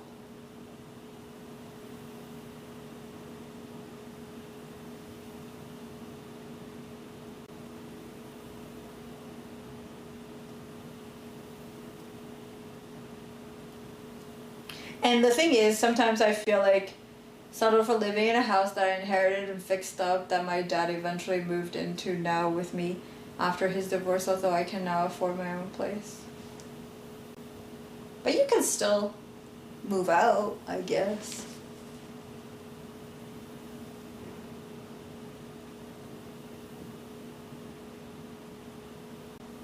Or maybe you love living with your dad, who knows? Right? Like, also, I think also the word settle, it's such a word of, is that a word? I mean, like,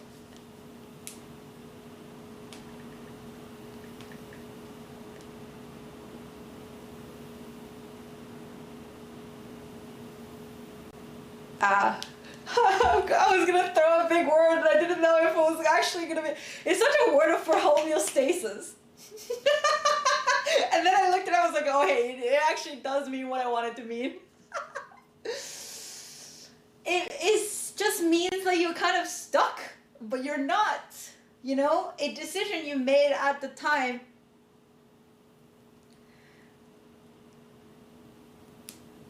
No, I know I'm the one that said that, but I'm just like, it's an interesting thing, right? Because we always, like, the word settle just has so much negative, like, connotation. It's just like almost saying that you've given up on life, right? Versus like, maybe like we can put different definition for settling. Right? And then, like, settle, yeah, it has, like, this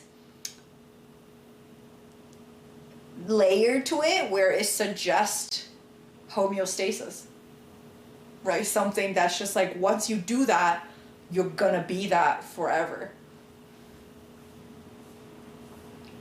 Right? But that's not true, because you make a choice and then you always have the freedom to keep making choices. And I think we need to remember that. Good question, Gigi. Would you take your parents in when they were older? I would probably buy a place so that they can be close to me, like very close to me, but I would not want to live with them, no. But if they need me to take them in, like that's the only way, I will. I'll be a shitty Chinese daughter if I'm not gonna. Yeah, that's something I wouldn't be able to do. Yeah, but I definitely would just like ideally create a space where there's some sort of independence, you know, and hire people.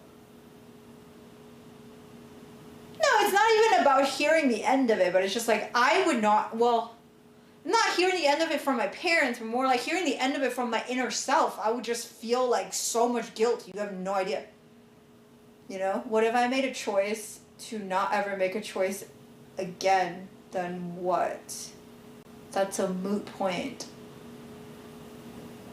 Because then you wouldn't have a choice to make a choice to begin with. This is like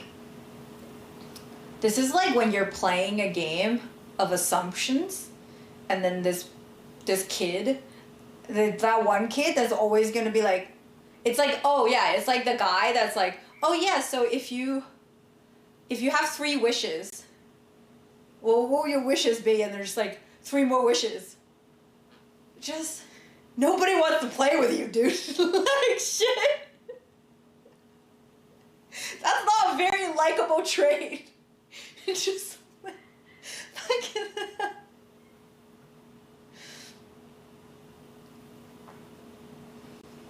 These are deep personal facts about my life. I very much appreciate you sharing. How do you feel when you share? Do you feel vulnerable? Do you feel good? Hi, Toasty.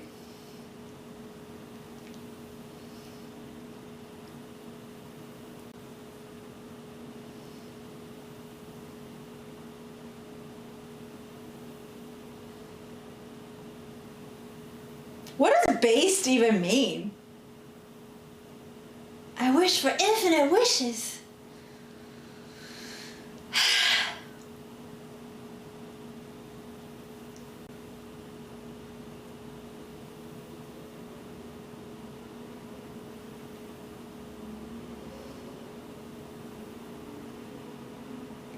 Settle in life, maybe, maybe not. Depends on your drive or mine. What?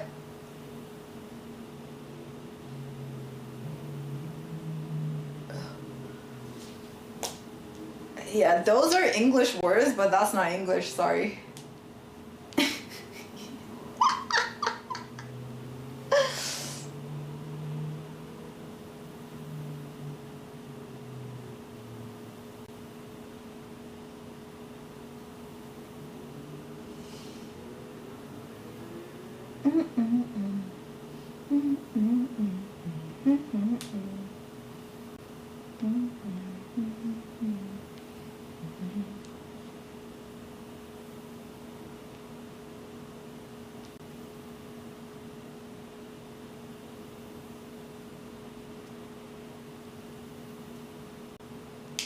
$35-year-old man, okay.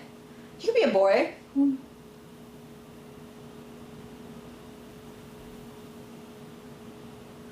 Dave's Hot Chicken doesn't, yeah, they don't, but I'm not down to eat it anymore. I'm good. That was a lot of fried food. You guys know how I am with that. Grown ass man. That was fine. Every grown-ass man has a little boy inside of him.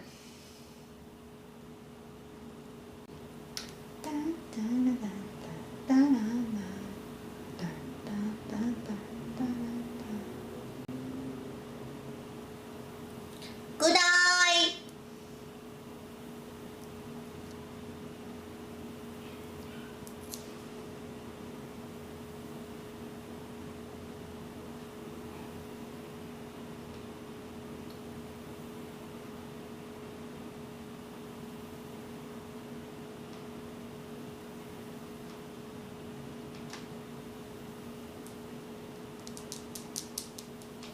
Wait, what are we talking about that's nasty? What am I missing?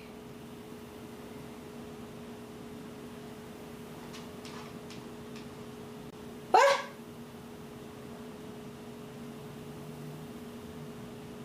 What's nasty?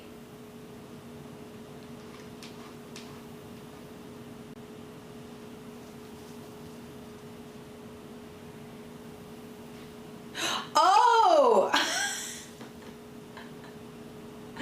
Okay. There's a little boy living inside the heart of every grown-ass man.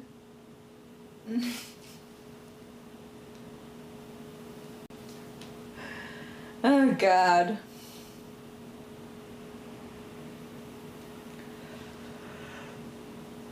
I didn't hear it. I honestly did not hear it. Now I do.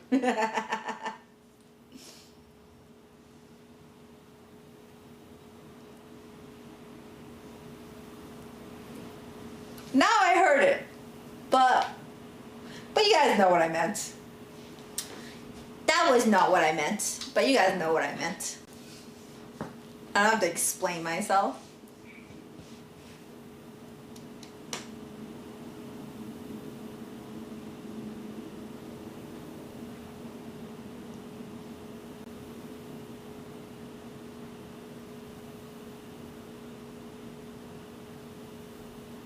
Do you think it's interesting how we've chosen the heart as the central organ of someone's being? Well, is it interesting? It actually kind of makes sense. Because if you don't have a heart, you don't have anything. Everything else can malfunction. You're still a living organ. But once your heart stops working, you stop working. Like, you can be brain dead and still technically living because your heart is still working.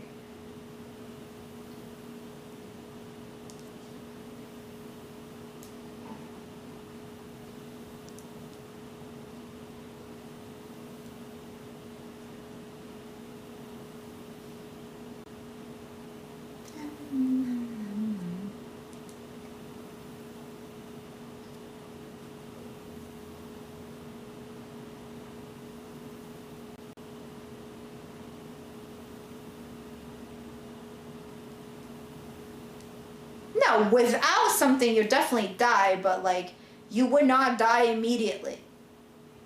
Like, yeah, without any parts of yourself, like internal organs, without some parts, you're just like eventually gonna die.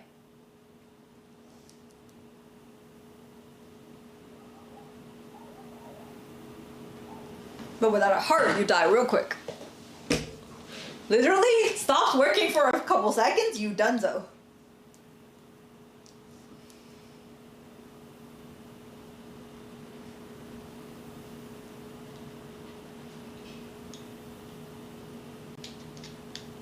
This is not working.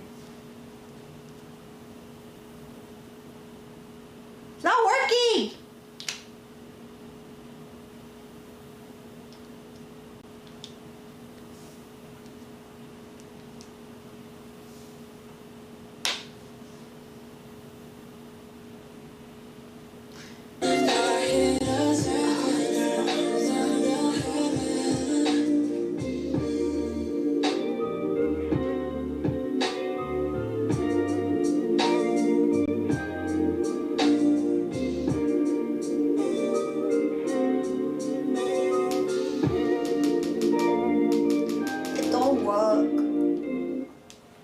No battery?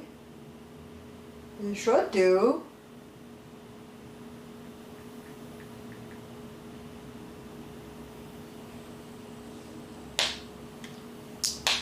Show me. Phone. Oh.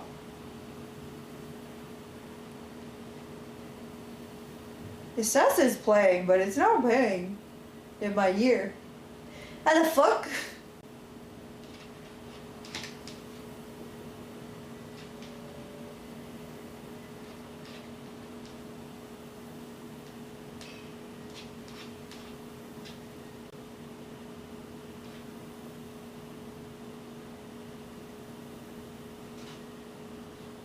Is that your AirPods case? Yay!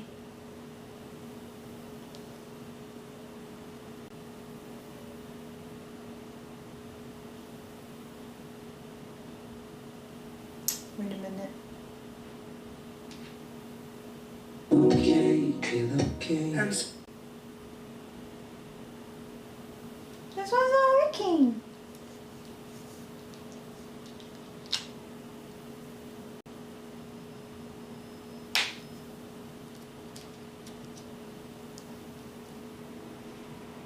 This one works, but there's no more battery. Bro. Did I break it? Until I can finally see the drop down. Until that time when my days are said and done, I'll sing this song. Yeah, I can't wait to come home to you, to you. I can't wait. Yeah, I don't know. I can't hear music here. Oh well. Guess you guys are hearing the music. See him But I won't. when I'm finally home with you. Play it now.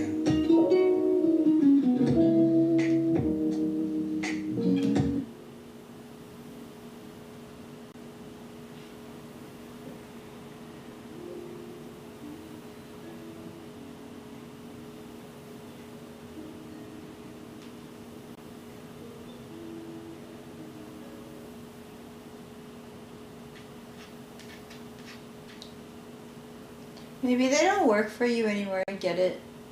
Oh. Okay.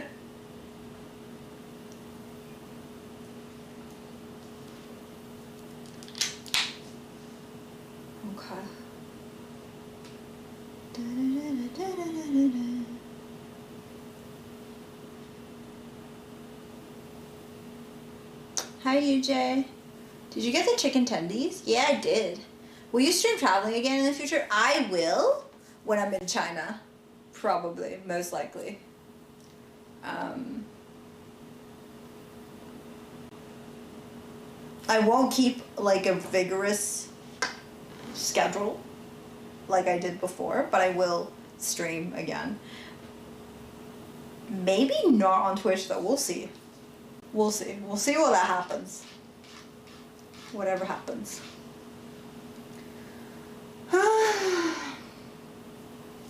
I feel like when you own your own business, it's kind of hard to have a life outside of it.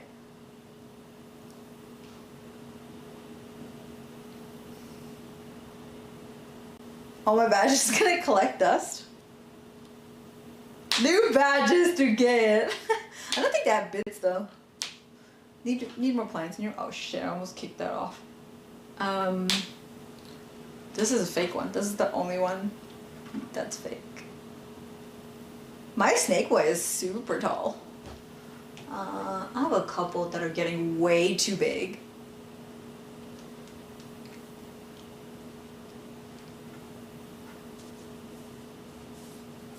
Like a couple of them are just out of like they're out of control. They're just like too happy.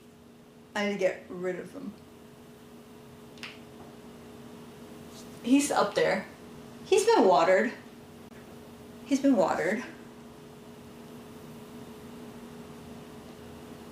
Yeah, I'm not gonna repot because I'm probably just gonna sell this boy because I don't really want it. Anybody in Toronto wants to buy my snake boy? It's cheap, 80 bucks.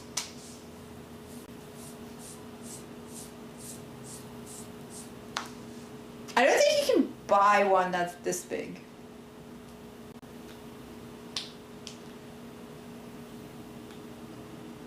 Snake boy.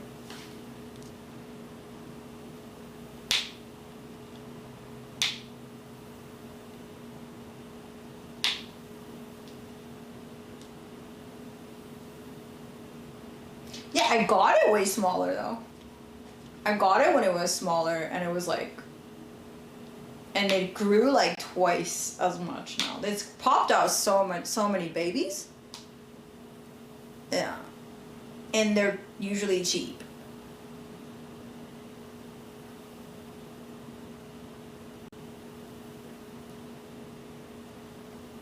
Yeah.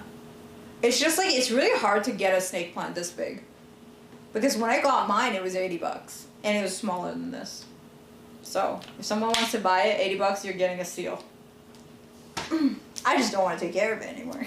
It's too many, too many plants, too many things to water. The water bill is really high these days. Extra income? I don't have extra income. I actually lose money when I sell my plants because of how much time and effort I put into them. But, you know.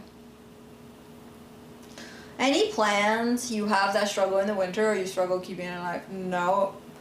Everybody's fucking thriving. If anything, I'm just not watering them enough because they're all outgrown in their pots and I need to repot them and I'm lazy. I have not been repotting them. If I repot them, they'll like thrive even more. They'll even get even bigger. I refuse to repot them because I know they'll get bigger and I'm just trying to contain them. So if you ever buy plants from me, know that you're getting a huge deal. Because they're all just very much outgrown. So like as soon as you get it home, you can repot it and it's a way bigger plant in a month.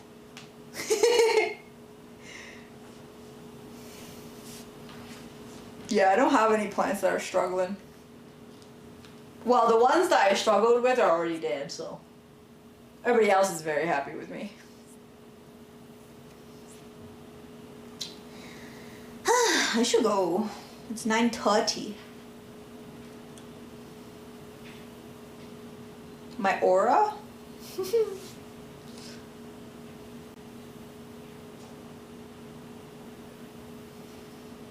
That's early.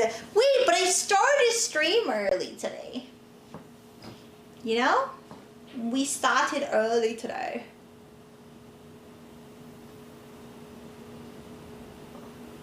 It's 9:30.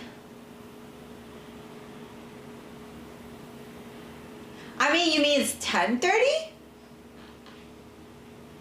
9:30. Sign in over 100 bits.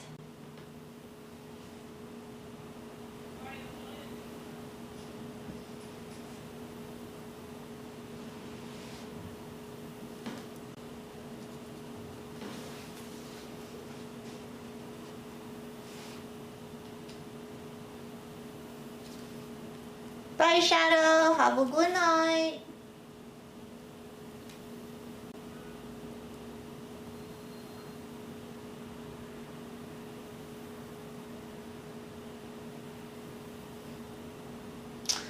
Okay.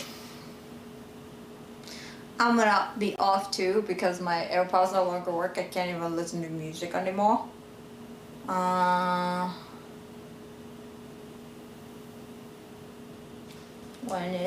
When is my thing due? In another life, I'll be the same. So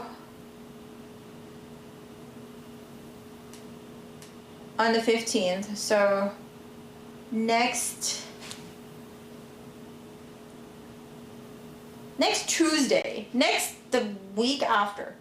The Tuesday after next week is when I will finally be free and have time to focus on content. And yeah, I'm probably gonna apply for another school, and the other school I'm gonna apply for is gonna most likely be an online school. I'm also thinking about applying to McGill as well, but I don't know if I would need to like fucking speak French to fucking study in McGill, and I don't want to fucking have to learn another language just to get another degree. So yeah, after that I might do more streams, or I just might be starting to pump out content like properly. I will see what I decide, but like yeah, probably most likely there will be more streams, like workout and stuff, you know. Yeah. Okay. We will see. Thank you guys for watching. I appreciate you. I had a good time. I had a good conversation today. You know? I feel like ever since I cut down my stream, like the amount of streams I do, I appreciate these 4 to 5 hours way more. You know?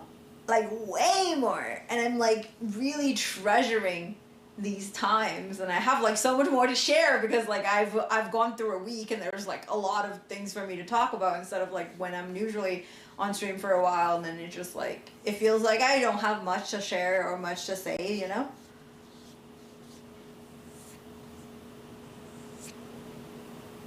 Understanding females better. I mean, I think through interacting and communicating, you're always gonna learn about other people more. And it's part of my common essay application is that I talk about how I've dealt with like a lot of people from different backgrounds, and especially on Twitch, I especially have like I'm not just customer facing. I'm like literally, I speak to thousands of people. You know, like it's not even a joke that I do that, and I actually do that, and I've been doing that for the past 5 years. And if there's anything I've learned is that, yes, I am able to appreciate people's differences, but the more I learn about people, you can always find the common human experience.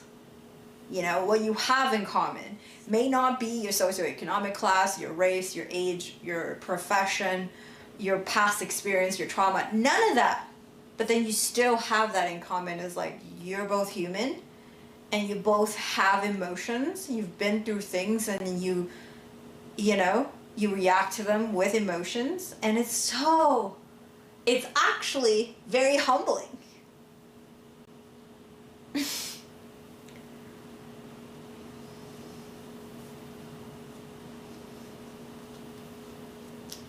It's cool. You know, it's part of my essay. I think that's a really cool point, no? It's like the more you realize, the more you see people's differences, the more you come to the conclusion that we're actually the same. In the best way possible.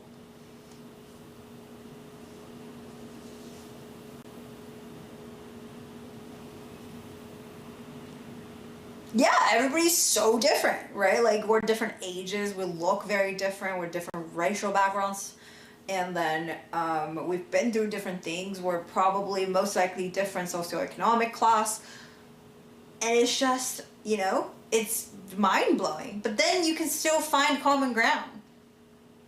And that is amazing. Yeah. Do you guys think that's a good topic for essays? I think so.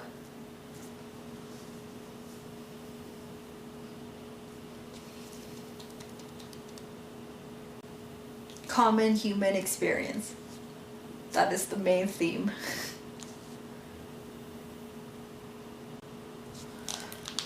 Anyway, I'm gonna go. Nobody thinks my essay is a good essay. Oh my god.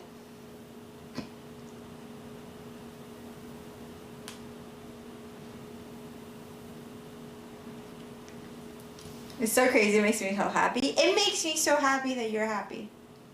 It's really cool.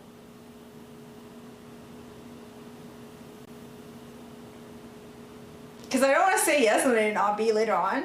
Why would it not be later on? I don't know. I think it is.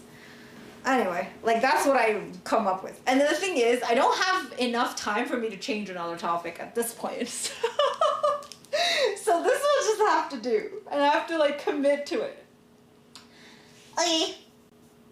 I'm gonna go. Nice chatting with you guys. Thanks for spending time with me. Thanks for your patience throughout my, you know, existential phase of trying to figure shit out with content and school applications. And, yeah. Thanks for giving me the room and still keep supporting me.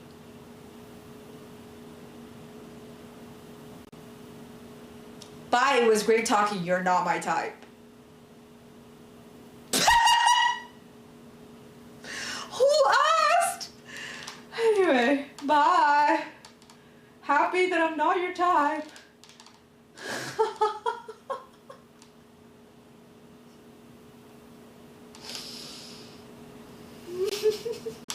Have a good night. Okay.